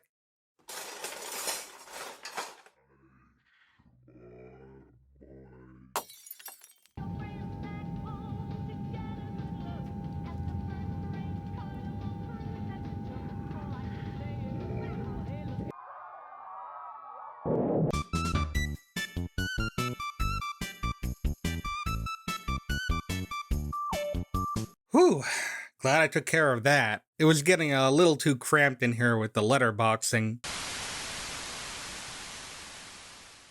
Anyways, I wanted to take the time in today's video to look over the character of Jeff Fisher, his humble beginnings, the moment where his story changed, his epic tale, and where he stands nowadays. And hopefully, through the entire process, I'm able to convince you why he is the most tragic character on the show. And before you say anything about how Klaus or Stan have much more tragically depressing backstories, while those two definitely are viable contenders, a lot of what we see happen to Jeff takes place throughout the series, and we see exactly what unfolds. Whereas with Klaus and Stan, a lot of their traumatic experiences come from events that happen before the show's narrative is set, like Stan's upbringing and Klaus's unfortunate transformation. Not to say those aren't important and don't play a role in the storyline of where the characters are now, I just think that Jeff's story is more compelling due to the fact that we're seeing it unfold in real time. If you want to see me talk more about Klaus or Stan or any of the other characters on this show, let me know in the comments below. But for now, let's begin at the very beginning of Jeff's story. Which just so happens to be the very beginning of the show. Yeah, it's kind of crazy to think about given how he wasn't even like a secondary character at the time the show first aired, but Jeff's first appearance is actually in the pilot for the show.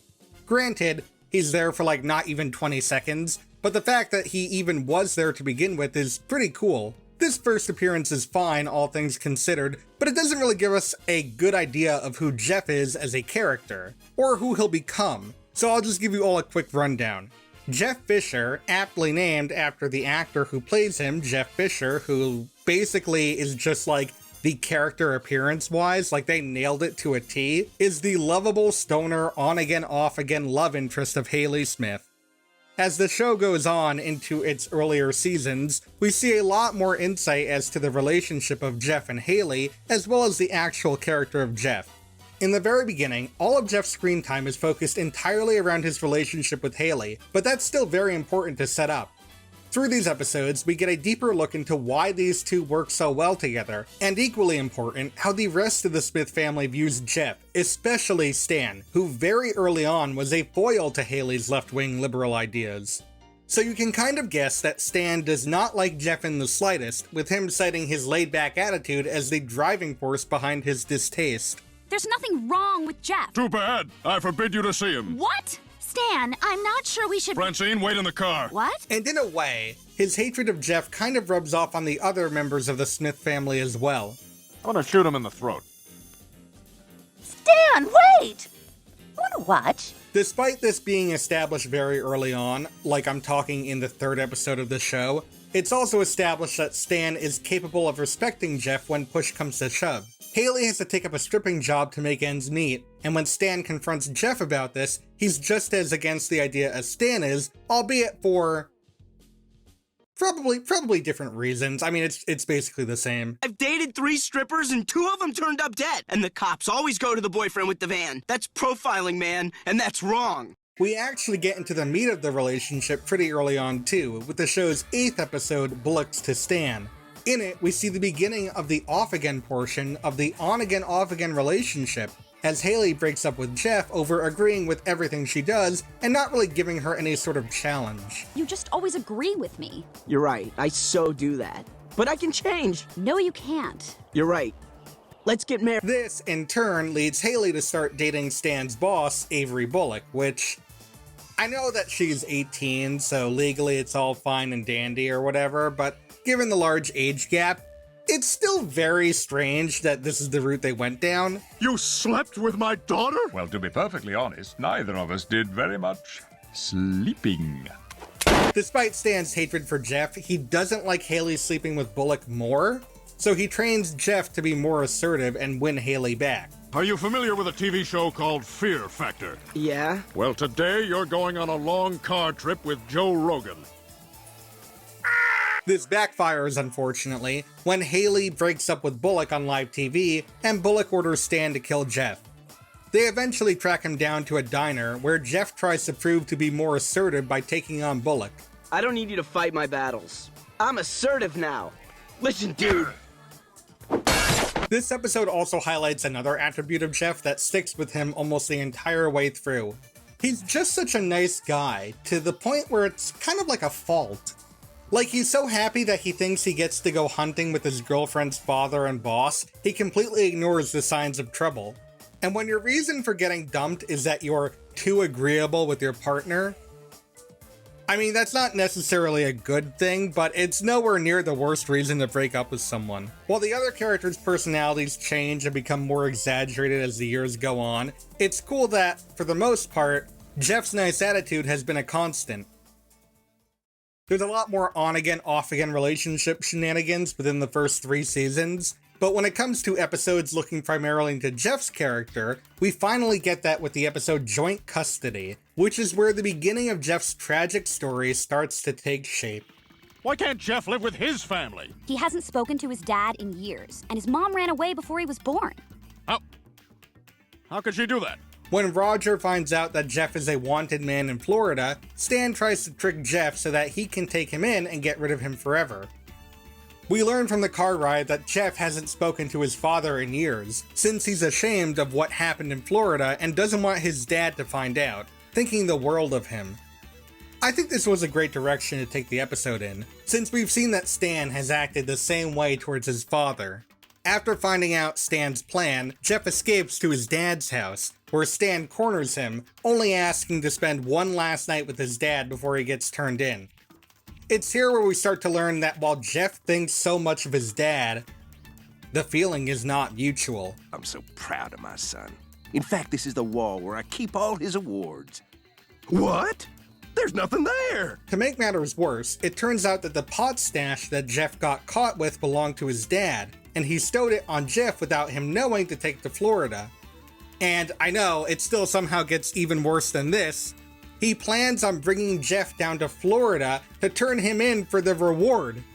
And Jeff is completely blind to the whole thing, thinking his dad is going to clear his name. You're wrong about my dad. He cares more about me than anything. There's your criminal. Just give me the money. That's all I care about. Money. Not Jeff.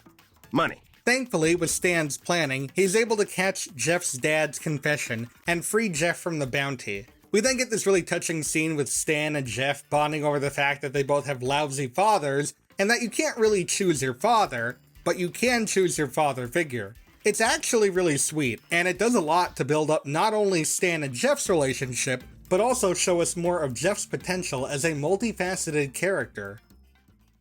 As far as Jeff-related stuff goes from here, however, it's a bit quiet for a while. He still appears in a few episodes here and there, but for the most part, it's in regards to his on-again, off-again relationship with Haley, where they either break up or get back together, or they kinda just have him for a joke. 1, 2... His next major appearance comes from the show's 100th episode, aptly named 100 AD, and it's a doozy of an episode.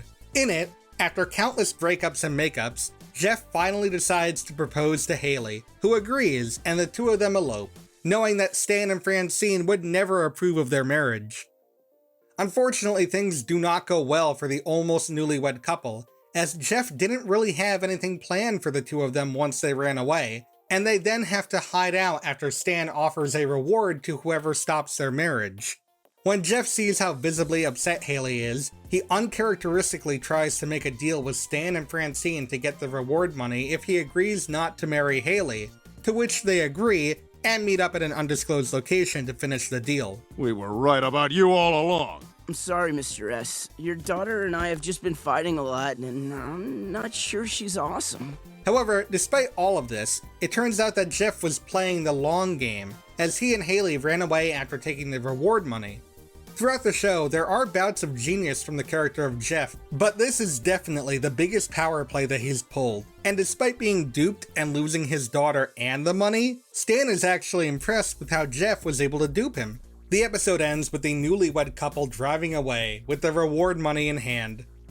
This is another great example to showcase how Jeff is much more of a complex character than the stoner idiot living out of his van that he was created to be. After this episode, it kinda seems like the status quo has changed, at least for a little bit.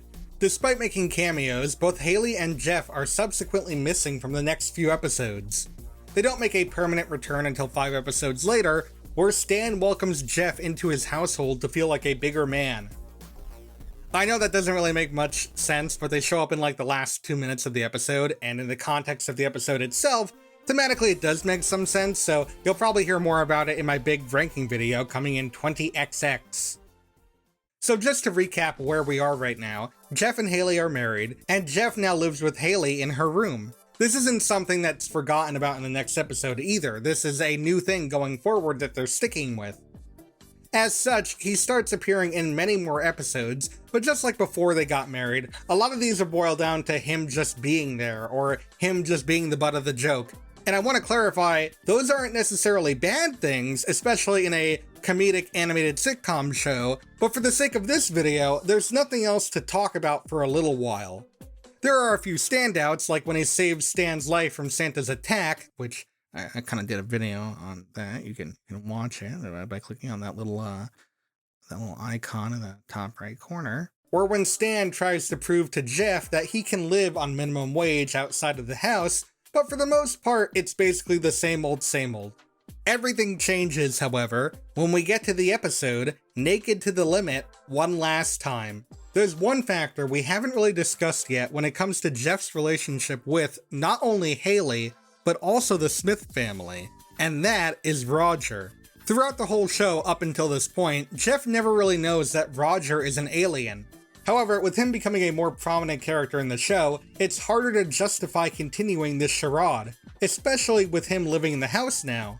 This episode dives into that dilemma, with Roger being fed up with having to wear clothing around the house due to Jeff now living there. In Stan's defense for this reasoning, Jeff has gone to show that he is unable to keep a secret, so it's not like no thought was put into this.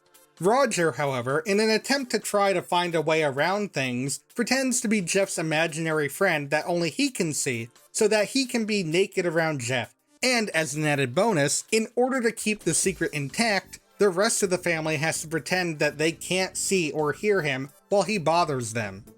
Ow! You okay, Mrs. S? Oh, yeah. I just had my, period. It was pretty big. Unfortunately, this charade does not last long, and Jeff finally figures out that Roger is an alien. Before Stan has a chance to kill either Roger or Jeff, Roger says that he can return to his home planet so that no one is in danger. And just for fun. Damn it, I could have stayed! The rest of the episode takes a bit more of a somber turn, with it turning into more of a bit of a farewell for Roger, as we see some highlights of his time on the show. This all culminates with the family sending him off on a transport ship, never to be seen again, but not before giving Jeff one last hug. No! Hurry! Jeff, no! Make them turn around! No, wait, stop, come back. Needless to say, I was completely flabbergasted by the episode's ending. To be completely honest, I never expected Roger to actually leave the show. At that point in time, he had become way too integral to the core of what the show was about for him to just leave. Plus, Seth was voicing him alongside Stan, so it didn't really make sense for the character to leave from a behind-the-scenes standpoint either. However, I fully expected them to just pull a Deus Ex Machina and have a way for Roger to stay on the show. And in a way, they kind of did, but at the cost of causing another character to depart from the main cast. Like I said, I was speechless when I first watched this episode. But after a bit of reflection, I sort of realized that American Dad has done these sort of WTF endings before, where everything reverts back to normal in the next episode. So I decided to wait for the next episode to see how they go back to normal. After almost a month, they finally aired the next new episode, and it was a sequel to the Tearjerker episode, which in and of itself is a very fun side story, but having to wait that long, followed by another 2 weeks before we got any definitive answer as to how they would handle this, let me tell you, that was torture. Finally, we got our answer in the episode Spelling Bee My Baby, albeit in the most American Dad way possible. In the B plot of this episode, Stan and Roger need a line judge for their badminton game, and with Steve and Francine preoccupied, and Klaus... I'll do it! Yeah, all that leaves is Haley. However, she refuses to help as she's going through the 5 stages of grief, trying to cope with Jeff's loss. The rest of the B-plot revolves around Stan and Roger trying to rush her through each stage of grief so that she can be their line judge. So there you have it. It's basically confirmed that what happened in the previous episode actually did have ramifications going forward. Jeff, a character who at this point in time had begun to define himself as a member of the Smith family and join the ranks as a more important secondary character, was just up and gone. And if what Roger says is anything to go by, we may never actually see him again. Is the fate of Jeff Fisher all but decided, however? Luckily, Jeff's character wasn't completely written off, as only 6 episodes after his departure, we got the episode Lost in Space, which not only confirmed that Jeff was still alive, but also showcased exactly what happened after he was abducted. This is easily one of my favorite episodes of the entire show, and I plan to go into more detail as to why in that ranking video down the line, but for now, I want to focus on how this episode helps develop Jeff's character in an amazing way. So after getting abducted, Jeff is forced to work on the alien ship at a shawarma shop with his co-worker Sinbad. Not even someone impersonating Sinbad, that's just Sinbad, I love it. Jeff tries to plead with the Emperor to let him go, but the Emperor ignores his cries. He later learns from Sinbad that the only way off the ship is to prove that his abduction has taken him away from his true love, i.e. Haley. However, everyone who has tried to prove that has failed, and as a result, their, tools for lovemaking, we'll just call them that, have been removed. Jeff truly believes that he and Haley had a true love and accepts the Emperor's test, leading to one of the best scenes of the show to date. Through a musical number by Wax Fang and a creature known as the Majestic, we are shown the memories of Jeff and Haley's relationship, but from what we're shown, their love was anything but true. In fact, we're shown only Jeff being a selfish jerk to Haley, meaning that he's failed the test and will be subjected to the penalty the next day. Now, we know what was shown isn't the relationship between Jeff and Haley that we know, but Jeff truly does believe that everything that he thought he knew about their relationship was wrong, and that he really was nothing but a selfish jerk. This leads to, what I think at least, is one of the best moments that defines Jeff and Haley's relationship. He has the chance to get it on with the shapeshifter the last night before the surgery, and he almost goes through with it when she shapeshifts to look exactly like Haley. But as Jeff puts it, I mean, come on, I'm exactly like her. You look like her, but you're not her. I didn't learn to read for you, or stop eating my scabs for you, or start to pee sitting down so I wouldn't wake you up. This one scene does a greater job encapsulating how Jeff has matured from a flaky, carefree stoner to someone who would change themselves for the one that they truly love.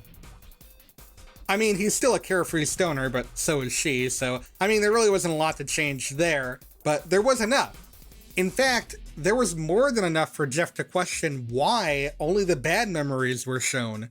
So he goes down to the Majestic to confront it, only for it to reveal that he was coaxed by the Emperor to only show bad memories, all because he went through a nasty breakup, and you'll never guess who the culprit was. Roger! Oh my god, okay, wow, can we please be grown-ups about this? Because I can't. After making the news public to incite a riot, Jeff and Sinbad attempt to escape the ship, but unfortunately, Sinbad is unable to make it before succumbing to his wounds. This leaves Jeff, drifting alone through space, the hope of seeing Haley being the only thing to provide happiness when he realizes he has no idea how to get home, and thus ends with Jeff traveling aimlessly through space. And then in the post-credit scene, Sinbad comes back as like a force ghost, so I guess he's okay too. Man, this episode did such an amazing job at showcasing how much Jeff has matured, not only as an individual, but also in regards to how he views his relationship with Haley. But whereas this episode is about how his love is a driving force that will see him succeed at all costs, the next episode in the saga, The Longest Distance Relationship, we'll see how his love will cause him to make the most difficult choice in his life. So far, we've been focused primarily on Jeff when discussing these episodes, which makes sense given that he's the central topic of this video. However, I think it's also important to look over and discuss how Haley is dealing with the situation at hand. For the most part, since his abduction up until this point, we haven't seen much of Haley coping with his loss.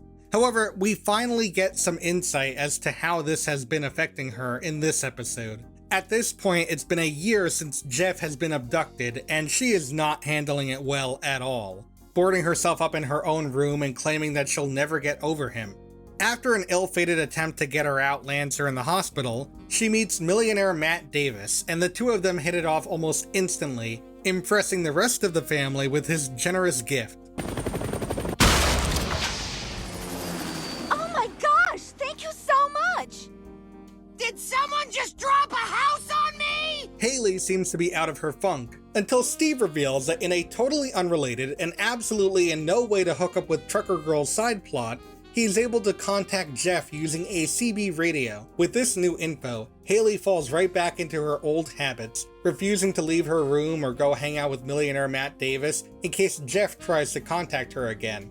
It's not until Francine plants the seed of doubt in her mind that Jeff will never be able to find his way back that she faces the dilemma of choosing between Matt and Jeff, especially when Matt has planned a dream adventure for the two of them and needs an answer. Haley reluctantly chooses Matt and goes to break the news to Jeff, only for him to reveal that he's found a wormhole that should take him back to Earth in no time. He asks if Haley promises if she'll wait for him, to which she reluctantly agrees and rips up the plane tickets. The episode then shifts focus from Haley to Jeff and Sinbad as they travel through the wormhole and are back on Earth. But unfortunately, not in no time. Haley? Jeff! I knew you'd come. Oh, it's been 60 years, but you're finally home. That would explain the floating cars. Meet George Jetson! We then get a highlight of how everyone's lives have changed thanks to Haley waiting for Jeff instead of moving on. Francine has had too much reconstructive surgery, Steve and Snot are married due to a failed pact, Roger has 2 adopted black sons after killing their mother, and Stan transferred his mind into a gorilla's in order to prepare for the upcoming ape takeover. After Stan spills the beans about Matt Davis to Jeff in a bout of anger, Jeff questions Haley about him, only to be so overcome with guilt that she succumbs to a heart attack. In the hospital, we once again reunite with Matt Davis, where we learn that he's since taken up a job as a janitor at the hospital, since that's the first place he and Haley met. Realizing how much he's messed up everyone's lives by promising Haley to wait, Jeff makes the most difficult decision for him to date. He flies back through the wormhole, sending him back in time but also stranding him in deep space, and contacts Haley one last time. I thought we found a way home, but I was wrong. And it's not fair to ask you to wait for me. Jeff, what are you saying? Move on, babe. This is easily one of my favorite scenes of the show. We've already seen just how much Jeff loves Haley, to the point where his love for her allowed him to escape his alien enslavement. However, he loves her so much that even if it means that they can never be together again, he'd rather her be happy with someone else than keep hoping for his return. And thanks to this sacrifice, Haley and Matt are able to live happily ever after. You gotta hide me. I just married a black chick with 2 kids and then I killed her. Okay, Haley, the jet is parked out front. You ready to go to Fiji? No witnesses!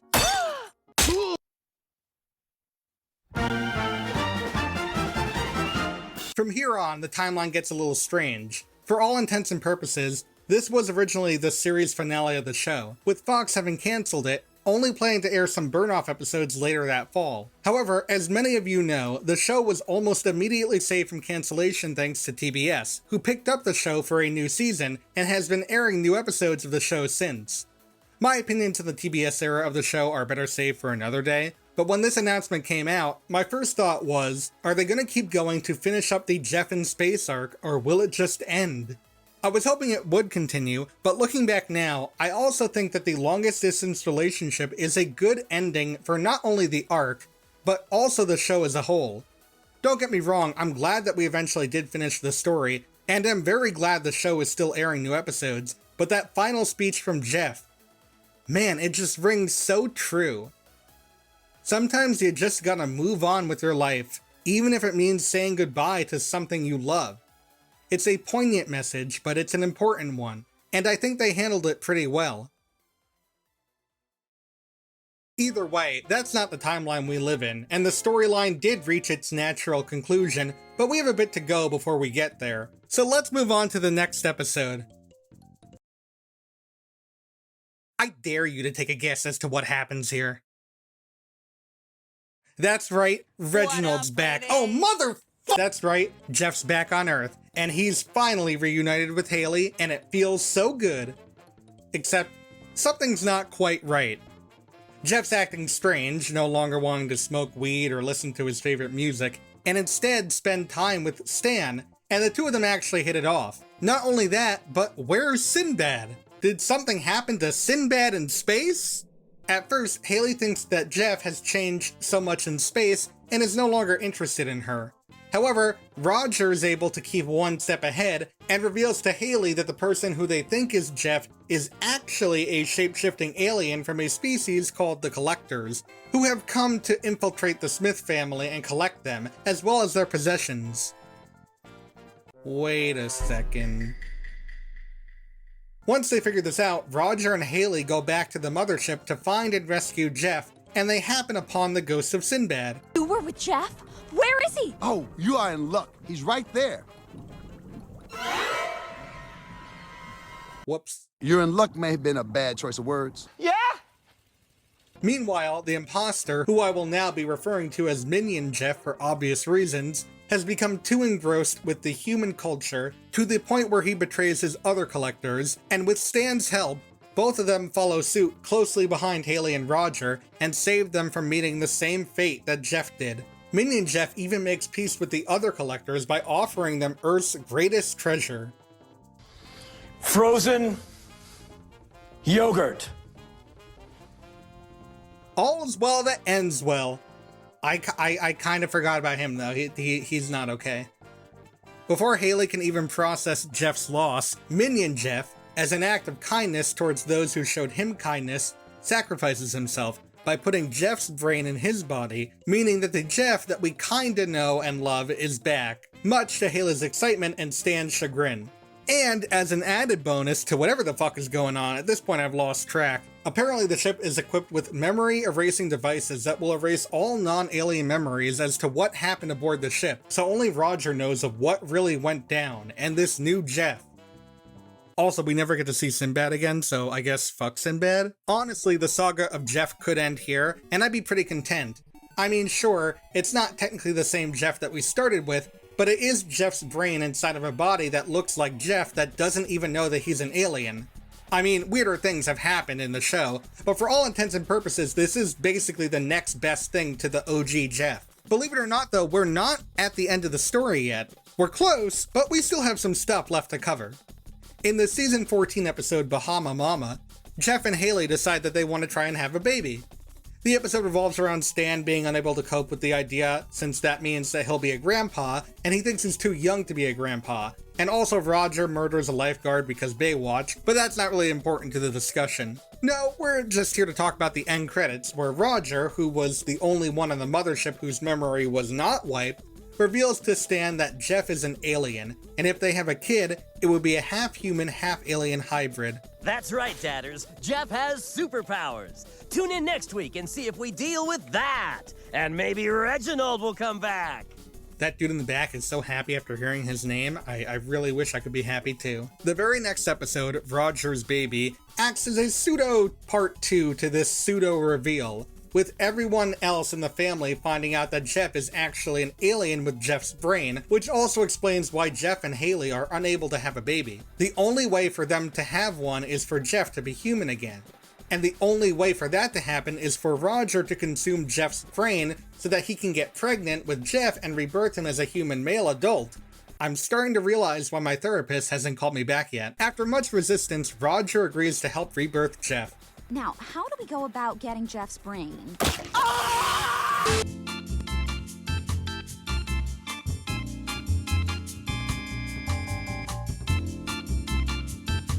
The rest of the episode kind of revolves around Haley looking over a pregnant Roger, with him leaving her after he feels like she's not being supportive. They eventually reconvene, with them coming to terms that they both have to support each other in these trying times. Soon after, Roger's water breaks, I guess is the way you would put that, and they rush to the sketchy doctor, where a new human Jeff is born. Hey, buddy. And thus, Jeff is reborn as a human again. And after all the turmoil that Haley went through with Roger, and the fact that trying to have a baby with a newborn isn't exactly kosher, they decide to halt their efforts to have a baby for the time being, thus ending the epic arc of Jeff Fisher. So we just went through a lot, so let's do a quick recap before we wrap up this whole shebang. So not too long after Jeff and Haley got married and Jeff moved in, he found out that Roger was an alien. And through average Roger trickery, was abducted by Roger's home people, where he was forced to work as a slave in a flying mall with Sinbad.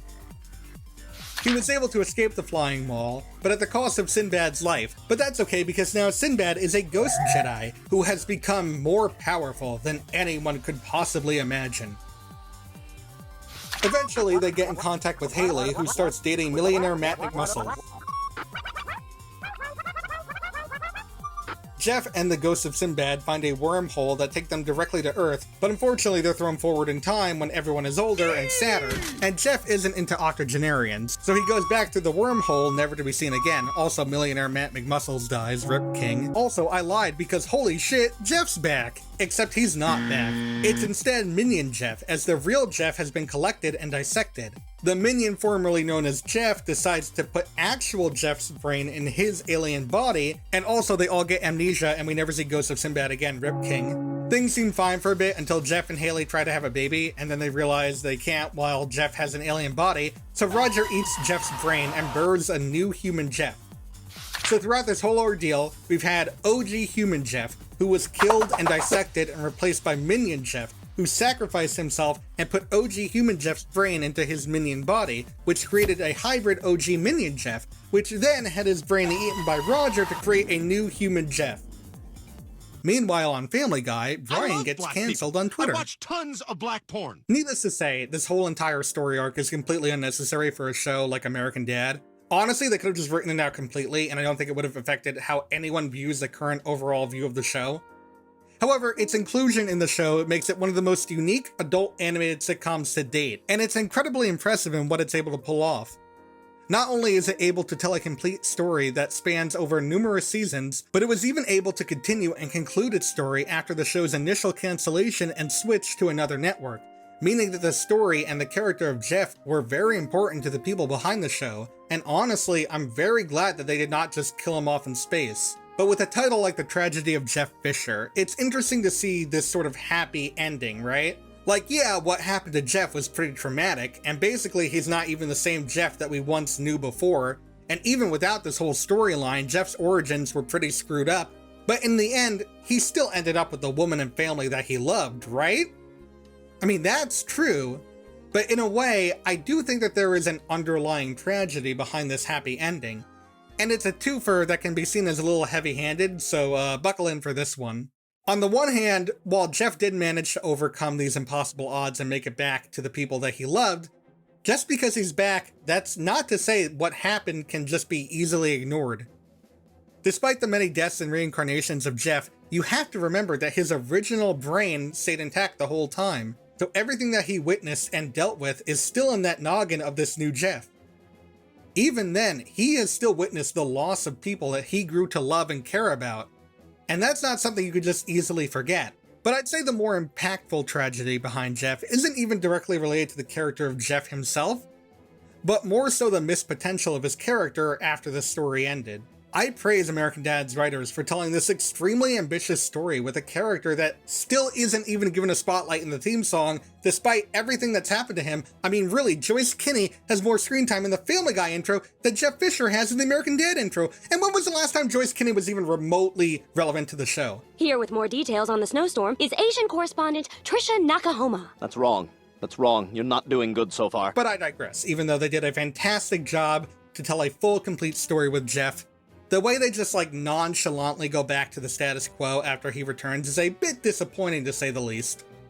Now, I don't really blame them for this. I mean, the show is an animated sitcom first and foremost, and the status quo is a sitcom's best friend. But because of that, Jeff doesn't really have anything to do in the show anymore, despite his increased appearance. Even when there are plots revolved around him, it never takes into account how much he's matured and grown through his space travels, and always sort of falls back into this area of Jeff feeling like he's viewed as incompetent by the family and wife. And while those episodes are sometimes entertaining, It's still a bit upsetting that they kind of refuse to look back on this little space escapade with Jeff and allow him to grow from it. It kind of just feels like the Jeff that learned and grew from these experiences is still lost in space, looking for a way to come back. You know, I always thought that American Dad was one of those shows that was just never going to end, sort of like The Simpsons or Family Guy. But every day I feel like that reassurance is thinning more and more. With the episode Echoes from last season apparently being a pseudo-series finale for the show, since they didn't know if they were picked up for another season at the time, and with Jeff's plotline in that episode being forced to help Roger earn back his reputation in the whip crack music industry, I don't know if we'll truly ever get a good follow-up ending for Jeff Fisher. I guess what I'm trying to say is that Reginald should have a spin-off.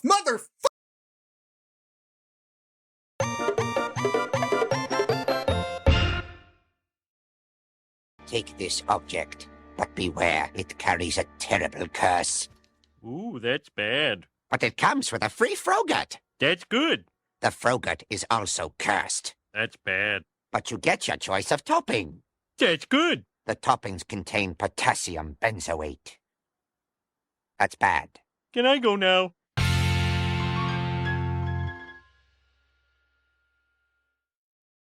So apparently there's a new season of Total Drama coming out in 2023.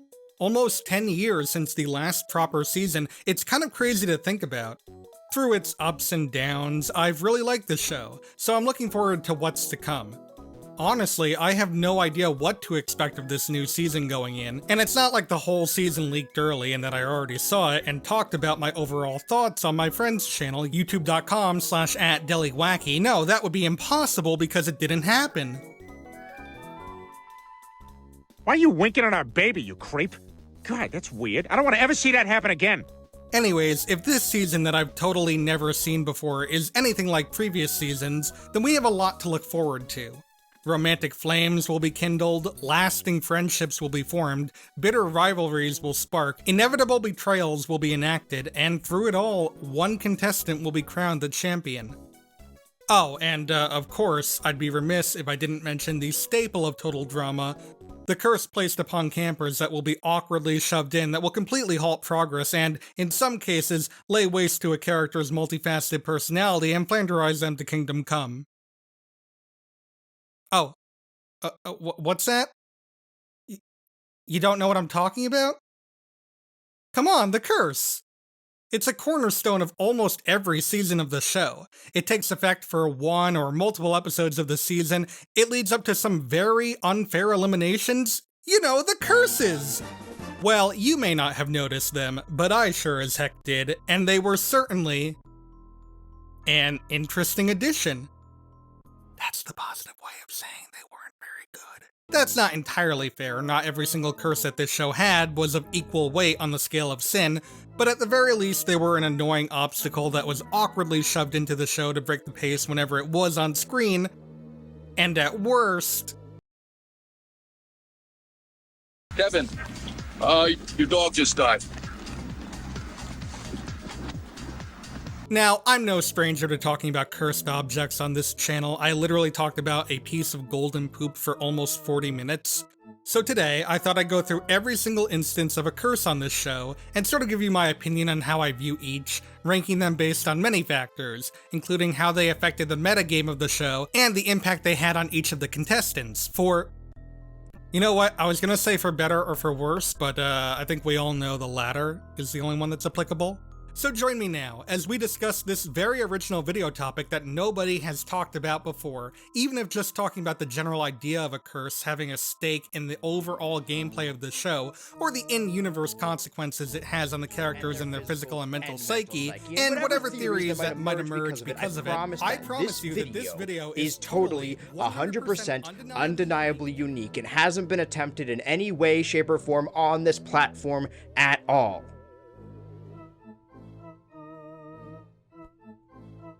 How did I get here? Starting with the very first season, we have the OG curse this time around, that being the Tiki Idol. For context, in episode 8, the contestants are tasked with canoeing to a mysterious and spooky Boney Island, where they then have to trek through the island and build a bonfire before racing back to Camp Wawanakwa. Before the campers head out, however, Chris has one final warning for them. Legend has it, if you take anything off the island, you'll be cursed forever! Yeah! A cursed island! Whoa! Everyone takes note of this message except Beth, who showed up to the challenge late. So of course, when both teams make it to the island and start the next step of the challenge, it's Beth who happens across the aforementioned tiki idol, and not heeding the warning, she takes it for herself. From here, things start to go poorly for Beth. Or should I say, her team. From the moment she finds the idol to her elimination, her team is completely down on their luck. They were close to winning the canoe challenge until Izzy opened her big mouth and gave the other team the idea that won them the challenge. Then, in the paintball challenge, there was too much team infighting for their team to make any progress, making them lose that challenge too. And lastly, in the cooking challenge, the infighting continues, and a lack of proper leadership leads them to lose that challenge as well, which finally leads to Beth's elimination and the end of the supposed Tiki curse. Although later we find out that apparently she never actually got rid of the Tiki idol after her elimination, so... whoops. But do you notice a bit of a problem here with this Tiki curse? It's not really giving a lot of bad luck to Beth. If anything, I'd say that it's actually giving her a bit of good luck, in a way. Follow me on this one. Aside from the episode where she was eliminated, the other 2 episodes where her team lost since the Tiki idol was found, both of her alliance members were in the bottom 2, with Lindsay in the canoe race episode and Heather in the paintball deer hunter episode. With the former, we never actually find out who was eliminated in that episode, since Izzy is forced to exit the game to escape the RCMP, so for all we know, it could have been Lindsay who was taken out of the game at that point.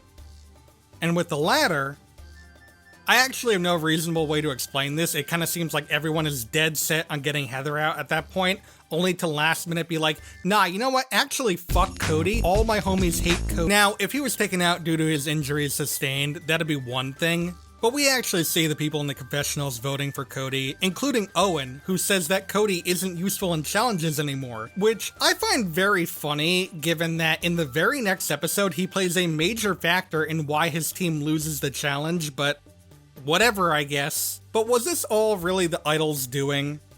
I mean, everything from Beth finding the idol to her being eliminated seems to be tied to the bad luck that the idol's curse brings it, but I really don't think things would have been all that different if Beth didn't find the idol. Like, you mean to tell me that the idol is the reason that Izzy blabbed to the killer bass?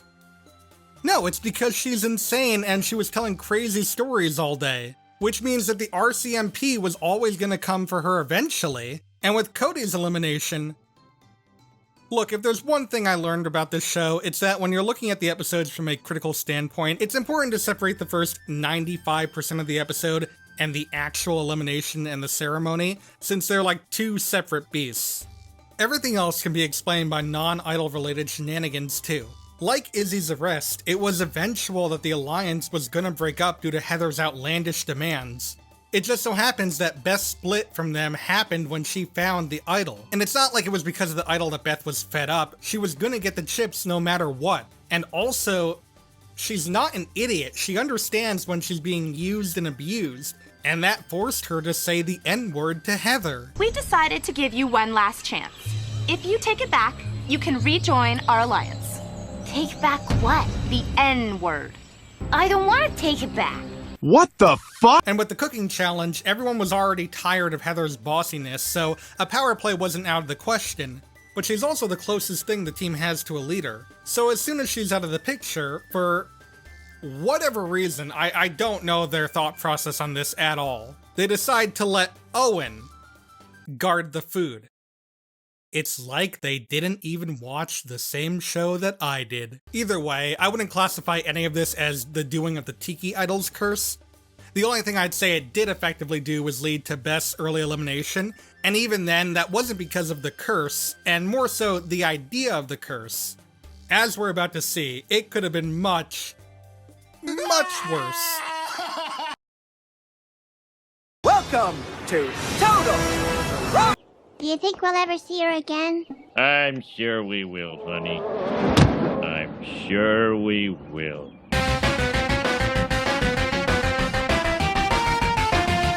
Now, I love World Tour. I think it's one of the best seasons of the show. But I also kind of hate it for some of the choices that it makes. The idea of a 3-team structure is really cool, and it's something that no other season has done. But it's such a waste of a concept when you pick off the entire team one after another. To be fair, most of the characters on Team Victory got some much needed development in the previous season. That's not a character, that's a Canadian! And their downfall was partially to show off the manipulative powers of the season's newest antagonist, Alejandro. Keyword here being partially, because on the other side of the spectrum, we have DJ and the curse of the mummified dog. Well, it's not right to make my dead pet an exhibit. That's like digging up Lassie and putting her on display in the Louvre. Lassie is on display in the Louvre. I know, I was deliberately describing a similar situation. DJ was already a character that had it just really rough coming into this season, and I mean that in more ways than one. He was definitely one of my favorite characters in the original season. He looked like this big, tough dude from the outset, but we learned throughout the season just how much of a sensitive soul he really is. Throughout the first season, he overcomes many of his fears, proves himself to be a useful asset on multiple occasions, and befriends basically everybody. Even Gwen, who listed off hating basically everyone in the finale. I was lucky enough to meet 5 people who are actually sane. Gwen doesn't like anybody sometimes, depending on the weather. I think that's probably what it is, so that's a good compliment. Things start to go downhill for him in action. And fast. By episode 3, he's basically forced into an illegal alliance with Chef, which all but guaranteed his downfall in the show. Eventually, his guilt catches up with him, culminating in a dream about shaming his mom, which results in him voluntarily leaving the show. Mind you, that in the previous season, he was never voted out either. They just revealed that he was eliminated for doing the worst at a challenge. And if that wasn't enough, we learn in the Celebrity Manhunt special that him and his mama started a cooking show, only for the food to be so deliciously unhealthy that they were basically sued into homelessness, with the clothes taken off their backs, living in their tour bus. God damn, I feel so bad for the guy. Have a heart. Hug a DJ. He obtained yet another shot at victory when he made it onto World Tour.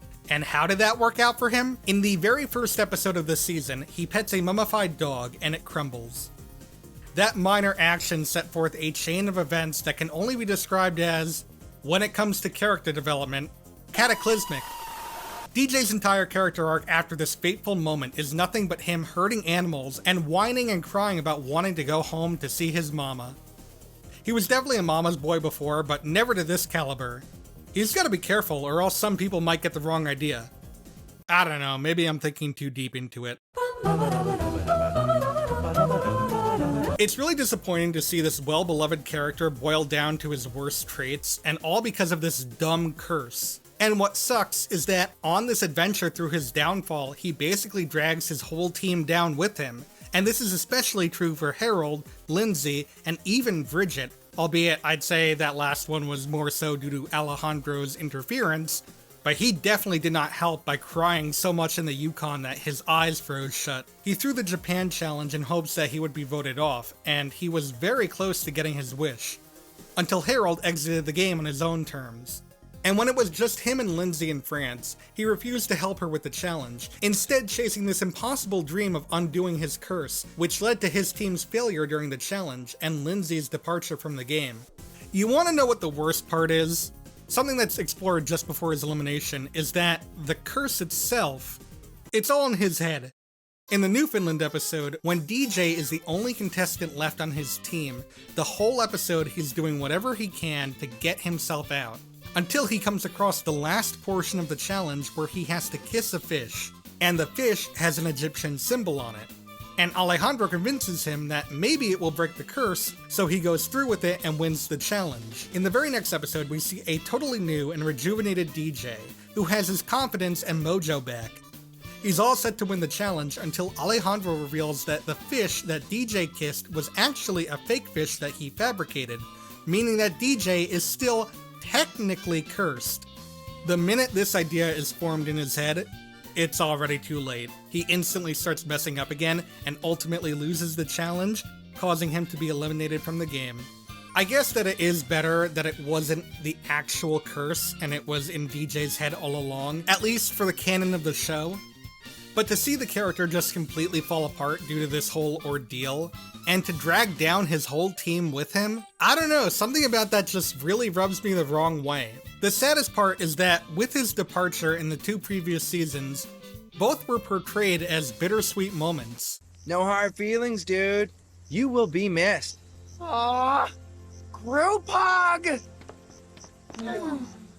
Dude, you can't leave. Yeah, can't we just vote Chef off instead? Sorry, but I gotta make it right for Mama. In World Tour, there's absolutely none of that.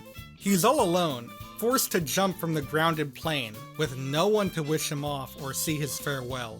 At least with Beth, when she got out, she was able to redeem herself in action. Other than a bit part in Revenge of the Island, this is basically the end of DJ's story. It's just so lonely.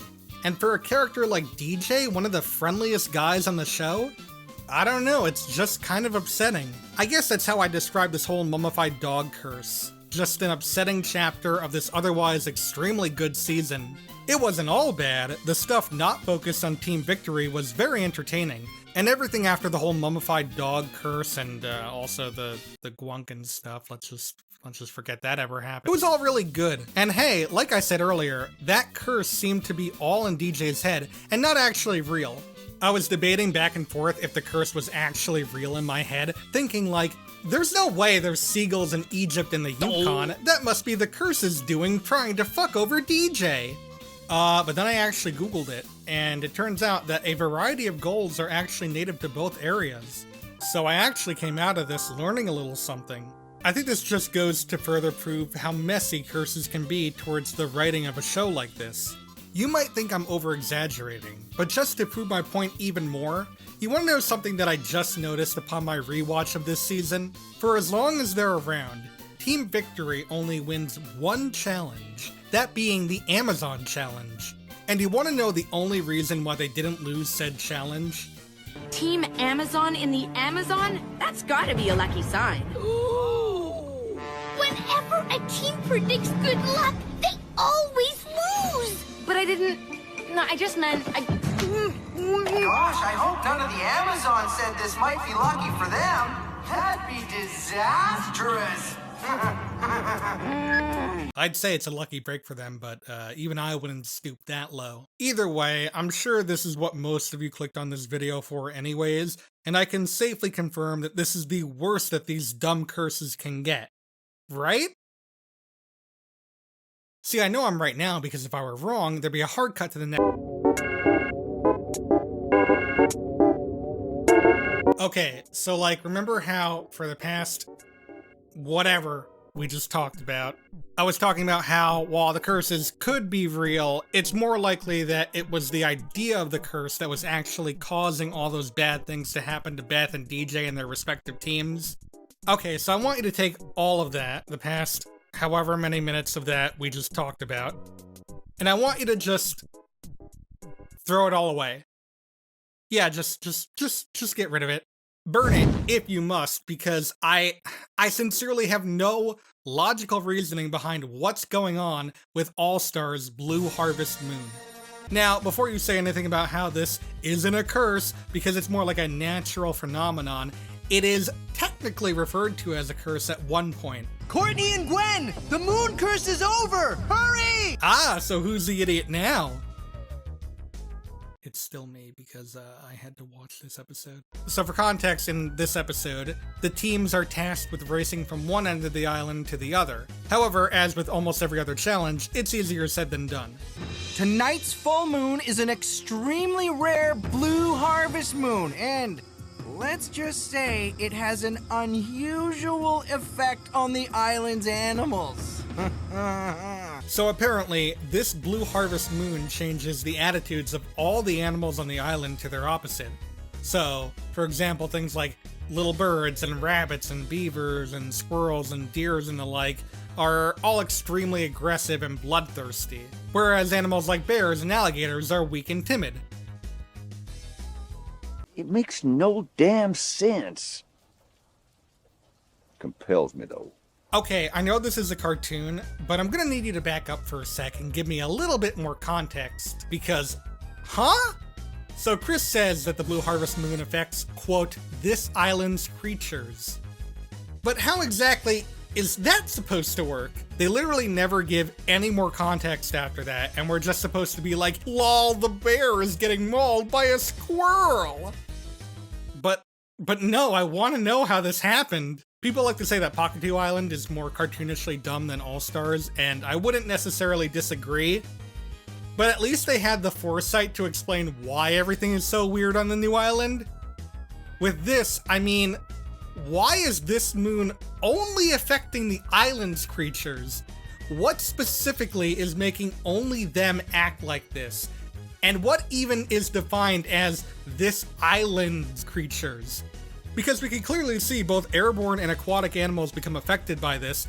So what exactly are the boundaries of this island's creatures? And if Chris is lying about only this island's animals being affected, isn't that considerably worse? Like, there's a night about once a year where every animal just flips their composure? Can you imagine the utter chaos that would ensue? Honey, come quick! The chipmunks are revolting! Sorry, dear, but the new episode of Total Drama is on, and they have Duncan wearing a bacon hat. Oh, damn, really? I gotta see that shit. You might think I'm overreacting to this, but like, am I really? Okay, so like, let's say for argument's sake that there's a legitimate reason why the Blue Harvest Moon was only affecting the island's animals and no other animals on Earth. Even if that was the case, that still doesn't explain what happened to Mike. I think Mike might be evil. Mike, are you evil? No. Seems legit. So apparently, when Chris said that it affects, quote, this island's creatures, he actually meant this island's creatures and also apparently anyone with dissociative identity disorder. Because the lunar waves of the moon, I guess you'd call it, take an instant effect on Mike, making his evil persona Mal take over while under the moon's light. I didn't think it bared repeating, but... Huh? So you want to say it affects this island's creatures? Fine, whatever. For this one scenario, I could stretch my suspension of disbelief. But come on, it's not cheese in a pizza commercial. It can only be stretched so far. Mike isn't a creature of the island, so why is he being affected by the Blue Harvest Moon? And why is the effect of the moon on Mike just Mal taking over? Yeah, it's supposed to make you act the opposite of how you normally would, but that doesn't just mean that a whole new personality can just take over. Unless, of course, the rules are different for people with DID. But if that's the case, given that Mike isn't an island creature, I'd have to assume that anyone with DID who basks in this moon's light would have their, quote, opposite persona take over, which, again, would lead to utter chaos. So basically, what we have here is an option that makes absolutely no sense, or an option that makes more sense, but then somehow makes even less sense when you think about it for like a second. You know what? Magnets. Let's just say that it's magnets causing this. Magnets. Okay, what, like making magnets, collecting magnets? Playing with magnets? Just magnets. Honestly, and this is just me pulling some shit out of my ass at this point, you can make the argument that because it's only Mike and the animals that are being affected by this, the reasoning is because of some long-lasting consequences from radiation exposure from the previous season. I mean, it's not a perfect reason. You could poke holes in the theory for days. But at least it's something. I don't even want to be talking about this anymore. I didn't want to go on this long tangent about All-Stars anyway, and yet somehow I managed. Easily one of the worst uses of this trope so far. At least with the mummified dog, there was nothing that made me think, oh, that's not possible. But this, with the damn Blue Moon Harvest, no, the Blue Harvest Moon, nah, I think I'm good, thanks. Luckily, this is the last instance of a curse in the show to date, so that means my work is done. There's a curse in the spin-off season, isn't there?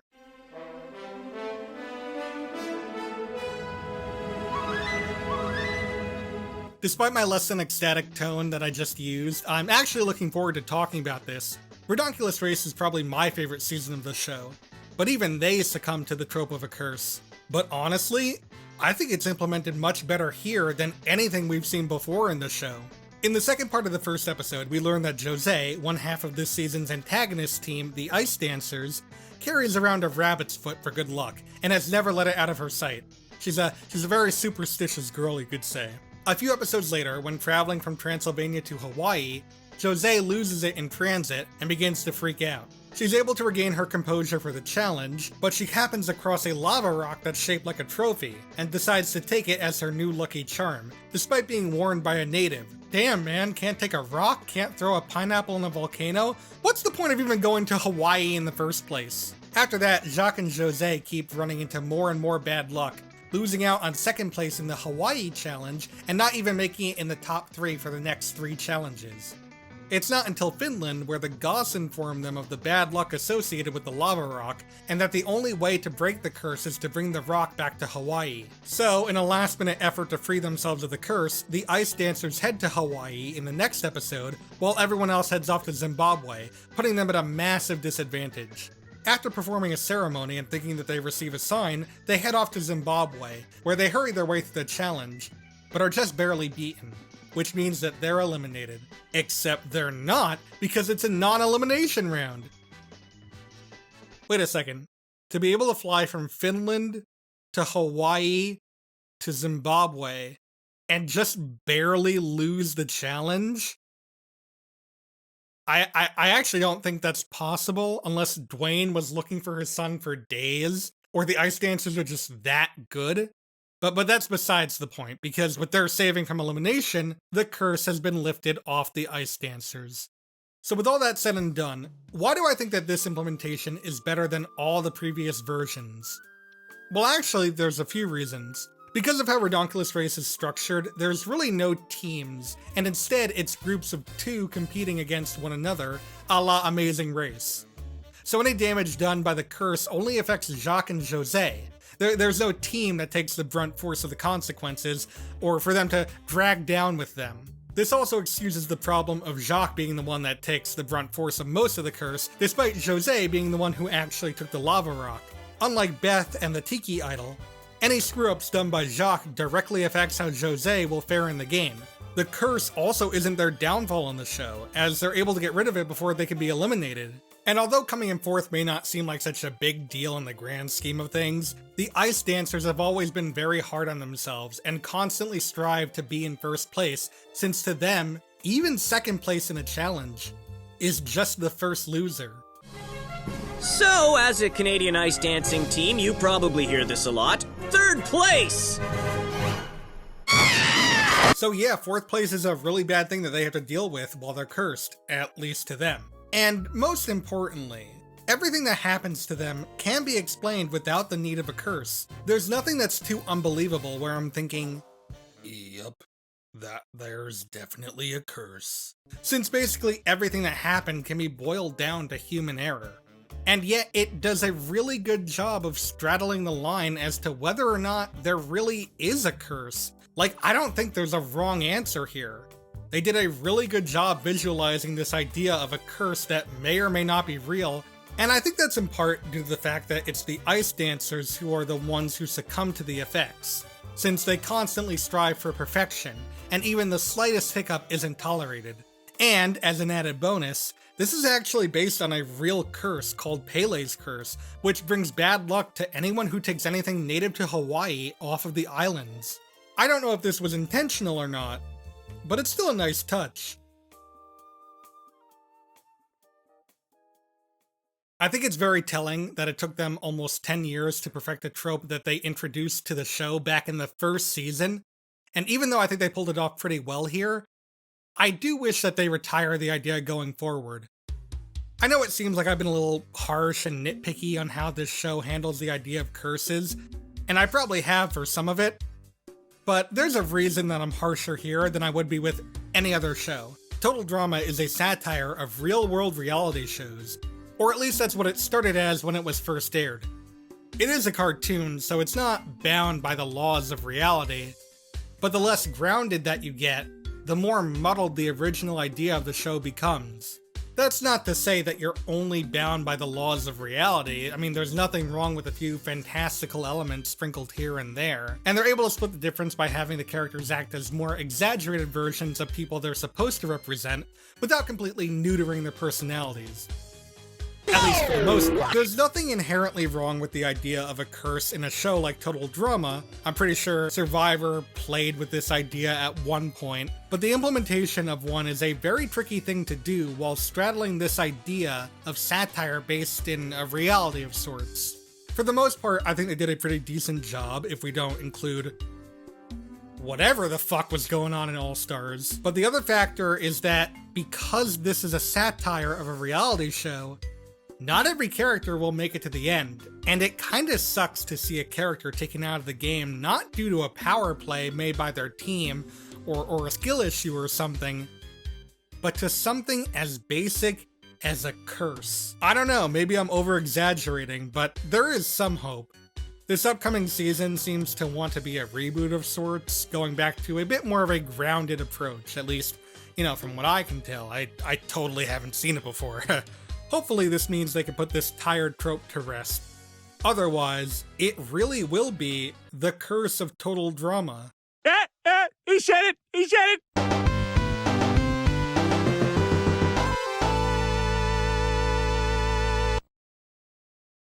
Oh, there also might be like a cursed pumpkin or something in Dramarama, but, I didn't watch that show. Sorry.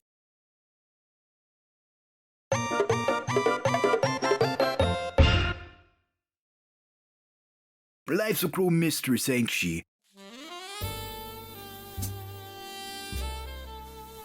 One day you're the big dog, the high pillow, the top aloof in this cesspool of a city, cracking cases left and right, slugging goons and thugs in their ugly mugs, laying down the law to every hoodlum and grifter and con man, really making those coppers and bulls in the hoosh-cow earn their cabbage. Then the next you slip up. You give some working stiff a dirty look, or you pinch a pasty. It doesn't matter. You just pissed off the wrong guy.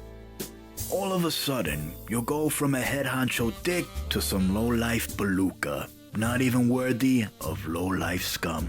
And if that don't top it, every Tom and Susan is coming out of the woodwork, and even your own joint ain't safe. You got Bun Man and Dropper coming out of the woods out, trying to 86 you. So how did a bum like me get into a doozy like this? Heh. If I had known what trouble was gonna deliver on my doorstep, I would've just kept my nose clean.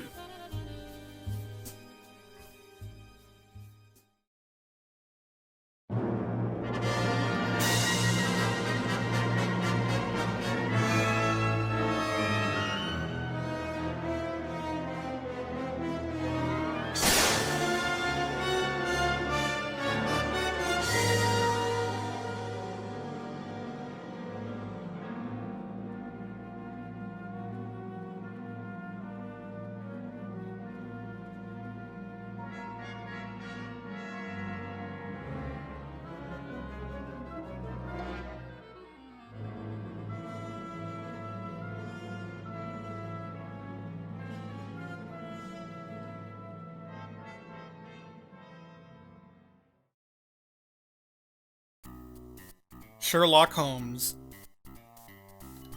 Hercule Poirot, Columbo, Encyclopedia Brown, Veronica Mars, Snoopy in a hat, but a very specific hat, the greatest minds to ever grace the page and screen. Them, alongside many others, are responsible for solving some of the greatest mysteries known to mankind. There's nothing like a good old-fashioned whodunit, and when it comes to animation, well, there's no shortage of good mystery episodes. With the winds of Halloween around us, depending on whenever this releases, hopefully on Halloween, we'll see, now seems like the perfect time to look over some of said episodes. I picked out 13 examples, just what I could think of off the top of my head. Some good, some great, some not as good. You know how it is. Not all of them involve a murder, mind you, but as long as there's a crime, a mystery, an investigation, a culprit or more, and possibly someone leading the investigation, then it's fair game. Obviously there's more than just like 13 of these, it just seemed like a mysterious amount, so if you enjoyed this and want to see more in the future, let me know in the comments below. And while you're down there, why don't you like the video, subscribe if you're not. You know, it all helps out the channel. Anyways, let's get sleuthing.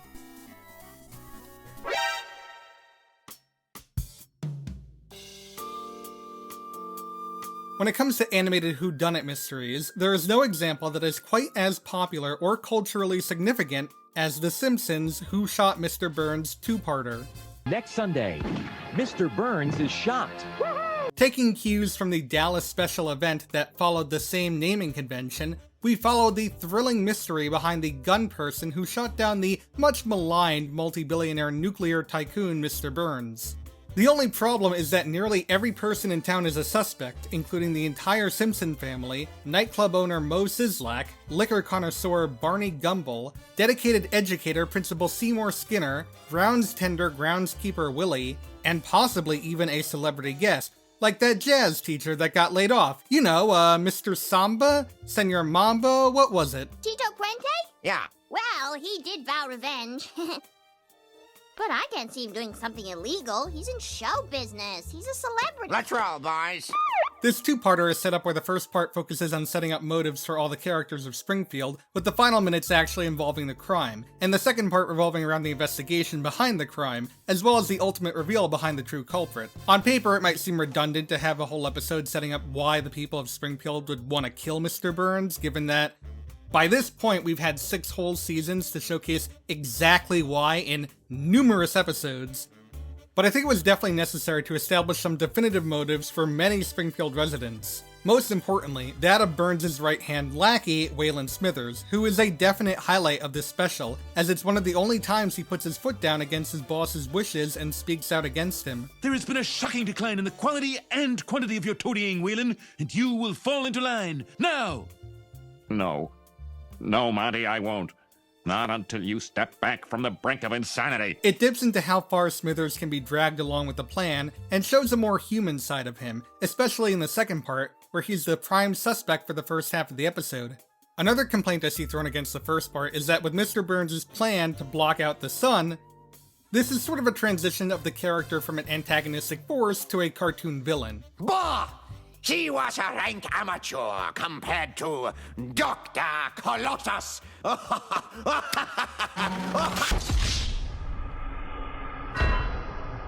Personally, I don't necessarily think this idea is so out of left field for a character who has a trapdoor in his office all the time, but again, I can kind of see where a lot of the criticisms are coming from. I think that where part 1 of the special really is the atmosphere of tension that it sets up once the plot gets rolling. There are some shots here that are surprisingly chilling, and the dialogue between the characters somehow manages to be equally tactful and tongue-in-cheek with what they're trying to pull off. That's odd. Mr. Smithers left his jacket behind. Whoa, that's odd. Principal Skinner left his mother behind. Part 2 is where things really start to take off. They waste almost no time referencing other mysterious show plot lines, such as Dallas's shower scene and a dream sequence from Twin Peaks. The first half focusing on the downward spiral of Smithers is definitely the highlight for me, since we see the man whose primary character trait was ripped away from him cope with the possibility of shooting the man that he worshipped. Once that's wrapped up, however, I feel like the special sort of takes a tumble in regards to the quality and mystery aspect, and I feel like now's the appropriate time to air out my main grief with the special as a whole. This 2-part episode feels less like a big event in the world of The Simpsons, and more like a publicity stunt in the real world, and based on some DVD commentary, it sounds like I'm not far off. Thank you, We're Simpsons DVD box. I call it bold and brash. More like belongs in the trash! Well, I couldn't possibly solve this mystery. Can you? Yeah, I'll give it a shot. I mean, you know, it's my job, right? Because of the nature of this two-parter being a season finale and a season premiere, there was a lot of hype surrounding how the mystery played out, and it's clear that Matt Groening and the writers did this to involve real-world aspects between the two parts. Given the almost 4 months between the two episodes, a lot went down, including an official contest where the person who guessed the culprit correctly would win a prize, the Mirage Casino in Las Vegas actually taking wagers as to who the culprit was, and even a half-hour special presentation of America's Most Wanted. Oh, sorry, I mean Springfield's Most Wanted, that aired just before the second part premiered, focused around the mystery behind who shot Mr. Burns. We know there are numerous suspects, and so far on Springfield's Most Wanted, we haven't captured any of them. It could be seen as nothing more than an overglorified clip show and free advert for the show, but there's a certain charm behind this being taken as seriously as it is. It's really cool for this to be treated like such a big event, something that everyone was talking about at the water coolers, but I wish the execution behind the mystery was handled a little better. After a whole summer of suspense, we finally learned the true assailant. So, who really shot Mr. Burns? Tonight we're gonna find out who shot Mr. Burns. What? 15 years ago? Who was it? Really? The baby? I want a baby. Having Maggie Simpson be the shooter makes sense for a show like The Simpsons, since it's an easy way to dispose of this whole ordeal in favor of keeping the status quo intact. But at the same time, I'd be lying if I said this didn't feel like they were too afraid to take a big leap of faith and actually write off one or more characters. Though, I know for a fact that a lot of time and effort went into making this climax as mysterious as possible. While my viewpoint of the special as a whole has diminishing returns, I find myself getting more entranced in the circumstances surrounding the special. Like apparently, with that contest that I mentioned earlier, someone actually guessed correctly, but due to the fact that they guessed via an online forum, neither Josh Weinstein nor Bill Oakley, the lead writers behind the episode, were ever able to get in contact with the person to give them their special prize. Alongside that, the making of the special sounds like something that was one of a kind, albeit something that sounds like an absolute nightmare production-wise. While producing the second part, many staff members were left in the dark as to the true culprit. Table reads ended before the third act, and animation for the ending of the show didn't start until the end of summer, which was about a month before the episode was set to air on Fox.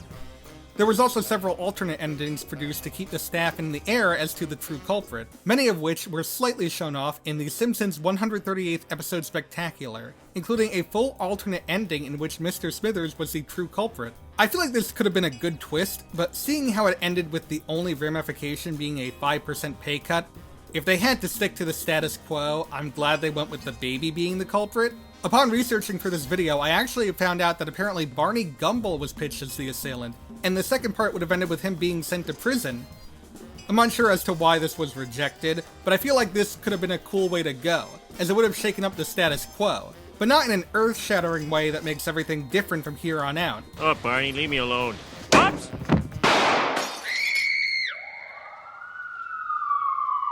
Uh-oh! As it is, Who Shot Mr. Burns is a fine enough mystery that revels in its setup, but it doesn't really pull the trigger when it comes to execution. It's a fun time, but for all its initial build-up, don't expect too much of a payoff. Well, I think it's good for a show to go off the air before it becomes stale and repetitive. Maggie shot Mr. Burns again.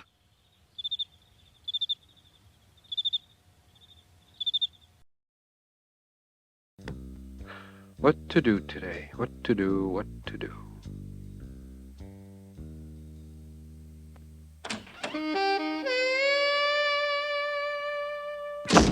Garfield's Babes and Bullets, one of several standalone Garfield TV specials from Film Roman. These were a dime a dozen in the 80s. You'd always see these CBS special presentation bumpers, you know, and then boom, 9 out of 10 times it's Garfield. My life's full of babes and bullets. No time to lay back and cool it. This is an entirely self-contained special, where we follow Garfield, who upon coming across a hat and trench coat, imagines himself as a private investigator. The rest of the special plays out with Garfield trying to solve the case of a dead Professor Otabi, who had driven off a cliffside late one night. The cops believe that he just fell asleep at the wheel, but when a newly widowed Tanya Otabi believes that her husband was actually murdered, it's up to Garfield to figure out the truth behind this mystery. Right off the bat, you could probably notice a few things just by staring at the screen. For starters, the whole special, minus the beginning and ending, are all in black and white, harkening back to older film noirs, such as The Maltese Falcon. Speaking of, the similarities don't stop there, as Garfield takes on a pseudonym inspired by the Maltese Falcon's main character, Sam Spade. Albeit Garfield's surname is actually spelled differently. It's actually Sam Spade, S-P-A-Y-E-D. A clever and somewhat adult play on the name. That's another thing worth noting too. Garfield's always been known for his witty remarks and cynical attitude that can sometimes lean into the more macabre aspects of our day-to-day lives, all while being wrapped in this somewhat cutesy marketable facade that can easily be aimed at children. But with Babes and Bullets, it feels like this special was written with adults in the forefront. Are you Spade? I never know how to answer that question. Not just with the humor, I honestly think that given the tone that the special is trying to accomplish, it sort of ostracizes a lot of the general viewers of Garfield media. Granted, I don't actually think that's necessarily a bad thing here, because they achieve the film noir style in spades. Pun entirely intended. So much of the special is taken up by Garfield's inner monologue, which is weird when looking at this as a Garfield special, since the character works best playing off the weaknesses of others. But if you're looking at this as sort of a noir detective story, then they really hit the nail on the head, as a lot of the dialogue and pacing can be matched almost one-to-one with books and films from the past that it's trying to replicate, albeit in a short made-for-TV 22-minute format. Not only that, but the musical composition of this special is really good too. It does a good job balancing out the musical motifs that you might hear in an average episode of Garfield and Friends, while also having more than enough stings and cues that harken back to many a film noir. The story and mystery itself, I'd say, is serviceable. You got classic tropes like a bait and switch and a red herring, both of which I think are handled pretty well. I just wish that this was given a little more room to breathe, because by the time we hit the third act, it feels like it's rushing to the finish line. I also wish it was a bit funnier too. Like, there's some good bits here and there, but there's also a lot of moments where I think a joke or two would have worked really well. And I know what you're thinking. Well, don't worry, because he does indeed say, "Nice touch." It's actually kind of shocking that we got this special at all, given the circumstances behind it. You see, unlike a lot of other specials, Babes and Bullets is actually based on a pre-established book.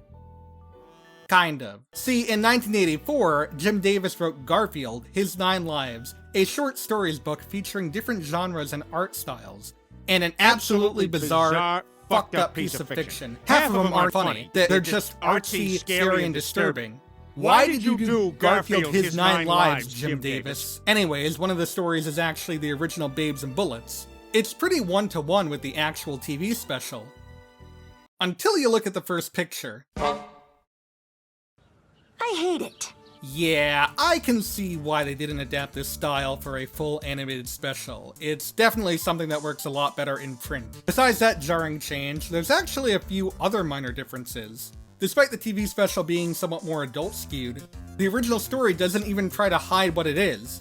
There's some minor changes, like utilizing scotch instead of milk at the end, but also, the mystery is revolved around a Greek Orthodox priest's death rather than a professor's. I can kinda see that probably getting changed in the transition, to avoid any religious controversy on such a big network. And finally, every character in the story is played by a cat, whereas in the TV special, Garfield is the only cat, with almost everyone else being human. In fact, the only other animal in the special is Odie, who makes a very brief appearance as a maintenance man. Not only is he not in the original story, but the maintenance man in the story wasn't even a dog. All of these changes, while seeming minor on paper, make all the world of difference when you're actually looking at these side by side. It's even weirder in the special when all of these somewhat realistically drawn female characters are so down bad for this 2-foot-tall orange tabby cat in a trench coat and a hat. Nah, okay, but see, the strangeness doesn't end there. See, Garfield His 9 Lives also received an animated adaptation about 6 months prior to the Babes and Bullets adaptation.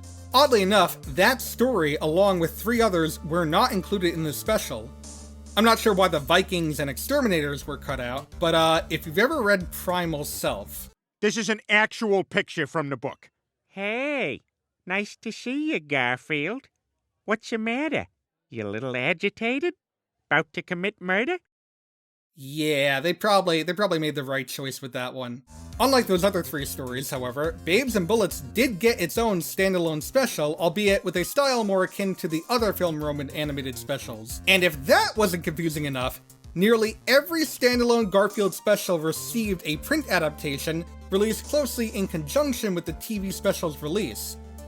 And despite Babes and Bullets already being adapted from a story, it too received its own print adaptation that was released around the same time. And instead of following the style of the original story, this one is basically one-to-one with the TV special, from the dialogue to the art style. So now, we have 3 different adaptations of the story, including a weird Bizarro story that started it all, a loose animated TV adaptation, and a print adaptation of the TV adaptation that is not, in fact, in line with the original story. Most importantly, however, all 3 have the female characters having the hots for Garfield, so clearly their priorities were in order. We kinda got off topic here for a bit, but honestly, this is definitely a special that you should check out. It might not exactly scratch that Garfield itch, but if you're looking for a quick and fun mystery story, you can't go wrong with this. Garfield, what are you doing in there? Getting ready to roll the credits, pal.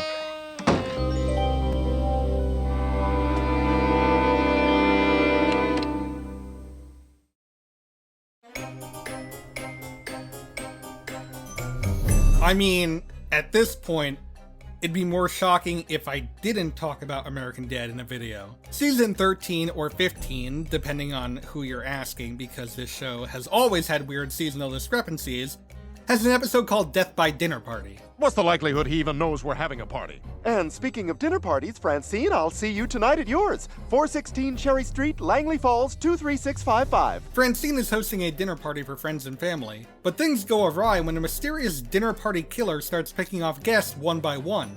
It could be anyone. Roger, Stan, Francine, Haley, Steve, Bullock, or it could even be series regular Colonel Withersby, who's been an integral part of the cast since the very beginning of the show.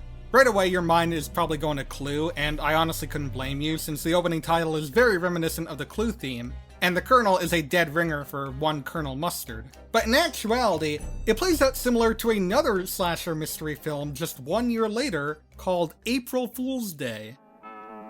Paramount Pictures cordially invites you for a weekend getaway at the party to end all parties. Not sure how many people have seen this movie, but for those who haven't, spoilers by the way, I mean this whole video is spoilers, but spoilers for this movie in particular. The plot synopsis boils down to a group of friends who are invited over to a mansion for spring break, and one by one, they're all killed off by an unknown assailant. It may sound similar to, I don't know, every other slasher B-movie you've heard of, but this one actually has a pretty clever yet controversial twist, where it turns out that everything that happened was fake, as the host for the weekend was trying to see if she could use the mansion for staged horror events, and every victim was in on it. Ha ha ha ha! That's really funny, you guys! Fuck you! Where this ties back here is that this was all an elaborate ruse to teach Roger a lesson, who had tried to prank everyone at the beginning of the party by making them think that Jeff had been murdered. When Tuttle actually goes missing though, Roger comes clean and says that he's the one responsible for Jeff's disappearance. Turns out that everything was staged in order to try to get Roger to stop doing childish pranks, but when it comes to teaching Roger a lesson, as always, it backfires. That's right. So now you know who did it. Do you want to know why? This episode is fine. I know I went on and on about Simpsons and Garfield, and American Dad's more my forte, I don't think I need to tell you that. But I actually don't have a lot to say here. I've never really been a huge fan of the whole this character we're seeing for the first time has actually been here the whole time trope that shows do sometimes, but it has some decent moments. And that leaves Steve with the Colonel. Oh yeah! Steve is gonna live! I'm Going with the Colonel. Gonna be safe with the Colonel. I like some of the gruesome ways in which the deaths are portrayed, but that's really it. When it comes to Seth MacFarlane Clue satires, this is easily the weaker of the two. But we'll get there soon enough.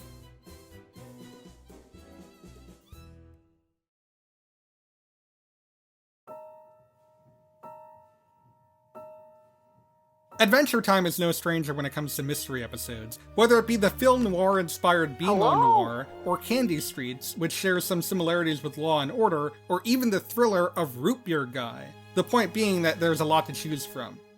For this video, I wanted to focus on one of the episodes that started this trend, Season 3's The Creeps. Now, technically speaking, this is a sequel to Season 2's Mystery Train, another episode that follows Finn and Jake trying to solve the murdery of What the hell is a murdery? What? What the fuck is a murdery? Another episode that follows Finn and Jake trying to solve a mystery of murdered passengers. This one even takes place on a train, and everyone knows that when it comes to mysteries, you can't go wrong with trains. However, while on paper that sounds like a great idea for a murder mystery episode, in execution, this one relies a bit heavier on gags, as well as setting up a red herring that turns out to be the true culprit anyways, but also is still kind of the red herring kind of? It's a little confusing. I mean, it's still a fun episode, but whenever I think back to this episode, I never really think about the mystery aspect or even the dark ending with the train derailing, and instead I think to myself, oh, it's that one Adventure Time episode that uses SpongeBob production music. SpongeBob to Krabs, come in, Krabs. Krabs here, go ahead. Plankton just bought some baby clothes. It's a receipt from an earlier train ride, from another train. Jake, I found a book. It's a dictionary. Oh no, it's happening again. In contrast, The Creeps is able to tell an engaging story that keeps the viewer on the edge of their seat, all while retaining that classic Adventure Time charm and writing. I'm Cinnamon Bun. What's the name on your invite? Oh, yeah. It's Guy Farting. And it even thrives in the knowledge and rewards the viewers in knowing that it is indeed a sequel to the Mystery Train episode, with certain narrative beats and twists. As Adventure Time's first Halloween special, with the second one airing the week after, and coincidentally also being a sequel episode, this one to the very first one, The Creeps revels in taking the world of Adventure Time into more horrific places, while still retaining the TV PG rating, by leaving viewers in a state of unease as to the true culprit behind this charade, as well as taking place in a completely new, yet thematically appropriate location. We spend most of the 11-ish minutes doubting who could really be the one who invited this random assortment of people, and if it really is a trick, or if something more sinister is afoot. The night starts off relatively tame, with the supposed deaths of both Cinnamon Bun and BMO, giving you an idea that something else might be going on, as their departures, as I mentioned, are relatively tame, and Jake even points out that CB's skeleton is awfully similar to the one that he used during the events of the Mystery Train. However, things quickly derail when Finn is forced to come clean that this was all his doing, after a mysterious specter appears and seemingly kills off Bubblegum for real, melting her body in a rather horrific way. The immediate tonal shift here is kept in high stakes, with the surprisingly gruesome reveal of CB and BMO's demise, followed by the quick death of LSP, which was heavily foreshadowed with the framing of previous shots. With the seemingly true evil presence afoot, the remaining two try to flee, before Jake is taken away by the unknown specter. In the end, it turns out that it really was all a prank, with Jake figuring out Finn's plan to mess with him a while ago, and using that in turn to mess with Finn once again. At a glance, it's very similar to the previous mentioned Mystery Train episode, and even the American Dad episode we talked about, where everybody was in on it and no one was ever in any real harm. However, where The Creeps shines is in its ability to not have everything spelled out to you, and certain aspects are kept in the dark from both the characters and the viewers. When Finn is alone, he comes into contact with this monstrous creature that slightly resembles a girl. When questioning Jake about it, he denies it, stating that Finn's brain must have been playing tricks on him. For the time being, we never really get a full answer as to what actually happened to Finn, if it was all really in his head or if it actually happened. We're actually left in the dark for quite a bit, until Season 5's The Vault, but that's a story for a different day. Either way, The Creeps is able to attain a mysterious atmosphere for its entire 11-minute run, and as such, it's one of the best examples of the trope to date.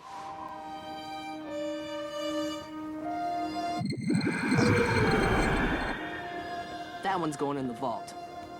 And... it's gone.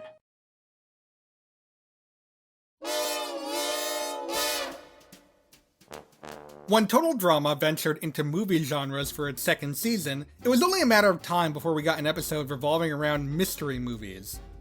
Lo and behold, we finally did get that in the season's 20th episode, Get a Clue. First off, I have to give massive props to this episode for not only having a mystery aspect, as we'll get to a little later, but also devoting the first half to sleuthing and detective work. Right off the bat, the contestants are tasked with decoding a video message for clues to find Chris, and after that, they're tasked with receiving DNA samples and fingerprints from another contestant. We get this fun little montage of the other characters trying, and sometimes failing, to get what they need. The second half is devoted to the contestants, now on a train station set, finding the culprit behind Chris's supposed murder. Right off the bat, having a murder take place on a train, massive points in my book. I know it's cliche, but it's a good one at that.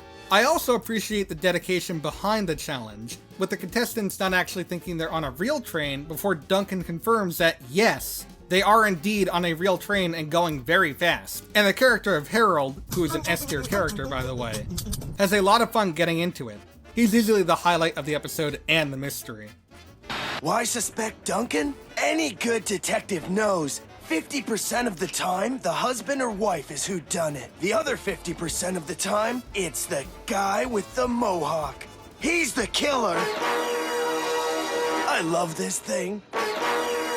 From there, however, things kind of take a dive in the mystery department. There's an overall arc throughout the episode of Lindsay trying to be heard and respected by the other contestants, and how Courtney keeps making that more and more difficult for her. That's kind of the central theme behind the mystery too, as when everyone else believes that Duncan is the killer, it's Lindsay who is able to find the decisive evidence and the true killer of the case, that being Courtney. Obviously no one actually killed Chris, otherwise the show would end abruptly. Instead, it's revealed that Chris staged the whole thing, and that Courtney was the intended contestant to be the killer, so that means Lindsay won the challenge. While this is great at defining Lindsay's character this season, and building up the rivalry between her and Courtney, something that reaches a tipping point when she gets her reward, the actual mystery kinda takes a back seat. That's not to say it's necessarily a bad thing, this is a satire of a reality show after all, so it makes more sense to focus on the competition and characters, and there's gonna be some cut corners to make sure that that's able to be pulled off. As is, it's a solid surface level type mystery that played out as it should have. Unfortunately for all my train enthusiasts, this is the last time we'll be talking about trains in this video at full, so I understand if you want to click off now. It's one of Duncan's green hairs! Where's that annoying music coming from? When we come back, we'll put all the pieces together and wrap up our investigation. Yeah?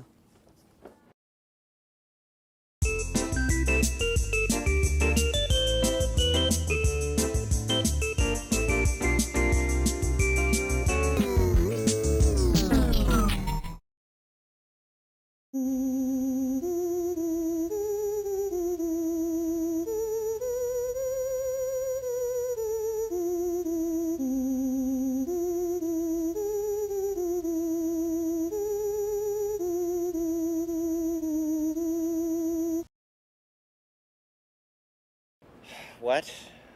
Who shot JR? Is that what this is? That's like 20 years ago. Is that the joke here?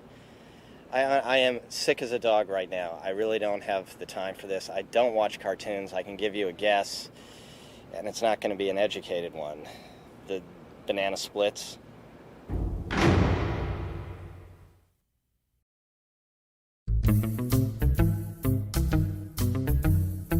I went into the Fairly Odd Parents episode Where's Wanda with relatively low expectations.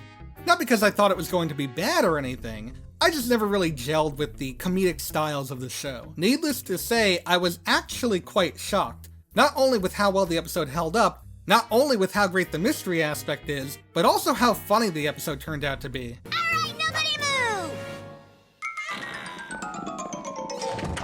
I had forgotten how much real-world culture was embedded into the core of the show. So when the catalyst of the mystery behind the missing titular fairy was a parent-student classic movie night, I found myself shocked to see them actually referencing real-world films, like Jaws, Casablanca, Rocky, and Frankenstein. They even based the mystery aspect on Sam Spade's character in The Maltese Falcon. Of course, they couldn't get the rights to everything, but they got what really matters, with such classics as Night of the Twisters, Jurassic, and, of course, the very popular space opera phenomenon, Star Wars.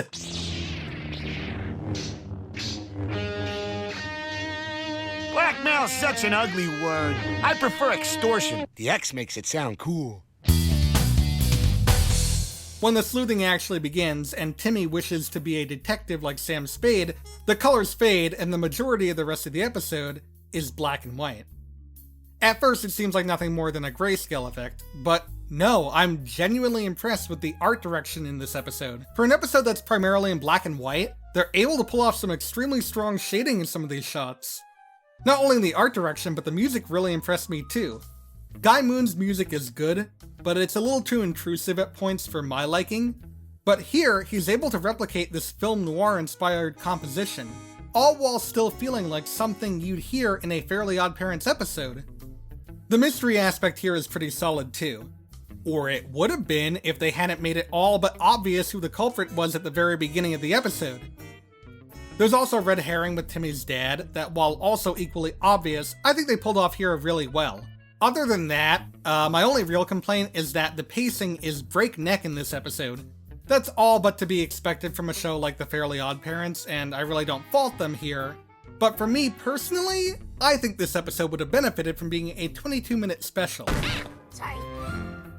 We don't get to the mystery aspect of this episode until about halfway through, and because of that, we barely spend any time with Timmy questioning the suspects, other than one or two quick gags. It was great seeing them in the setting of the movies they were showing off that night, especially Trixie with Casablanca, but I just wish there was a bit more time to each scene to really appreciate the satire. I mean, with something like Francis's scene, all we got from that is Rocky likes punching, which, I mean, technically that's correct, but there's more to it than that.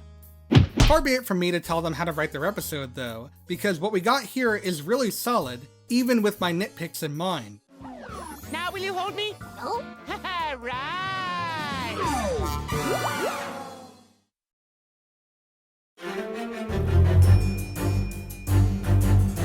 In Jimmy Neutron's Season 1 episode, Crime Sheen Investigation, we see the main trio trying to solve the whereabouts of Sheen's missing Ultralord action figure. As is, instead of previous examples where it tries to emulate the style that the episode is parodying, this is more so just a standard Jimmy Neutron episode where a mystery is afoot. That being said, instead of going for a film noir episode with its references and choices of deduction, they instead decide to go into the direction of a classic Sherlock Holmes story, with Jimmy playing the titular Sherlock and Carl as his Watson. The episode focuses on the trio questioning 3 different witnesses, trying to figure out which one did the dirty crime. She seems to be telling the truth. But just to be sure, Goddard, X-ray the suspect's clothes. I can appreciate how, despite each suspect being innocent of the crime they committed, most of them at least considered or even outright tried to dispose of the action figure in different ways, all of which failed in the end. I can also appreciate how they don't just outright reveal the culprit until the end, and there's some relatively subtle hints as to who committed the crime sprinkled throughout the episode if you pay enough attention. And they're able to blend together Jimmy and Sherlock's different types of genius pretty well too, with Jimmy's more scientific approach, using technology like the Neutroscope to help out with the investigation, and Sherlock's more deductive approach. This comes through towards the end of the episode, where they've exhausted all their possible suspects, but Jimmy is able to pull through and reveal the true culprit through Sherlock's invaluable lesson: when you have eliminated all which is impossible, then whatever remains, however improbable, must be the truth. It's not necessarily a breakthrough for this kind of satire, it's more so just an average Jimmy Neutron episode with a mystery coat of paint, and given how well the humor has aged in the show, an average episode of Jimmy Neutron is not the worst thing you can be. A likely story? What would Dad possibly want with your rubber gloves? Hey boys, Look at me, I'm Cocky the Rooster Man! Cock-a-doodle-doo! Cock-a-doodle-doo! Hey, Mother Hen.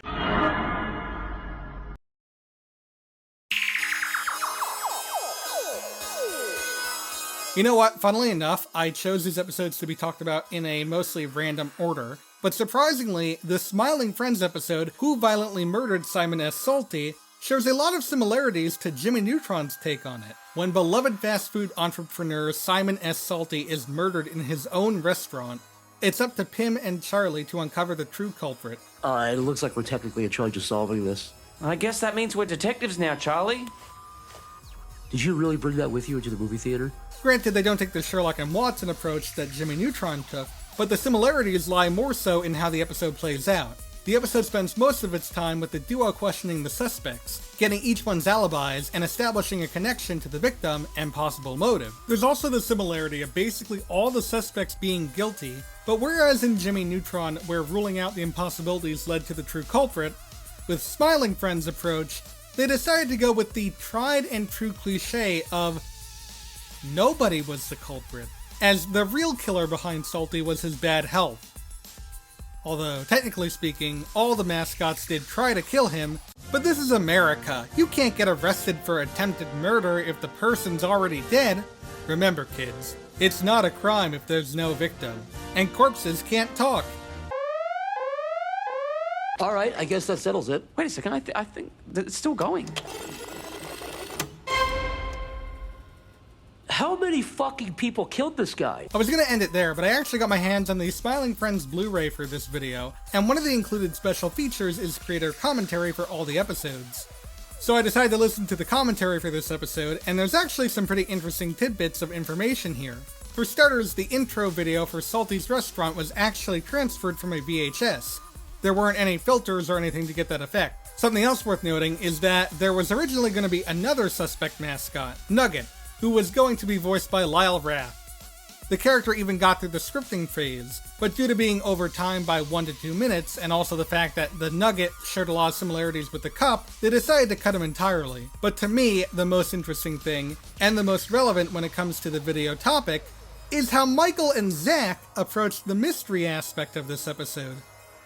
When we were writing this, we were figuring out what's something no one's ever done, which is a murder mystery where they all did it. And we looked it up, and I think it had been done about several other times. It wasn't a lot.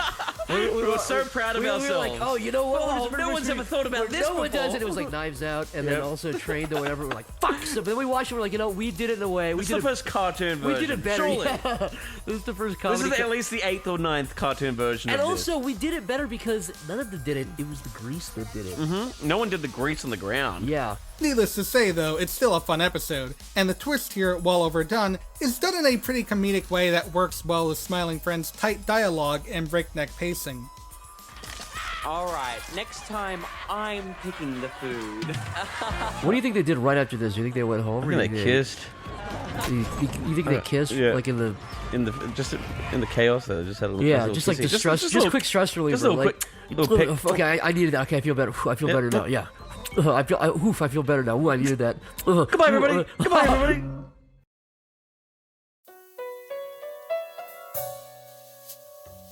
For a show that's been around as long as SpongeBob has, it's not surprising that they dipped into the mystery genre a few times. Granted, I'd say almost every single time, it's been a disappointment. There's an episode called The Patty Caper from Season 6 that's just okay, but that's not to be confused with The Great Patty Caper from Season 7, which ironically is much worse than The Patty Caper. Well, it took them 4 more seasons of the show, but they finally attempted another mystery episode in the form of Season 11 Squid Noir, and color me impressed, they managed to pull it off. That's really ironic on multiple levels, but we'll talk about that later. On the surface, it doesn't seem to be much different than a lot of other shows' attempts at mysteries that we've talked about before. Despite the similarities, though, I'd say that SpongeBob's attempt manages to trump both Jimmy's and Fairly Odd Parents' due to all the little things that it manages to pull off. I could go on and on about how the visuals manage to pop despite being black and white. Like there's this one exterior shot of Squidward's house where the rainwater drips down from the windows and it looks like it's crying. I don't know why that goes so hard, but it does. The one thing that really gets me though, the thing that puts it above those other shows, is the narration. I don't know how it took me this long to realize it, but Roger Bumpus is able to pull off the detective narration near flawlessly, even while saying the stupidest sounding lines. It was a real knockdown, drag-out fight. Or it would have been if it hadn't been just two sad adults playing with toys. In the end, it turns out that none of the suspects actually stole the clarinet, and that it was actually the jellyfish who took it, since they liked the sound of it so much. This wasn't subtly hinted at like with the squirrels and Jimmy Neutron, but nevertheless, I think it's a pretty good ending to a really solid mystery. Except they fucked it all up! Okay, so I didn't even need to do research for this part, because I vividly remember how this played out. When the episode first premiered in the US in 2017, it was airing during a week of new SpongeBob episodes, under the event moniker of You Bring the Color, in which you could go to a website which had screenshots from the opening title sequence that you could color in, which would then have the opportunity to be shown on TV during the premiere of one of the episodes that aired that week. The one exception to this, however, being Squid Noir. In addition to having the same stipulations with the title sequences as the other episodes, there were also screenshots from the actual episode that could be colored in too, and those also had a chance to be shown off during the episode. This was actually a pretty smart idea, given that for a majority of the episode, it's in black and white, so it makes sense for that to be applied here, and given that it's applied to the scene where the color returns is a great touch as well. Except that scene is also the scene that shows off that it was the jellyfish who stole the clarinet in the first place, making the whole mystery aspect moot. I remember when I went to the website back in 2017, and I was spoiled for this ending, just like all the other innocent children who tried with their parents' permission. Needless to say, I was completely appalled. I cannot believe they went and spoiled the ending to this inconsequential SpongeBob episode. My entire year is ruined! Oh, but at least Carter C. from Illinois got his colors on TV. That makes it all worth it! And that's how it ended. Clarinet returned, case closed. Another mystery solved by Squidward Tentacles, Jazz Detective.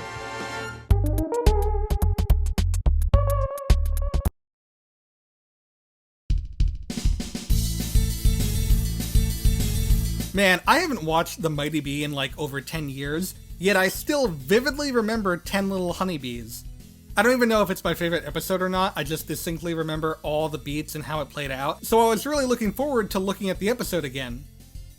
I must have blocked the show from my brain for some reason or another, because it is crazy how weird the tone of the episode is. Like, not even in a good or bad way, I specifically remember it being a lot more fast-paced, but it's surprisingly slow, with scenes that sometimes drag out for a bit. In contrast, I thought I remembered this episode being funnier than it actually was, because some of the quote-unquote humor got kind of annoying at times. So in the episode in question, Bessie and her friends are invited over for Portia's 10th and a half birthday. And just after she blows out the candles on her massive birthday cake, like, can someone get this girl a stool? She's gonna break her toes! Portia's locket goes missing, so Bessie is on the case, trying to figure out exactly who done it, otherwise nobody will get any cake. It's kind of the same song and dance as the other episodes that we've talked about before, but there were a few things of interest to note. For starters, in a show all about how Bessie is trying to earn every honeybee badge to become the Mighty Bee, and so many other episodes are dedicated to that premise, and there's an actual Junior's Detective badge that's actually name-dropped in this episode, it's kind of strange that they instead went down the route of finding the missing item, something that's been done time and time again, and not even for the quest of a new badge. Something else worth noting, however, something that hasn't been done with other episodes where we've had one of the characters play detective and try to solve the mystery, she's really bad at it. This narrows it down to everyone in this room. Bum bum bum. Like, yeah, other characters have followed a wild goose chase before and suspected innocent people, but at least in the end, they find the true culprit. With Bessie, she's just way off at the very beginning, and it's a surprisingly entertaining watch. If you can't tell at this point, I'm really running out of things to say about how many of these episodes kind of follow the same song and dance, so I'm really hoping that the next one's a little more unique in its approach.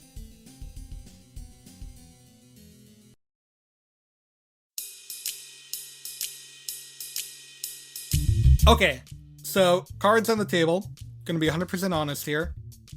I was short one show, and I had to decide between this and that one My Little Pony episode with Pinkie Pie and the train. So I decided to flip a coin to see which one I'd talk about.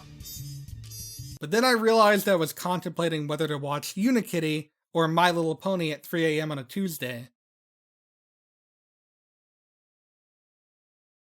So anyways, Unikitty had an episode called Who Took Toast, and it was really okay. It's a loud and obnoxious show, which is like fine. I mean, you can kind of tell from the offset, but it has some funny moments here and there.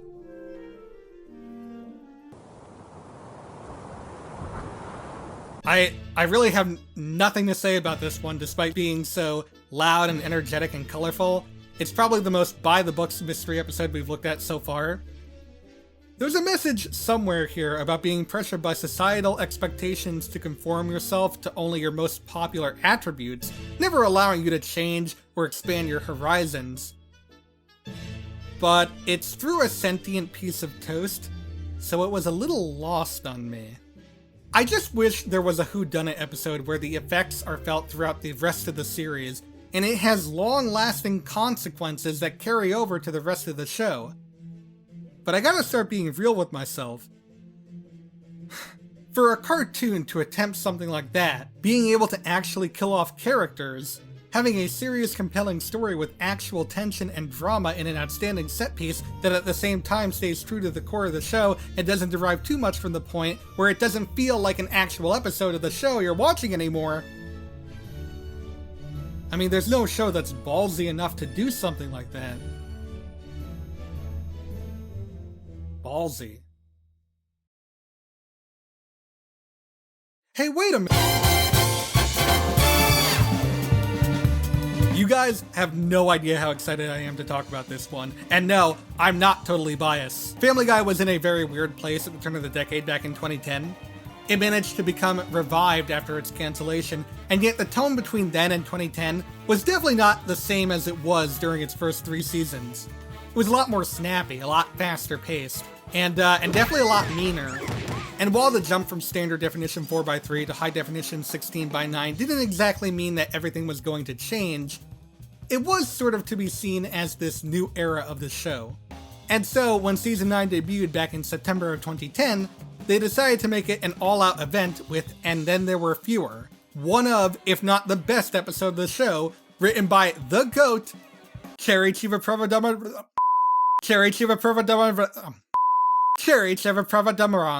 Oh my god! Cherry Chiva Pravadamarang. Yes, first try. This was hard! I did this for you! To give you a brief synopsis, the Griffin family are invited to a party in Peter's honor from a mysterious host at a mansion. However, when they arrive, they see that nearly everyone in town has received the same invitation, which confuses everyone. When they get settled, it's revealed that James Woods is the one who invited them, trying to make amends for those he's wronged.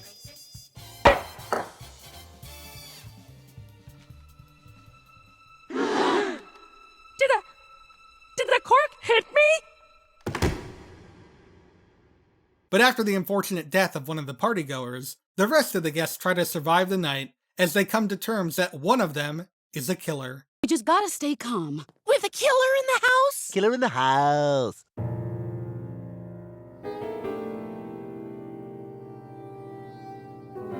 First of all, I sound like a broken record at this point, I know, but it needs to be said. Good God, the atmosphere in this episode is so damn good.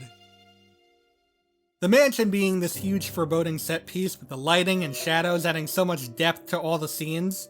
We get to see so many different angles in this episode too. Like for their first HD episode, they're really experimenting with how much they can get away with. And for the most part, it pays off surprisingly well.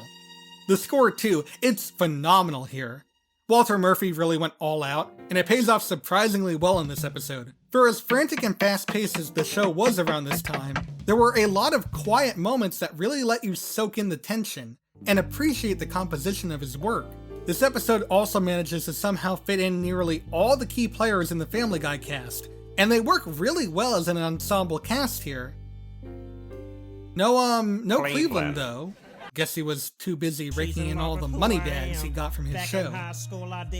It's great seeing all these characters interact, and there's a lot of great moments between characters that we'd never see otherwise. And honestly, anytime we get more Carl is always a good time. She came into my life as if out of nowhere, enchanted me beyond my wildest dreams, and opened my eyes to the cleansing truth of Jesus Christ's love.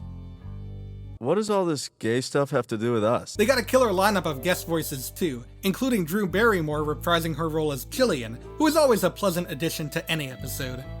Wonder if she's thinking about me. I don't know, are you a pony or the color blue?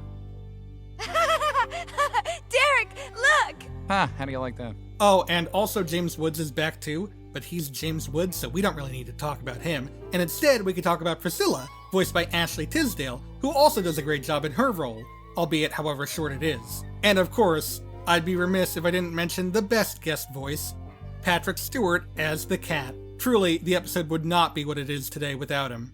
But what really put this episode above everything else, something that no other show we've talked about has been able to pull off with their Whodunnit episode, is that this episode's consequences are felt throughout the rest of the show. Like, no joke, people actually die here and stay dead. They are not brought back. Well, except James Woods, but let's just pretend he stayed dead. This was a big deal. I remember seeing the promos at the time and them being like, people are gonna die. And I was just thinking, okay, sure, we've seen this before. They're gonna die. But in actuality, it'll all be like a dream, or they'll find some way to bring it back around to them being alive again. I mean, Family Guy pulled this stunt 3 years later with Brian.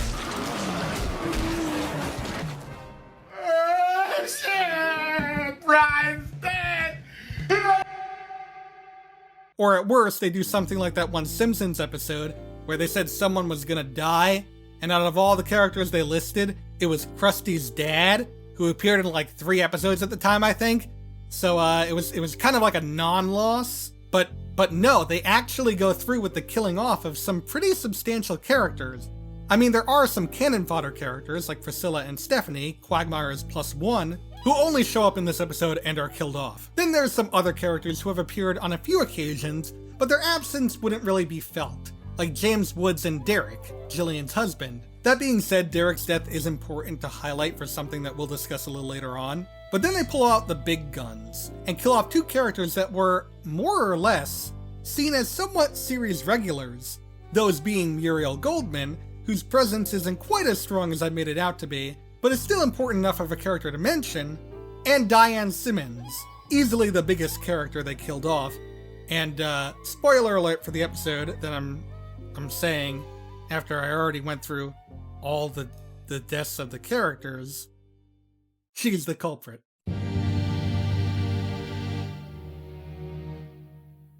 Diane being the killer might seem completely out of left field, but honestly, I think they do an amazing job with it here. They give her a strong motive to want to kill James Woods, as well as frame Tom Tucker for the murder, and her story at the end where she meticulously describes each and every aspect of the night from her point of view really puts you in the shoes of a woman who feels like she's lost it all. The mystery surrounding her as the killer might also seem like something that comes out of nowhere too, as all the explanation that we're given is just at the end of the episode, with nothing hinting at it beforehand, and I think that's a valid point. They do some pretty funny yet stupid things to make sure you're never really sure of who done it. What are you doing up here? Wait a minute. What the hell is this? Oh my god. It's you! The man or woman who's been killing everybody! However, if you pay close enough attention, you'll actually notice some key details that clue you in, such as Diane being missing from the droning shot of everyone arguing after Derek tries to get a better signal, or Diane being the first one to accuse someone, in this case Tom, after James Woods winds up dead.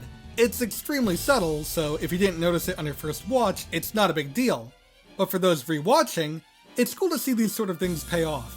And yet, despite all of this, despite how different the episode feels from all the previous and future episodes of the show, it still manages to feel like a Family Guy episode with its humor, which is more sparse in this episode, but they still manage to get a few good lines in here and there. I don't know if that actually follows. Oh, it does follow, Brian, because I'm the one with the giant magnifying glass. Is my eye big? Yeah. Good. Good. That means progress. If there's one thing that I do have to dock points for, it would be one moment, and honestly, I would say most of you watching this probably have no idea what I'm going to be talking about, so let me just give you a bit of context. As with many TV series, the episodes that are broadcasted and streamed are not actually the full episodes. There are indeed a lot of scenes that are cut from said episodes, whether that be because of going over time or because of needing to cut it for censor reasons. And it's not like deleted scenes either, where they're not mixed properly or have unfinished audio. These are fully finished scenes that are cut. As of now, one of the only ways to watch episodes fully uncut is to watch it through a DVD release, something not uncommon for most TV shows. This episode is no different, as there were some scenes that were cut from the TV airing in Hulu. Editor's note, there's actually 3 versions of this. There's the short version for broadcast reruns, so they could air it on different networks. The full-length version aired for the broadcast premiere, and it's available on Hulu. And the extended version that's available on DVD only. And I keep saying that it's the DVD cut, but it's not the DVD cut. It's the Hulu and broadcast premiere cut. And I keep mixing them up. And I didn't realize that till later. And I already bought the DVDs, and now I'm sad because I didn't need to do that. And now I'm poor. Anyways, back to the video. This included an extended opening scene that had the Griffins driving to the mansion while a remix of the opening credits played, very reminiscent of the opening to The Shining. One of the cut moments, however, is a scene that I think is supposed to be played as a joke regarding Consuela, but it's shockingly unfunny, and there isn't even a punchline, so it's extremely hard to gauge, but nevertheless, it is a very out-of-taste moment in an otherwise really solid episode. And I'd honestly recommend the broadcast version over this one because of it. Editor's note, that's the end of me being confused for this section. Okay, thank you, bye, enjoy the rest, I'm still poor. One more thing worth mentioning is that, if you remember, I mentioned that Derek's death is actually somewhat important to highlight. And you're probably confused if you watch the broadcast rerun version of the episode. But you'd probably also be confused if you've watched the Hulu and broadcast premiere version as well. Do you really think it could work, Derek? There's only one way to find out. I'll come with you. No, it's too dangerous, especially with Derek Jr. on the way. I know. It's a little early to announce it, but you're all friends. Except for one of you who's killing the rest of us, but everyone else is our friend. Oh, congratulations, Jillian. I know. I'm eating number 2 now. Eating for 2, honey. They never actually bring this up again, however, so I'm not actually sure if this is canon or not. Yeah, let's hope it's not. Besides those minor things, this is easily one of the best examples of a whodunit in an animated format, and it's an episode that I revisit every year for Halloween. I cannot recommend this one enough if you are a fan of whodunit episodes and Family Guy as a whole, and I cannot think of a better way to close off this video.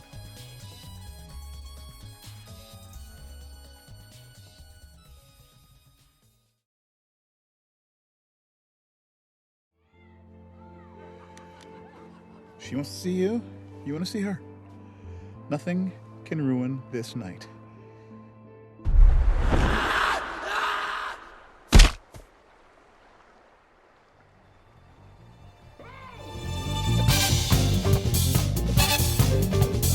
Okay, so this one is technically cheating, but honestly, I don't care. In 2022, Apple TV Plus released an 8-episode series called The After Party, created by one half of the team that can do no wrong, sometimes, Christopher Miller, with him and Phil Lord also being the EPs for the show. This is something that Miller had been planning since the early 2010s, and a decade later, it finally came to fruition. And it's easily one of the best shows of the year. For context, the series follows Detective Danner, played by Tiffany Haddish, as she tries to piece together a series of events at an after-party for a high school reunion that leads to the death of one of their former classmates. How she goes about this is by questioning all the witnesses to put together the missing pieces, as well as build alibis and possible motives. So throughout these 8 episodes, we sort of see the same events unfold over and over again, which sounds like it might be cumbersome, but it all comes together in execution. Each episode is from the point of view of one of the characters, like Sam Richardson's Anique, Alana Glazer's Chelsea, and Ben Schwartz's Jasper, to name a few. Because of this, there's never really an unbiased or clear look as to how the series of events unfolds that night. For example, in one character's story, we could hear another character saying something to them that sounds threatening. However, when we get to the other character's story, we find out what they actually said, which makes sense in the context of the story being told, but also doesn't diminish what the first character said, given the context that unfolded during their story. We also get some scenes that unfold in certain stories that we don't see anywhere else, due to the person telling the story being the narrative anchor. But the best part, and the thing that really drives home the after party as a whole, is that each episode is a play on genres and tropes that keeps each story fresh and entertaining, all while falling in line with the characters' personalities and struggles. So the lovelorn Anique, who was hoping to reconnect with an old flame at the reunion, tells the story in the style of a rom-com. Meanwhile, the egocentric character of Brett, the ex-husband of Zoe, the aforementioned old flame, tells his story in the style of an action movie, where he does whatever he can to keep his family together, consisting of him, Zoe, and their daughter Maggie. The highlight for me is easily Jasper's story, which is in the style of a musical. Ben Schwartz is a fantastic singer, and he's able to pull off an extremely over-the-top hammy performance to a T, so any chance to get him to sing in such a big, boisterous way, it's always a good thing. And hey, for all the people who are still upset that I'm technically cheating by including a live-action show, it is worth noting that Zoe's story is completely animated. What is that? What are they doing? Oh yeah, that's the face people make at us now. They don't know how to talk about the divorce, so instead they make this face with sad puppy dog eyes like we're a 5-year-old who just dropped her ice cream cone. The animation for this episode was handled by Shadow Machine, who Lord and Miller had worked with for their Clone High reboot season. The animation style here is fantastic. The character designs are all unique, yet match their live-action counterparts surprisingly well. If this sort of design looks somewhat familiar to you, then you have a good eye, as these characters were designed by Lindsay Oliveris, who had served as a production designer for The Mitchells vs. the Machines. Comparing her art between the two projects, you can definitely see the resemblance. In regards to the actual mystery behind the show, I have to say, it is an extremely tightly written narrative. It's clear that Miller and the writers had everything planned out to a T with how the details are intricately woven into each and every person's story, as well as the narrative surrounding the rest of the night. Because of that, when the culprit is revealed at the end, it doesn't feel like a contrived or out-of-nowhere solution.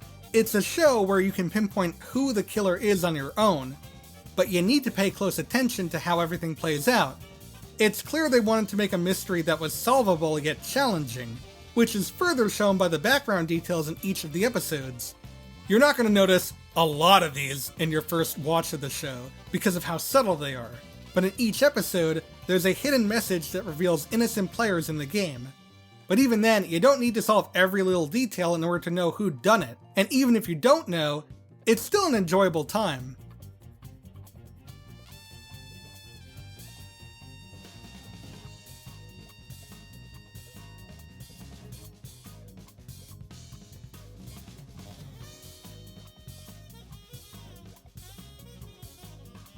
The After Party released its second season in the summer of 2023, and I cannot wait to see what else this show has in store.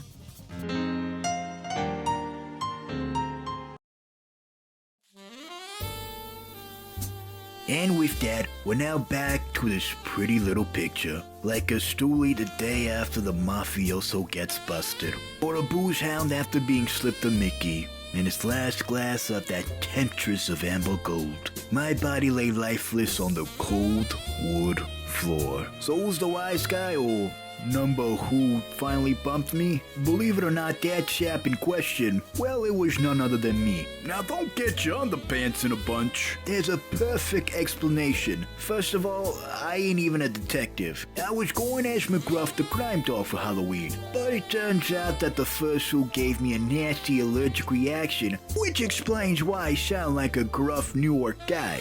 So I decided to modify the costume. And with just the additions of my mom's fedora, I now inspect a gadget. Oh, and I wasn't off. In fact, I'm not even knocked at the pearly gates. I'm just conked out. See, I was really happy with my on-the-fly thinking with this impromptu costume change that I decided to celebrate with an ice-cold drink. Unfortunately, I slipped up and tripped on my untied shoelaces, causing me to up and spill my beverage all over the ground. I know they say don't cry over spilled milk, but this was no ordinary dairy product on the ground. No, this was the Drink of Kings. Hubba Bubba bubblegum flavored soda for my personal collection. My last can too. And since they don't make these anymore, well, I guess I just got filled with so much rage that I just blacked out right on top of the mess. So while I'm happy I'm not lying in a pool of my own blood, you can call the deposit on my trench coat Hattie McDaniel, because it's gone with the wind. Sorry for stringing you along like that, pallies. I know it seems unfair that I just wasted all of your time for a joke that didn't even pay off. But it's like I said in the first place, life's a cruel mistress, ain't she?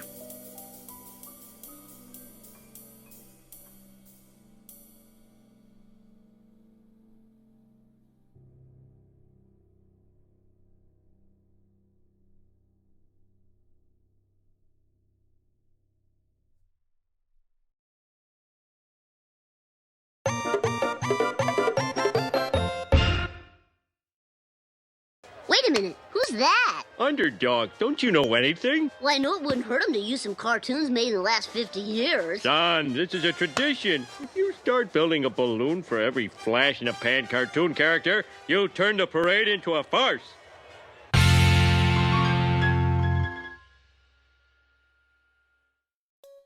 American Dad is no stranger when it comes to the traditional holiday specials. Christmas? They've covered it numerous times. I actually have a whole video about it, where they have their own little spins each time that help make each Christmas special either stand out compared to other shows, or build upon previous episodes covering Christmas, sort of forming their own little arc.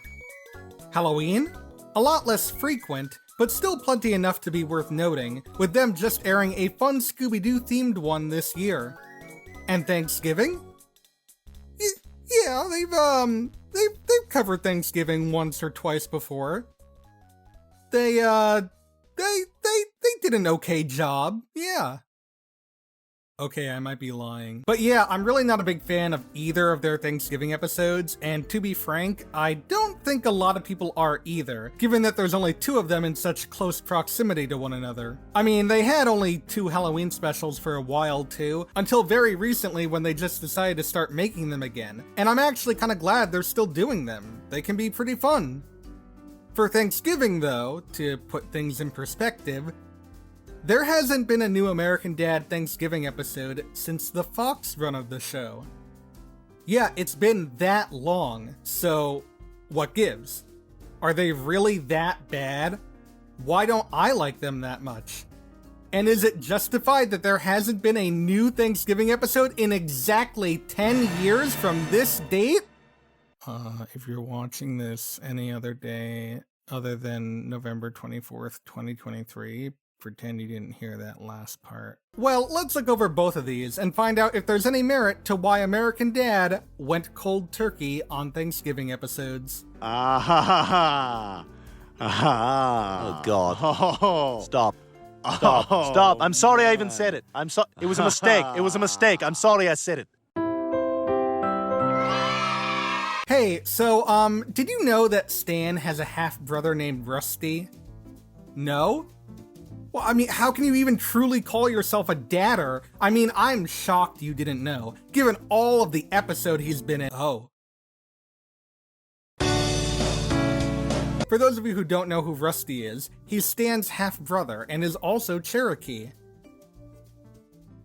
Can you guess what a lot of the jokes in this episode are based on that one thing alone? I'm glad that when my dad walked into that nightclub in Santa Fe, eyes damaged by the New Mexican sun, he betted your Cherokee mother, having mistaken her for a person.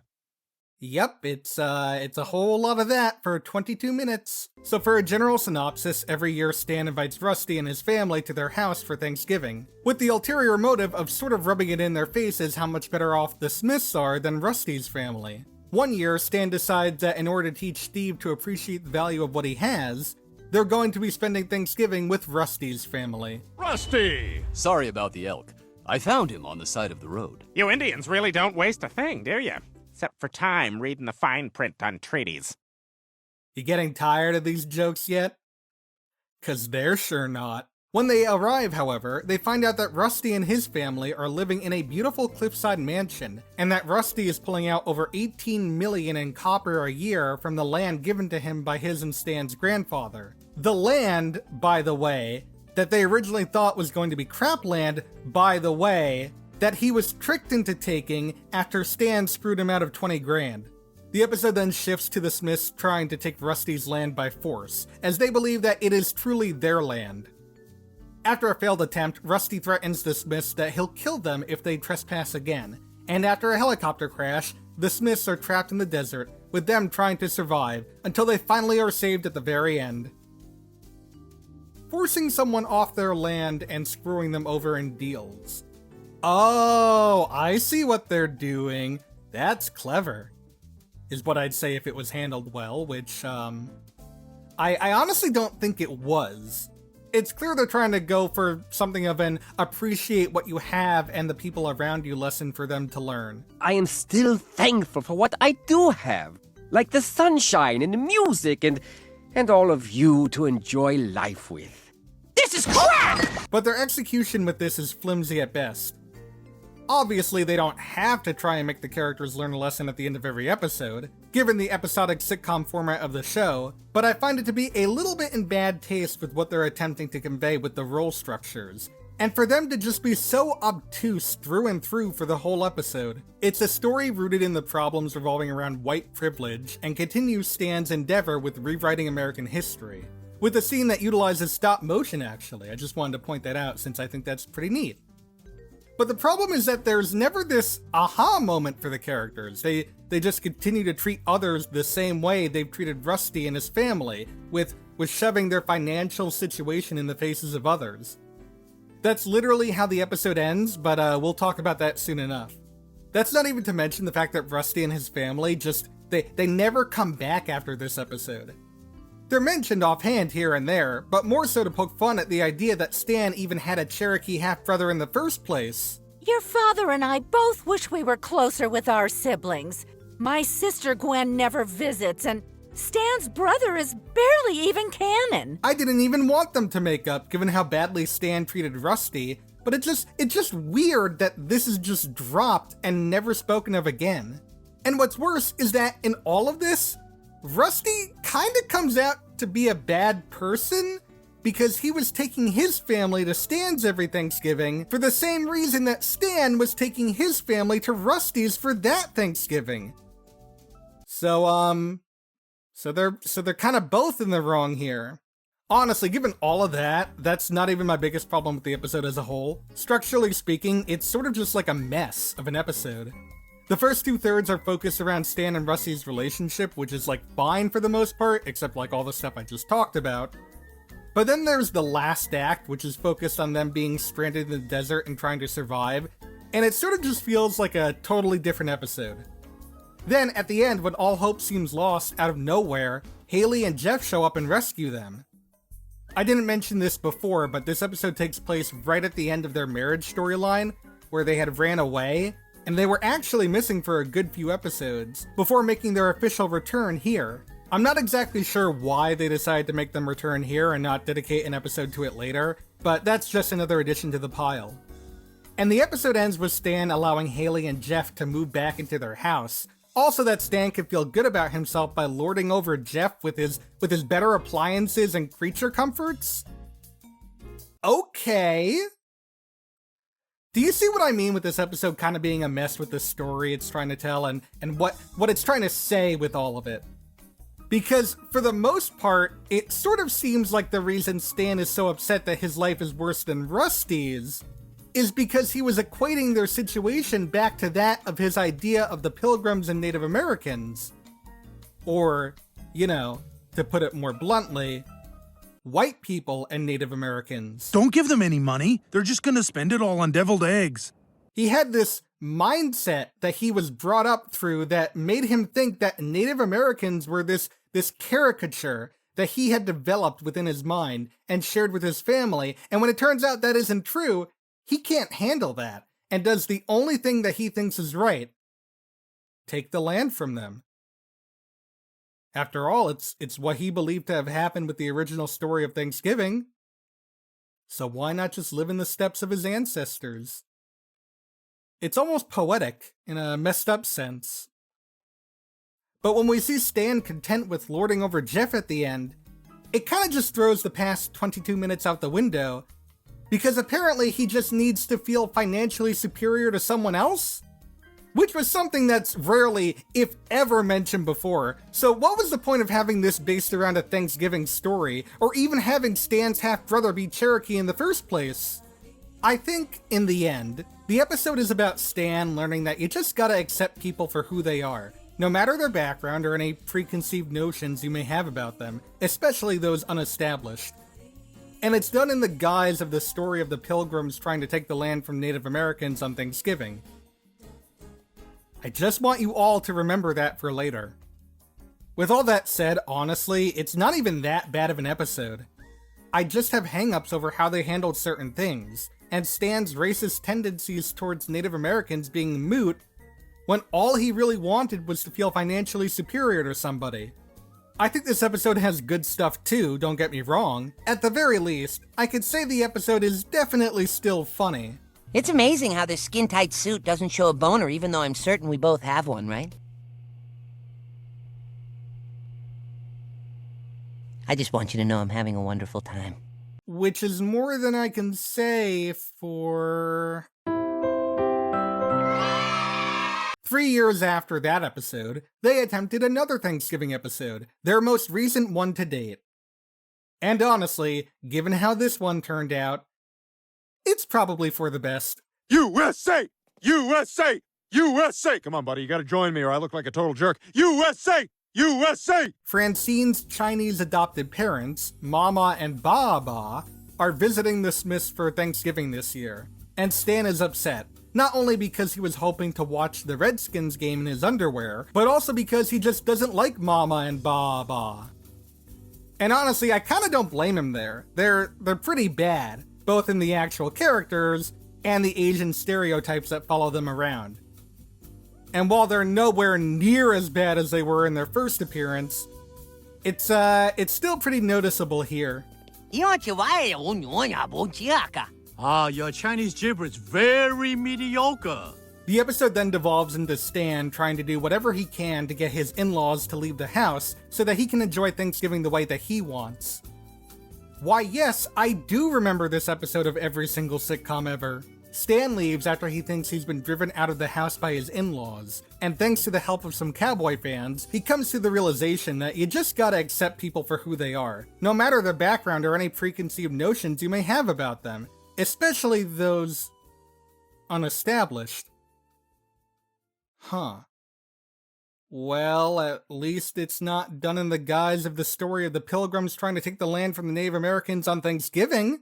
All right, Klaus, we're the Pilgrims and Francine's parents are the Indians. If we want to save this Thanksgiving, we've got to get them out of this house. Me and my big plim mouth.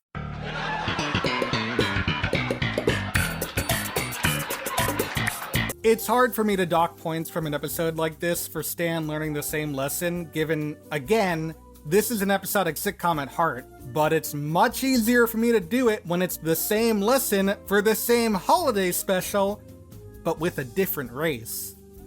But you know what?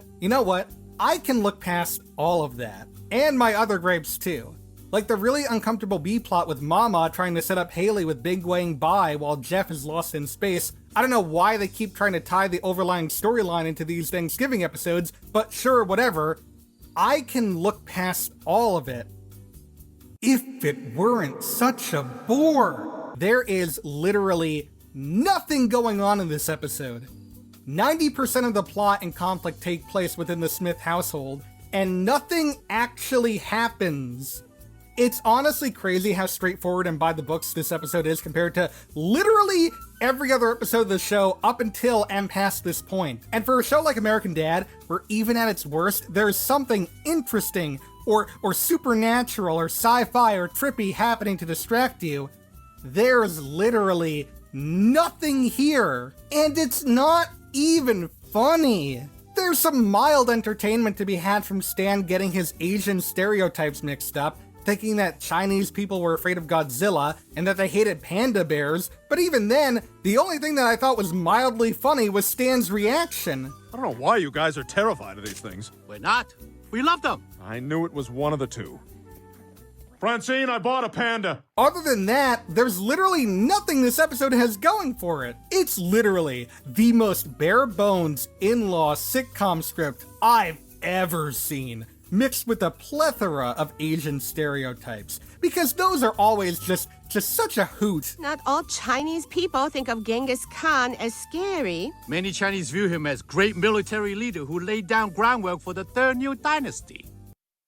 Francine, I bought a horse. Can't believe we got a Mariah Carey cameo wasted on this episode. Queen deserved better.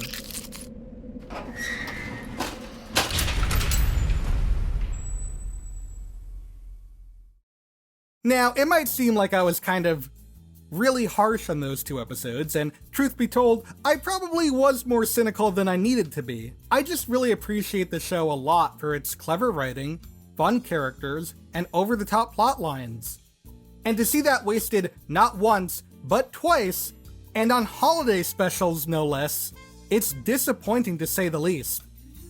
I'm glad they stopped doing these and doubled down on both Christmas and later Halloween episodes, because they continue to thrive there. And now that it's November, and Thanksgiving is just around the corner, I just wanted to let you all know how thankful I am for all of you. I started this year at around 2.5 thousand subscribers, and my goal was to hit 5K by the end of 2023. As of now, I've hit more than quadruple that goal, and have surpassed 20,000 subscribers, with more and more coming in. I wanted to thank each and every one of you who has supported me, not only in the past year, but all around. I've met some amazing people, learned some new skills, did things I never would have thought of doing otherwise, and I couldn't have done it without all of you. So, thank you very much for your continued support. And thank you for being patient with me. Because this next video is something that I've been talking about for almost 2 whole years now. And it's something I know a lot of you are clamoring to see.